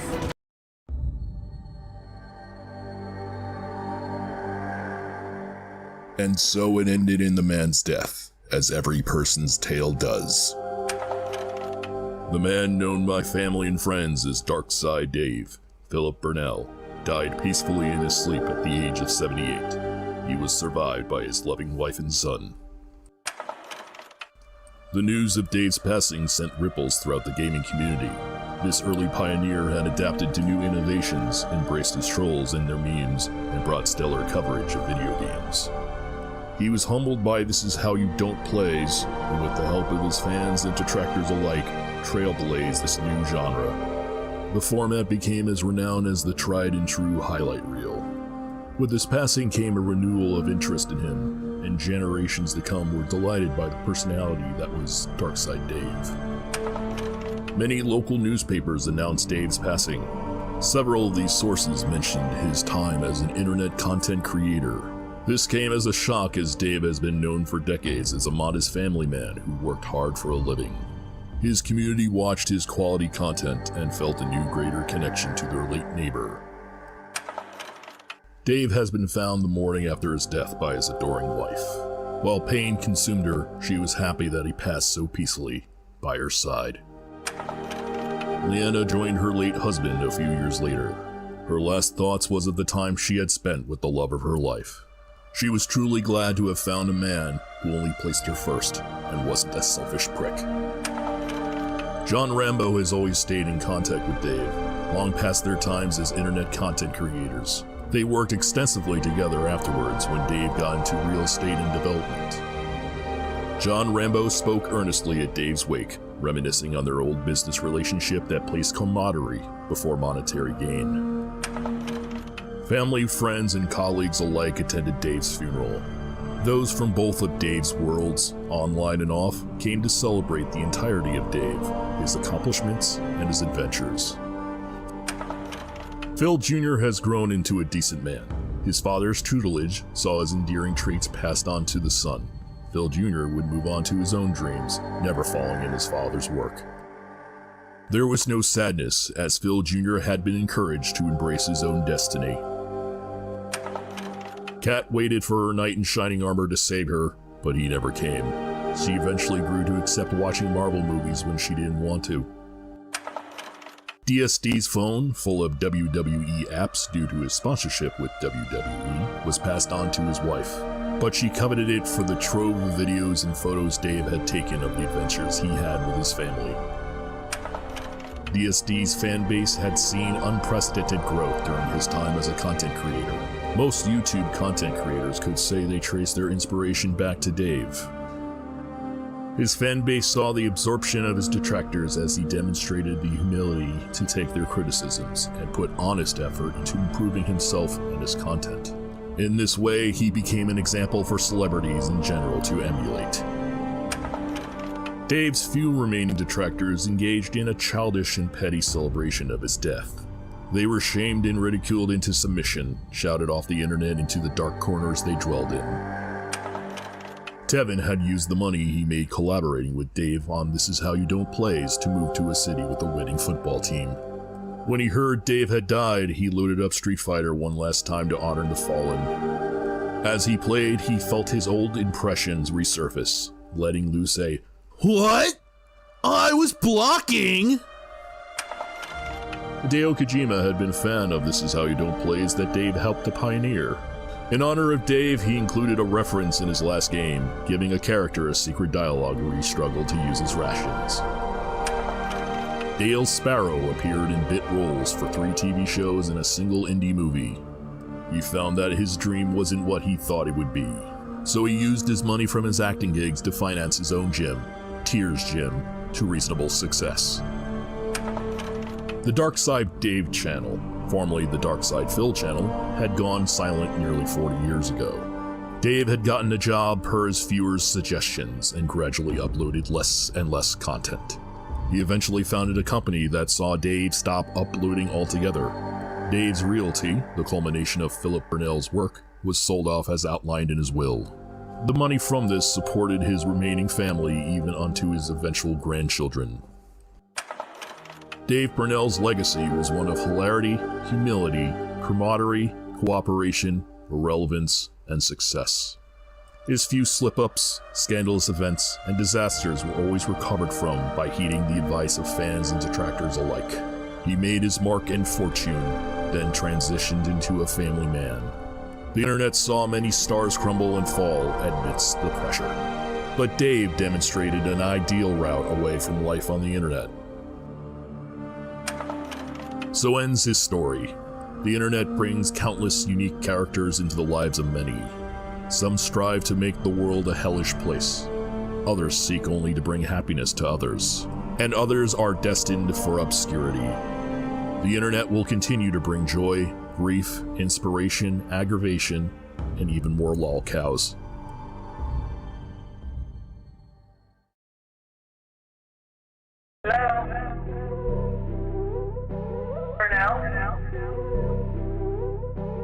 That is business related, and I do still have it. It's WWE Champion time. Go. Thanks for the money, stupid fuck. I love it. Go. By eBay. Hell! It's been tough.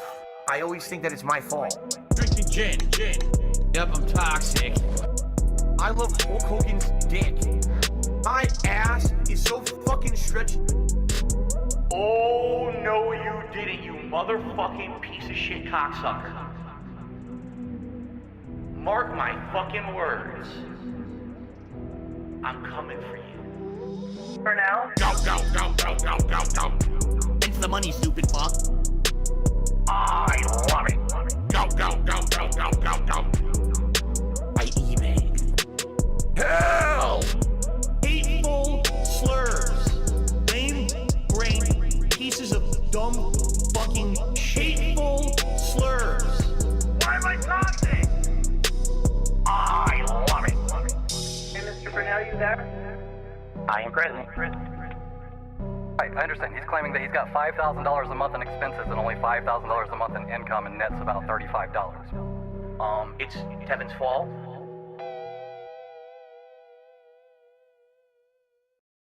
You're supposed to say snort, obviously. Tip me $1 if I've ever found myself attracted to a video game character such as this one. Or can you not comment on that because I'm married? When I was much younger, yeah, I was attracted to video game characters. Now I don't care anymore. Like I said, I am married. I don't look for attraction to a video game character. That's fucking lame. Okay. Other part. Oh shit. No! Too big shit, take bitties. Too big shit, take bitties for you. Fuck your mama too. No fucking ball. Too big shit, take bitties. Too big shit, take bitties for you. I say he, it's she. Everyone knows Samus is a girl. Come on now. I'm about to die. God damn it.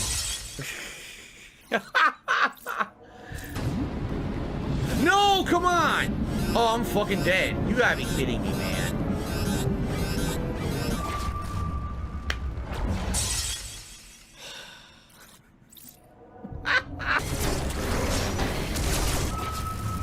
Aww. Ew. Oh, come on. Oh my god, there's so much damage. Oh my god! Yo, why does it deal so much fucking damage? This is ridiculous. Oh, how the fuck are you supposed to dodge that? I don't understand it. Unless maybe if you jump off the wall, then it'll come back down, you could reattach and go, I'm gonna die again. Yo, this is ridiculous. You still didn't fucking die? Oh my god! How many hits? This is ridiculous. How many fucking hits? Maps. I pressed every wrong button. What the fuck? Fuck this!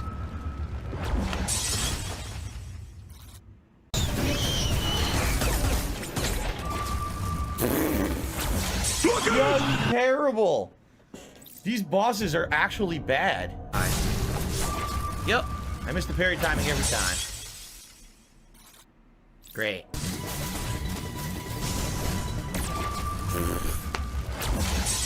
So let's take a look. Let's think about this.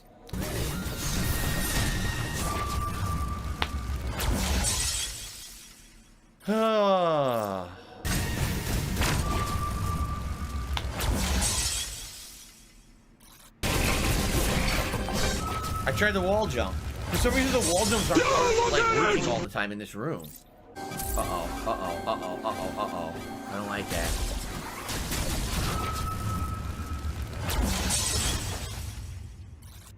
Okay. Yo, look at it! Fuck. What's up, Tyrone? How you doing? Oh! Ouch. Oh, you kidding me? From that fucking far, you piece of shit. Oh, I think the storm missile is gonna do a tons of damage.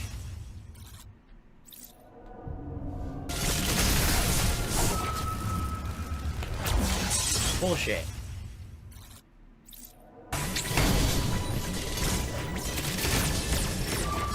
Come on, fucking, oh my god. So annoying. I couldn't move. I was stuck in place. The game wouldn't let me move. Made no sense. Oh! I didn't know he made a shockwave when he hit the ground. And again, you notice I have tons of health. It's like 40. Okay, I don't know anything about its fucking pattern at all. It kicked my ass. I pressed parry. I was waiting for it. Oh, come on! What the fuck? No, it's all new. It's things you've never seen before. Oh, fuck you. Jumped and still get hit. Bullshit. Yeah, I screwed up. I forgot how to do the lock-on missiles because there could... Oh my god. So basically I got him to a parry. He said, this is stupid. This is fucking stupid. I can only play it for so long until it tells me to do. This is one of the dumbest boss fights in gaming history. He just stays gold the whole fight. You... Oh, yay! Yay, go into the second. Wow, nothing worked. So I tried super bombs. Nothing, no. That superpower beam is fast as fuck. When is he safe to shoot?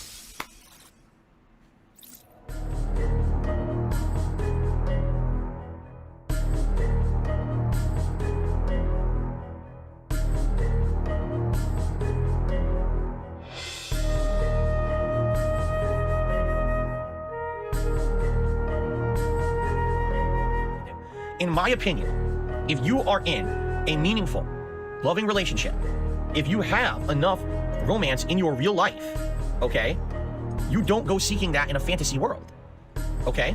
The reason that I play video games, primarily, is to simulate an experience that I could not actually have in real life. If I could go outside right now and grab an insanely gourmet piece of pizza and eat it, why would I play a video game in my house where I could grab an insanely gourmet piece of pizza and eat it? I would go do the real thing, right? Bruh.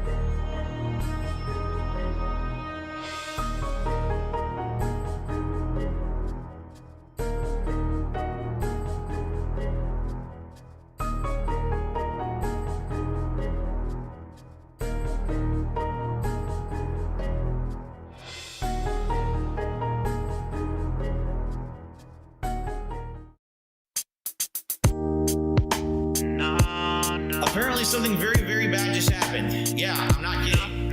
It literally just happened this moment. The subs are going away permanently. Apparently, they kicked me out of the partnership program, and I don't know why. See, I don't know why I got kicked out of Twitch. Slurs. Stationary partnership.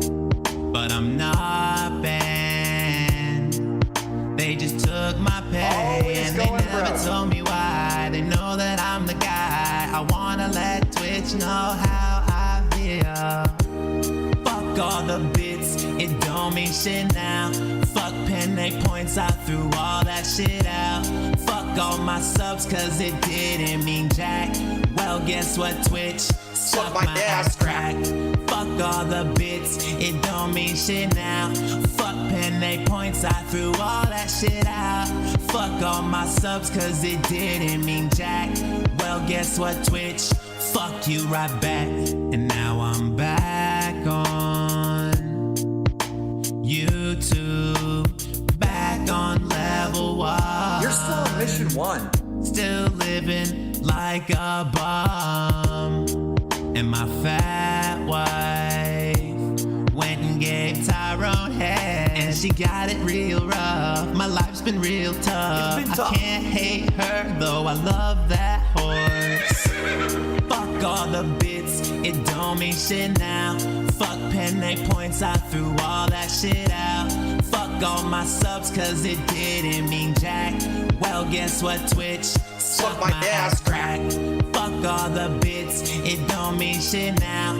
Fuck Penne points, I threw all that shit out. Fuck all my subs, cause it didn't mean jack. Well, guess what, Twitch? Fuck you right back. Whoa, whoa, yeah. Whoa, whoa, yeah. Whoa, whoa, yeah. Whoa, whoa. Sonic or a princess game? See, I don't know why I got kicked out of Twitch. Slurs. Stationary partnership, but I'm not banned. They just took my pay and they never told me why. They know that I'm the guy. I wanna let Twitch know how I feel. Fuck all the bits, it don't mean shit now. Fuck Penne points, I threw all that shit out. Fuck all my subs, cause it didn't mean jack. Well, guess what, Twitch? Suck my ass crack. Fuck all the bits, it don't mean shit now. Fuck Penne points, I threw all that shit out. Fuck all my subs, cause it didn't mean jack. Well, guess what, Twitch? Fuck you right back. Like, it's been tough. You know, my life has been tough over the last decade. It has. I'm sorry that I'm tearing up like a baby. But when I suck my ass, it makes me feel like it was worth it. You know, like...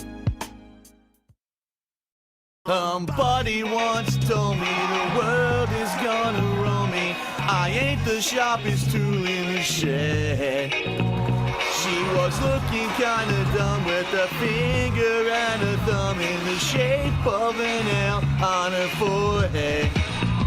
Well, the years start coming and they don't stop coming. Fed to the rules and I hit the ground running. Did it make sense not to live for fun? Your brain gets smart but your head gets dumb. So much to do, so much to see. So what's wrong with taking the back streets? You never know if you don't go. You never shine if you don't glow.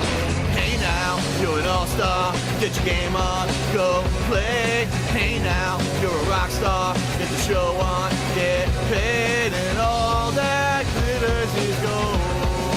Only shooting stars break the world. It's a cool place, and they say it gets colder. You bundled up now, wait till you get older. But the media men break to differ, judging by the hole in the satellite picture. The ice sheet skate is getting pretty thin. The water's getting warm, so you might as well swim. My world's on fire, how about yours? Do it the way I like it, and you never get bored. Hey now, you're an all-star. Get your game on, go play. Hey now, you're a rock star. Get the show on, get paid, and all that glitters is gold.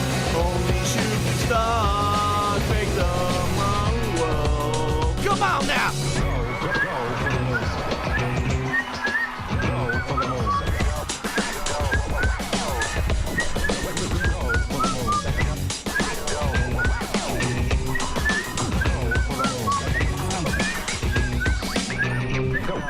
Oh, hey now, you're an all-star. Get your game on, go play. Hey now, you're a rock star. Get the show on, get paid, and all that glitters is gold. Only shooting stars. Somebody once spare some change for gas. I need to get myself away from this place. I said, yeah, what a concept. I could use a little fuel myself, and we could all use a little change. Well, the years start coming and they don't stop coming. Back to the rules and they hit the ground running. Didn't make sense not to live for fun. Your brain gets smart, but your head gets numb. So much to do, so much to see, but what's wrong with taking the back streets? You never know if you don't go. Go! You never shine if you don't glow. Glow! Hey now, you're an all-star. Get your game on, go play. Hey now, you're a rock star. Get the show on, get paid. And all that glitters is gold. Only shooting stars break the mold. And all that glitters is gold. Only shooting stars break the mold.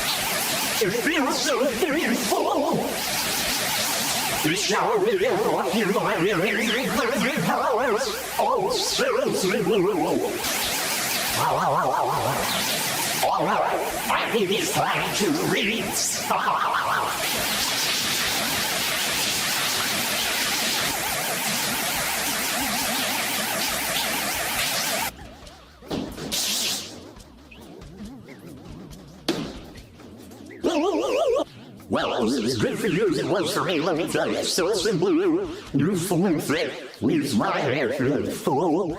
And 5 stars for Source and blue. Well, ladies and gentlemen, told me it's over because I'm the winner for seconds. All I knew, I'm out playing with an old friend. Thanks for watching the DSP Channel, guys. I'll see you next time. Sleep this time. Wait a minute. Cheers about the whole time? Now go fuck yourself. Yeah, I'm an adult. Sorry, I'm the one who operated a successful YouTube channel. Me.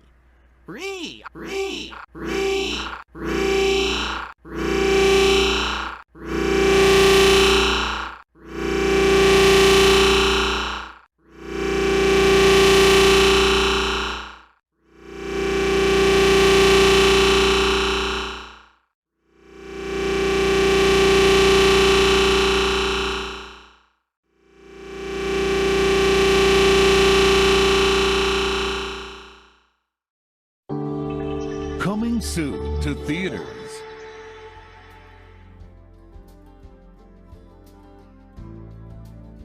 Philip was just an average 40-year-old e-beggar until a certain someone took notice. I still think DSP's biggest contribution to all of the internet is when he jerked off on stream, though. That shit is actually iconic. One heart searching for acceptance. That's the difference here. He's literally... Moist Critical benefits nothing by mentioning me in his content. He just does because he genuinely finds it interesting. He's willing to risk it all for just a drop of clout. He has misconceptions about me, even though he's a cool guy. Like, that seems like a guy, I'm not kidding. Like, I think like having a fun conversation with that guy would be awesome. When going out once a week stops being enough, one man decides to shoot his shot. And I would say, what I would say to Moist Critical is, hey, at least thanks for mentioning me at all. But if you are going to mention me, at least give me a fair shake. You know, I'm here. You ever want to have a conversation with me? I'm available just to shoot the shit. Just even if you just want to laugh for 5 minutes. Whatever, man. You'll laugh. You'll cry. It's been tough. You know, my life has been tough over the last decade. It has. You'll do whatever this is. Oh!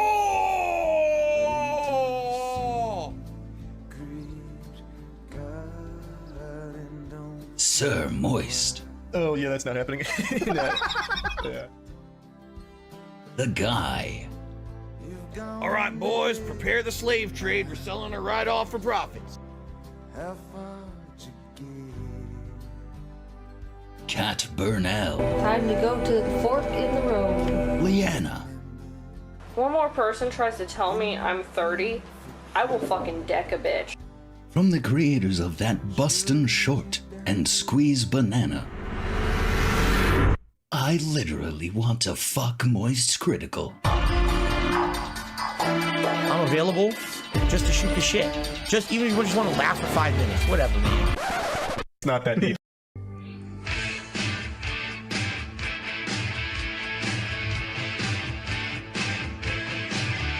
When the gout flares up and it burns inside, there ain't no time to be a man, so I sit and cry. If you insult my wife, then you insult me. I'm here for my playthroughs, not for these streams. I'm an authentic businessman. I get a free tip with every band. I'm an authentic businessman. I'll cross any line. All right, nigga, it's time.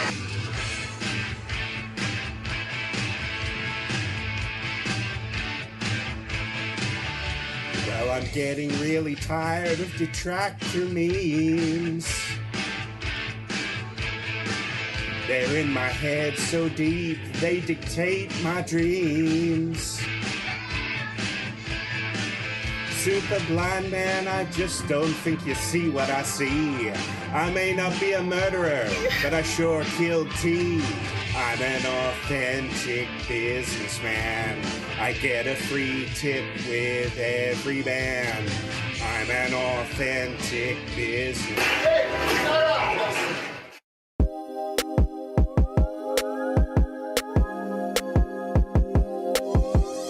Driving a Subaru, I'm whipping a Beamer. Stole his bitch, made a fat on my feeder. Came up off YouTube, now I'm a streamer. Rolling a blunt with Derek Loves Lemurs. Fuck the odds, fuck Rich and Keem. So John Rambo pull up with the heater. CT streets, you wouldn't wanna be there. I don't like the gym, might drink a whole liter. I'm scamming a dent out his cash. Got my day off, so I'm hitting DoorDash. If you talking down, get banned from the chat. Gotta go crown, he's still getting whacked. I posted up with Jasper the cat. Sending shots at Howard to get turned to a pack. My dog T Dirty got shot in the back. I'm smoking on Blip and shit in my set. On a can and app, but I still need cash. Got Hogan's on Hogan's, I'm opening packs. Workplace of evil, so I'm running it back. Blue Jessica spray like a cat. I need this money for my wife and my cat. Hey, Howard wanted some online lag. Dutch brother sent a pack, they got my back. Shooters in wheelchairs, they cannot lag. It's Heaven's false and Derek with a gun and a mask. Pull up the A gang, Derek leave them crack. Doing like the SOK, they never coming back. Street took teen and turn my heart black. I'm getting paid 100 to put on a hat. Members just hit her, I see you drop the bag. Great way to support a super thanks to chat. But I prefer tips cause I instantly get that. You driving a Subaru, I'm whipping a Beamer. Stole his bitch, made a fat on my feet. Came up off YouTube, now I'm a streamer. Rolling a blunt with Derek Loves Lemurs. Fuck dogs, fuck Rich and Keem. Saw John Rambo pull up with the heater. CT streets, you wouldn't wanna be there. I don't like the gym, might drink a whole liter. I'm scamming a dent out his cash. Got my day off, so I'm hitting DoorDash. If you talking down, get banned from the chat. Gotta go crown, he's still getting whacked. I posted up with Jasper the cat. Sending shots at Howard to get turned to a pack. My dog T Dirty got shot in the back. I'm smoking on Blip and shit in my set. Ooh.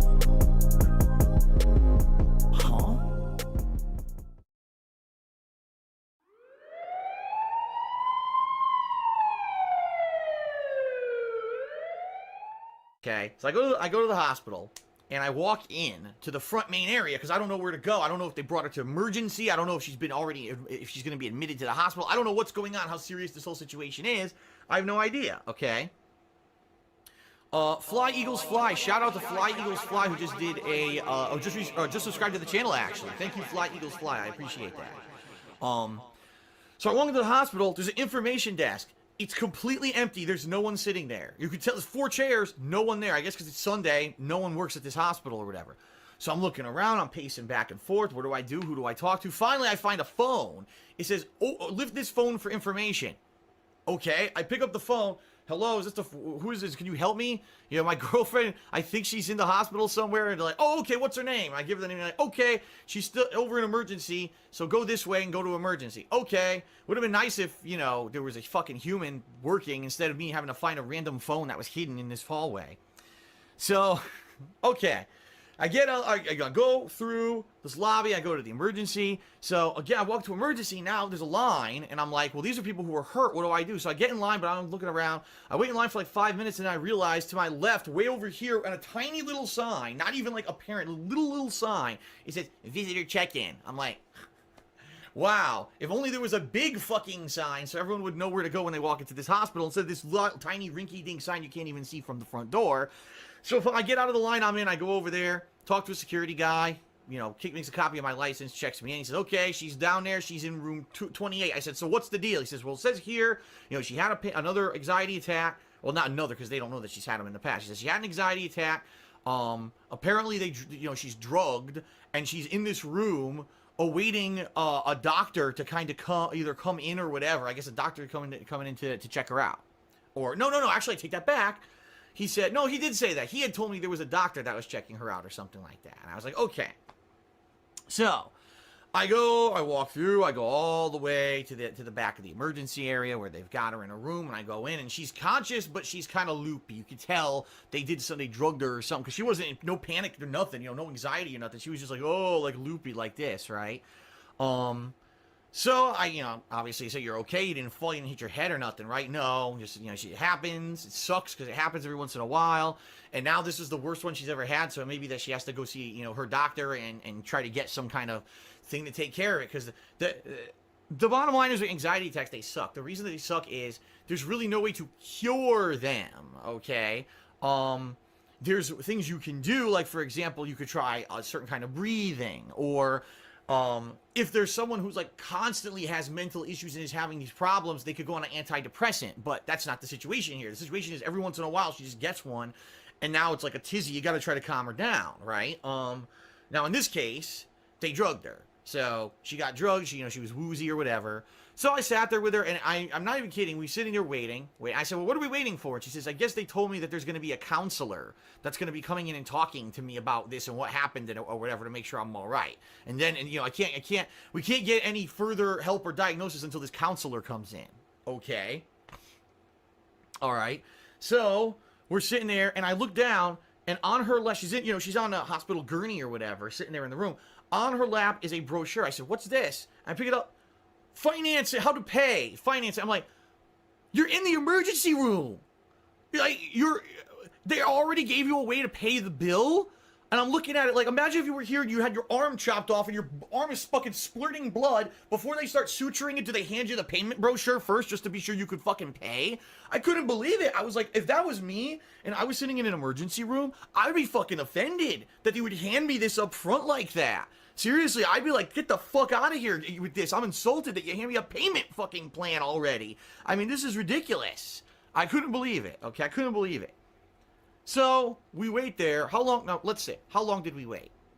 Let's see how people can take a guess. How long did we wait? Did we wait 10 minutes? No. Did we wait 20 minutes? No. Did we wait 30 minutes? No. Did we wait 40 minutes? No. Did we wait 50 minutes? No. Did we wait an hour? No. An hour goes by, no one's come in, no nurse, no counselor, nothing. We're just sitting there doing nothing. And we're like, well, what is this? Are we even aware of what's going on here? And, at this point, she was starting to get hungry because now it's like around the time that we would normally eat or whatever.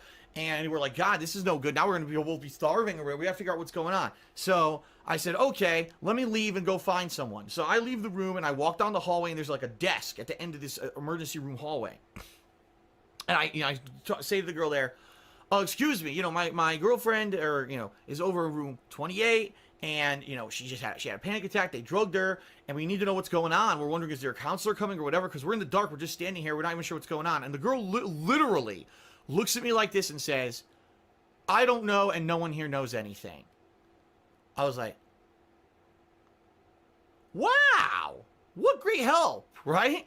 But she says, "So go back to the room and press the call button. Then a nurse will show up, and the nurse will be able to tell you what's going on." Okay. I couldn't believe it. I'm not making it up. She actually said that to me. No one here knows anything. Okay. This is great. I know you're loving this story. I'm loving this story. Okay. So then I go back to the room. I tell Leanna, "Listen, you're going to have to buzz to find out what the hell's going on here." So she buzzes, and we wait. And we wait about 5 minutes. It wasn't too bad. Nurse comes in. Woman, she says, "What's wrong? What's going on?" And Leanna says, "Well, no," she's so groggy, so she can barely talk. She's like, "Oh, nothing. I just want to know what's happening here. Are we waiting for a counselor, a doctor, or whatever?" And the woman looks at us with like a look of scorn, right? A look of scorn. She's like, "You've only been here like an hour and a half, and we have other patients." And I'm like, what kind of fucking place is this? Like, you're going to talk down to a patient who's been waiting an hour and a half and no one's come in to tell her the status of what's going on? And she asks and you get angry? And I'm like, what the hell? So I said, "Listen," I said, "we're both hungry. She needs food. She hasn't eaten today." So the woman says, "Okay, I'll go get you some food." So she leaves. She comes back with a turkey sandwich. It's like turkey on rye bread with a piece of lettuce and a piece of cheese and like a packet of mustard and a couple saltines and a apple juice and like the apple juice looked like it was like a yogurt cup. I've never even seen apple juice stored like that before. And a string cheese. Now, Leanna hates string cheese, and Leanna wasn't super hungry for like a sandwich, so she ate some saltines. Good, she got something in her. And there was water there too. I gave her water. She didn't want the apple juice. So we gave her the apple juice or whatever. All right. So now we wait again. We're waiting and waiting. So anyway, I forgot to tell you, before the nurse left, she said, "The counselor is coming. You just have to wait. You have to wait because there's other people here." I'm like, wow. Thanks. How long did we wait for the counselor? What do you think? Did we wait an hour and a half? Yeah, well, no, longer than that. We wait an hour and 45 minutes? Okay, maybe we had 2 hours? Yeah, no, longer than that. Almost 2.5 fucking hours we sat there, okay, waiting for a counselor to come into the room. The counselor was an elderly woman. You could tell she's probably in her 60s, white woman, comes in with 2 pieces of paper. Okay, she comes in. "Hi, how you doing? Are you in pain? No, that's good. You're still having anxiety? No, that's good. Okay. They gave you some drugs, right? Yeah, okay, that's why you're calm. That's why you're woozy. It's because you're on the drugs. So here's 2 pieces of paper explaining what anxiety attacks are. Have you ever had an anxiety attack before?" And I'm like, so they admitted her. Well, they didn't admit her. They bring her into the emergency room. They administered a drug, and no one even asked her when she was brought in anything at all. They had no basic information whatsoever about this thing. She'd been sitting there for 2.5 hours. She might have been having a life-crippling anxiety attack where she's gonna fucking, lose her mind and be mentally lose her shit. And she comes in and asks, "Did you ever have an anxiety attack before?" She's like, "Yes." "Are they usually like this?" "Well, I have them, but this is the worst one I've ever had." "Oh. Well, do you have a doctor?" "Yeah." "A primary care physician?" "Yeah." "Well, we recommend that you go see your doctor then." I'm like, oh my God, are you fucking for real? Are you fucking for real? Okay. Then she says, so, there are different ways that we can help with stuff like this. Primarily, what it is we recommend you don't take any drugs at all. You just wait it out, okay? Now, obviously, just waiting it out doesn't work in the situation that Leanna was in, to the point where they called the paramedics. The paramedics recommended drugging her. So this woman is obviously a fucking buffoon, okay? So then she said, so typically you should just wait it out, but there's other ways you could do. If it's something that happens all the time, then you could do antidepressants, and that's a long-term medication. But since it doesn't happen all the time with you, usually we just have this, what we call kind of an emergency pill, where if you ever have a bad attack, you could just pop the pill, almost like an EpiPen. It's like an emergency issue where if you have an allergic reaction, you pop yourself with that EpiPen and it solves the problem. So same thing here. You have a problem, pop the pill, right? And it'll cure the problem or whatever. But obviously she goes, but we don't recommend you do that all the time because as you can see, you are tired and loopy and you don't want to be that all the time, right? And I'm like, this is the most like stupid, what's the word I'm looking for? Patronizing woman I've ever heard in my life. She's given zero useful information whatsoever, and we waited 2.5 fucking hours for her, okay? By the way, I'm not done yet, but I want to give a shout out to Smart Weirdo 95 who did a 2,000-bit cheer. Thank you, Smart Weirdo 95. He says, I've been watching since I was in middle school. Now I'm in college. Thanks for entertaining me over the years. Thank you very much, Smart Weirdo. That's very appreciated. 2,000-bit cheer is awesome, and obviously he is the cheerleader today for the stream. Okay. Okay. So, she literally says, okay, well, I'm done. See you later. And she starts walking out the door. I was like, whoa, whoa, whoa, whoa, whoa, whoa, whoa, whoa. What's going to happen now? Are we still staying? Are you going to get a doctor? What's going to happen here? And she says, I guess I'll go talk to the doctor. And then she leaves. I'm like, American healthcare, ladies and gentlemen. What a great system we have, right? So guess how long that we waited? Guess how long that we waited, folks? About another 20 minutes, I would say. About another 20 minutes, we just sat around doing nothing. So now for a grand total, we've been in this place for almost 3 hours, okay? Almost 3 whole hours. Finally, who comes in the room? The doctor, right? The doctor comes in and says, oh, let's see. No, the nurse comes back in. The same nurse that gave us the sandwich. Oh, well, we had your blood pressure monitored this whole time. Your blood pressure looks fine. Everything looks good. She turns off all the machines. She says, okay, you can go. Wait, that's it? So you're not going to prescribe a medication? You're not actually going to do any tests? You're not going to do anything? That we just waited 3 hours. All you did is you gave her a pill, which you could have fucking done, and just left her somewhere. There was no reason for her to come to the emergency room whatsoever, because they did nothing. They didn't actually help her in any way besides just give her a pill. So we wasted over 3 hours in this emergency room. That was it. That was it. And then we're like shocked. We're actually shocked that this is it. This is the whole treatment that we got.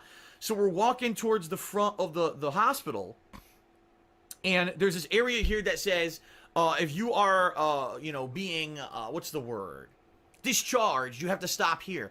So we stopped there, and the woman, and she looks around the corner, she says, hi, she said, well, did the nurse give you the paperwork that said what you're here for? And we're like, yeah, here's the paperwork about anxiety. Okay, bye, see you later.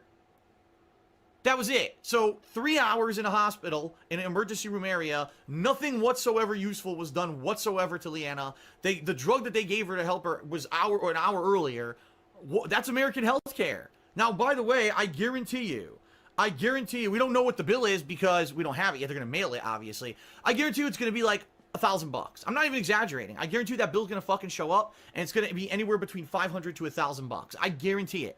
Yeah, she has insurance. She actually is covered in insurance because she's already under the plan of her mother. That was one of the things that Obamacare actually helped with, is that it allows people who are young enough to be covered up to the age of 26 under the health insurance plan of their parents. So she's still covered under her mother. But I guarantee you, we're going to get a giant bill in the mail.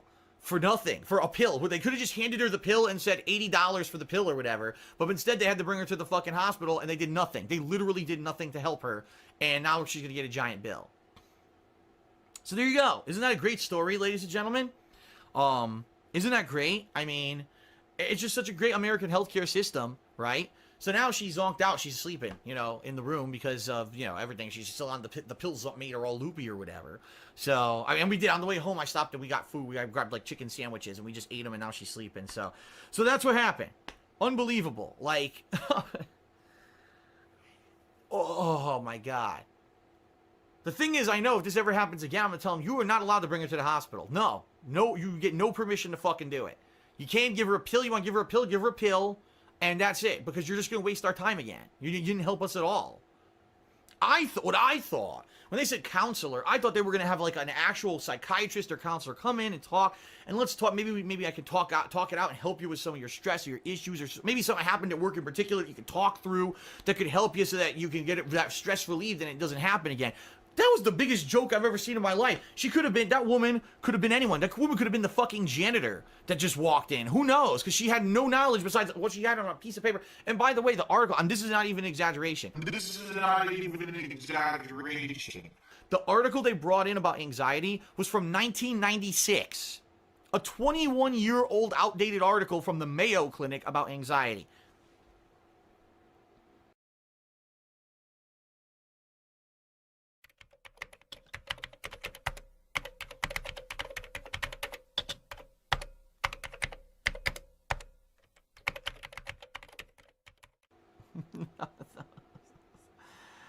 Oh my god.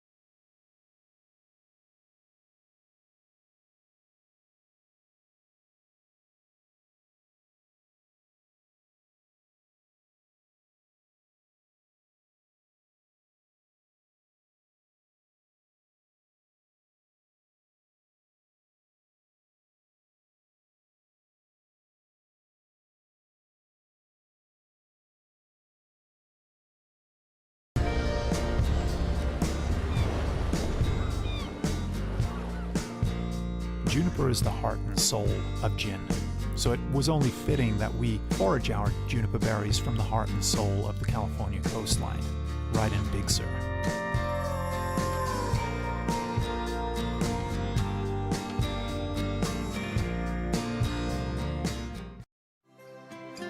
My ass is so fucking stretched out at this point, it's time to push back. Although I was a successful YouTuber, I'd rather be fucking your ass. Dude! People call me Dascot cause I'm your bitch boy. I get not a cent in return. I was gifted a body. What I like about you is still a mystery. But your cock lives rent-free in my head. What the hell? Why are you so big? Don't care that the world has seen you jacking off. As long as one day you'll do me. I don't care who you scam. No payment. I do nothing, daddy. As long as you begging me in my ass. I want your cock. Derek can watch. Daddy just begging me. Yeah! Woo! Right on my ass, baby. I love it. Woo! Oh, no. I love that. Pain is pleasure.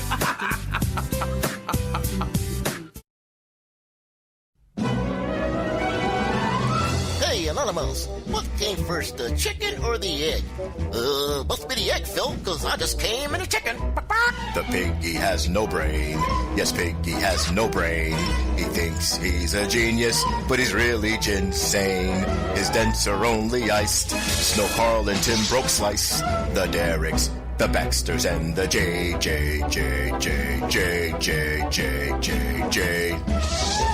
Before the stream is done, his plan will be unfurled by Pignosis of the Dumb to beg over the world. The piggy has no brain, living in selfless shame. His rainy days campaign is easy to explain. To prove his porky worth, he'll lean and band the earth, drink gin and get broke off gotcha games. Ah, you thought this song was done, but we're gonna have more fun than Derek fapping in napkin pads to Jenna's OnlyFans. The piggy has no brain, his thoughts can't be pertained, cause Phil's toxic logic's too illogical to be explained. His wife can shake the earth with 1,000 pounds of girth. The piggy will drive you all insane, Nerf!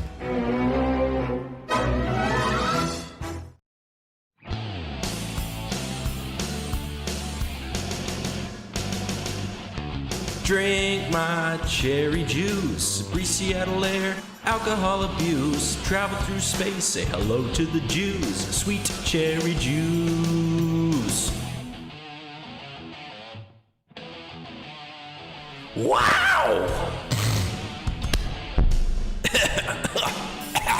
Well, breakfast on the front porch, I'm missing my John. Detractors in the store taking photos of my brawn. Feeling paranoid, getting community. My trolls are morons, I did guilty, yeah!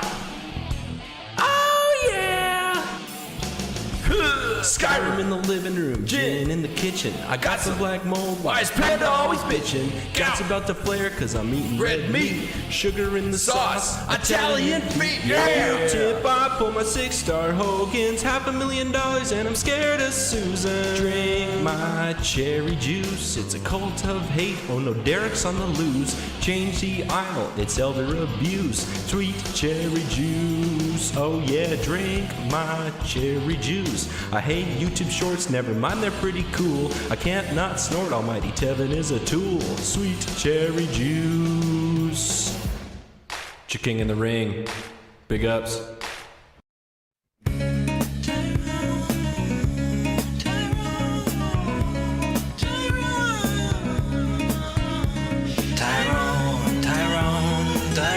Tyrone, I'm begging of you, please don't fuck my wife. Tyrone, I beg you don't spread her cheeks all night. And I know that my dick is small, I cannot please my wife at all. I'm begging of you, please don't fuck my wife. I know your BBC is fat and I cannot compete with that. I'm begging of you, please don't spread her cheeks. I don't know how I feel. I'm hoping you will never nut inside my wifey's big old butt. I'm begging of you, stop fucking my wife. And when I look into her eyes, I see her fucking other guys. I'm begging of you, stop fucking my wife. Tyrone, I'm begging of you, please don't fuck my wife. Tyrone, I beg you don't spread her cheeks all night. But when I think about it all, my penis soft and super small, I'm thinking maybe you could fuck my wife. And while the bitch is still around, I don't mind to hear the sound of cheeks being clapped in my sheet. Tyrone, I'm begging of you, please don't fuck my wife. Tyrone,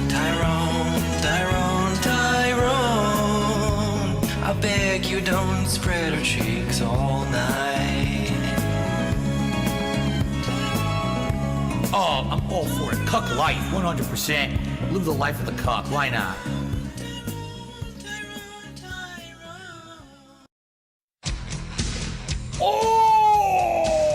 He thinks I'm cute. He knows I'm sexy. I got the looks that drives me a cat while he's a punk. Such a chump. He wants to fight me, but he knows he'll just lose. I must protect the divorce line. Meerkat the fuck face. I must protect divorce line. Meerkat the chump. Eastern European. Squeeze banana sucks. Fuck you.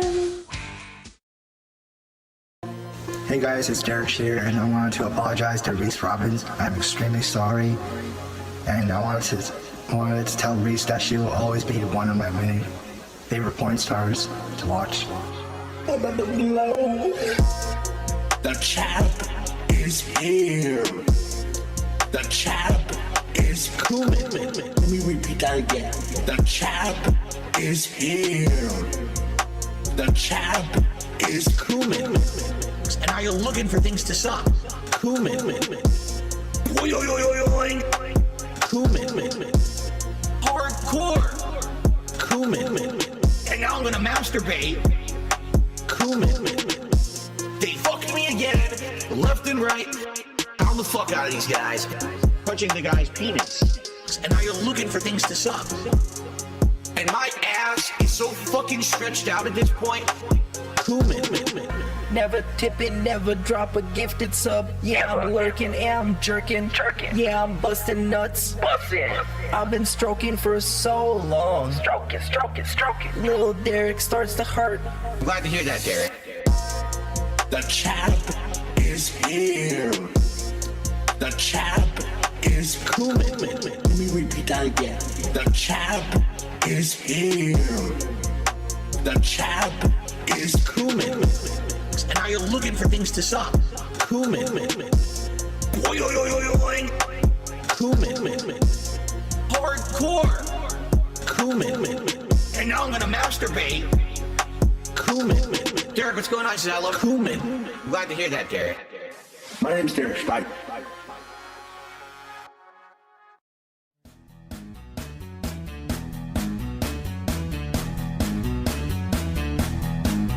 Danish woman, you're like the Wolverine toy. Danish woman, perfect for me to exploit. Danish woman, sorry your prospect, style is slim. You should just go and play Skyrim.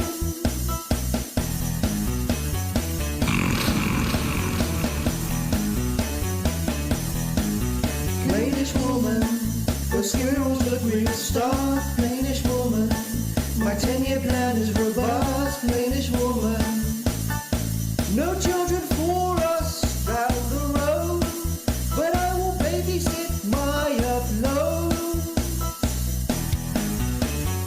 It's too late to have kids. It's not, I don't have the money to do it, to raise kids properly. Danish woman, you're not a horse.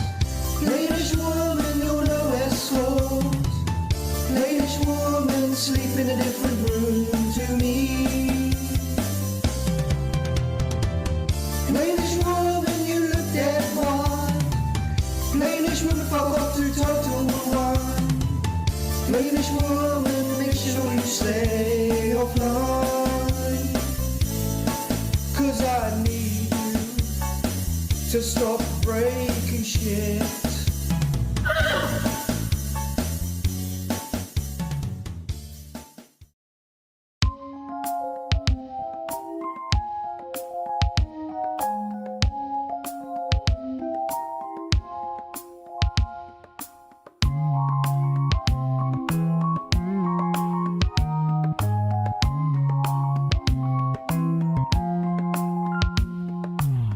I fear the crystals start to form. Hate to say, but that's the norm. My uric acid level is too high. And when I play Friday 13, my cover's blown, my Twitch is seen. They realize that I'm the guy. What I will say is this: Kevin made my wife cat cry. What I'll say is this. What I will say is this. What I will say is this: start the big feed with a sigh. What I'll say is this: ding dong die. I beg for subs, no time for cheers. Waste $2, all that is, and it don't make my PayPal grow. Good pulls will come and I can't wait to end the stream and tap away. I gotta blow all of my dough. What I will say is this: my parents will shortly die. What I'll say is this. What I will say is this.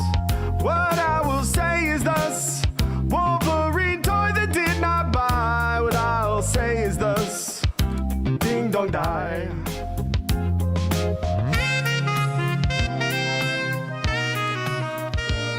All my friends, we're winding down. WPIG, it's been a great day. Thanks everybody for joining us. WPIG 1651 is happy to see everybody here. We're going over live on That Being Said. This is Rambo, Bambo, McGee. And remember, always to rock the mic so viciously. Thanks everybody. We'll see you over there. Link coming in chat shortly. You're all legends and never forget it. Bye-bye.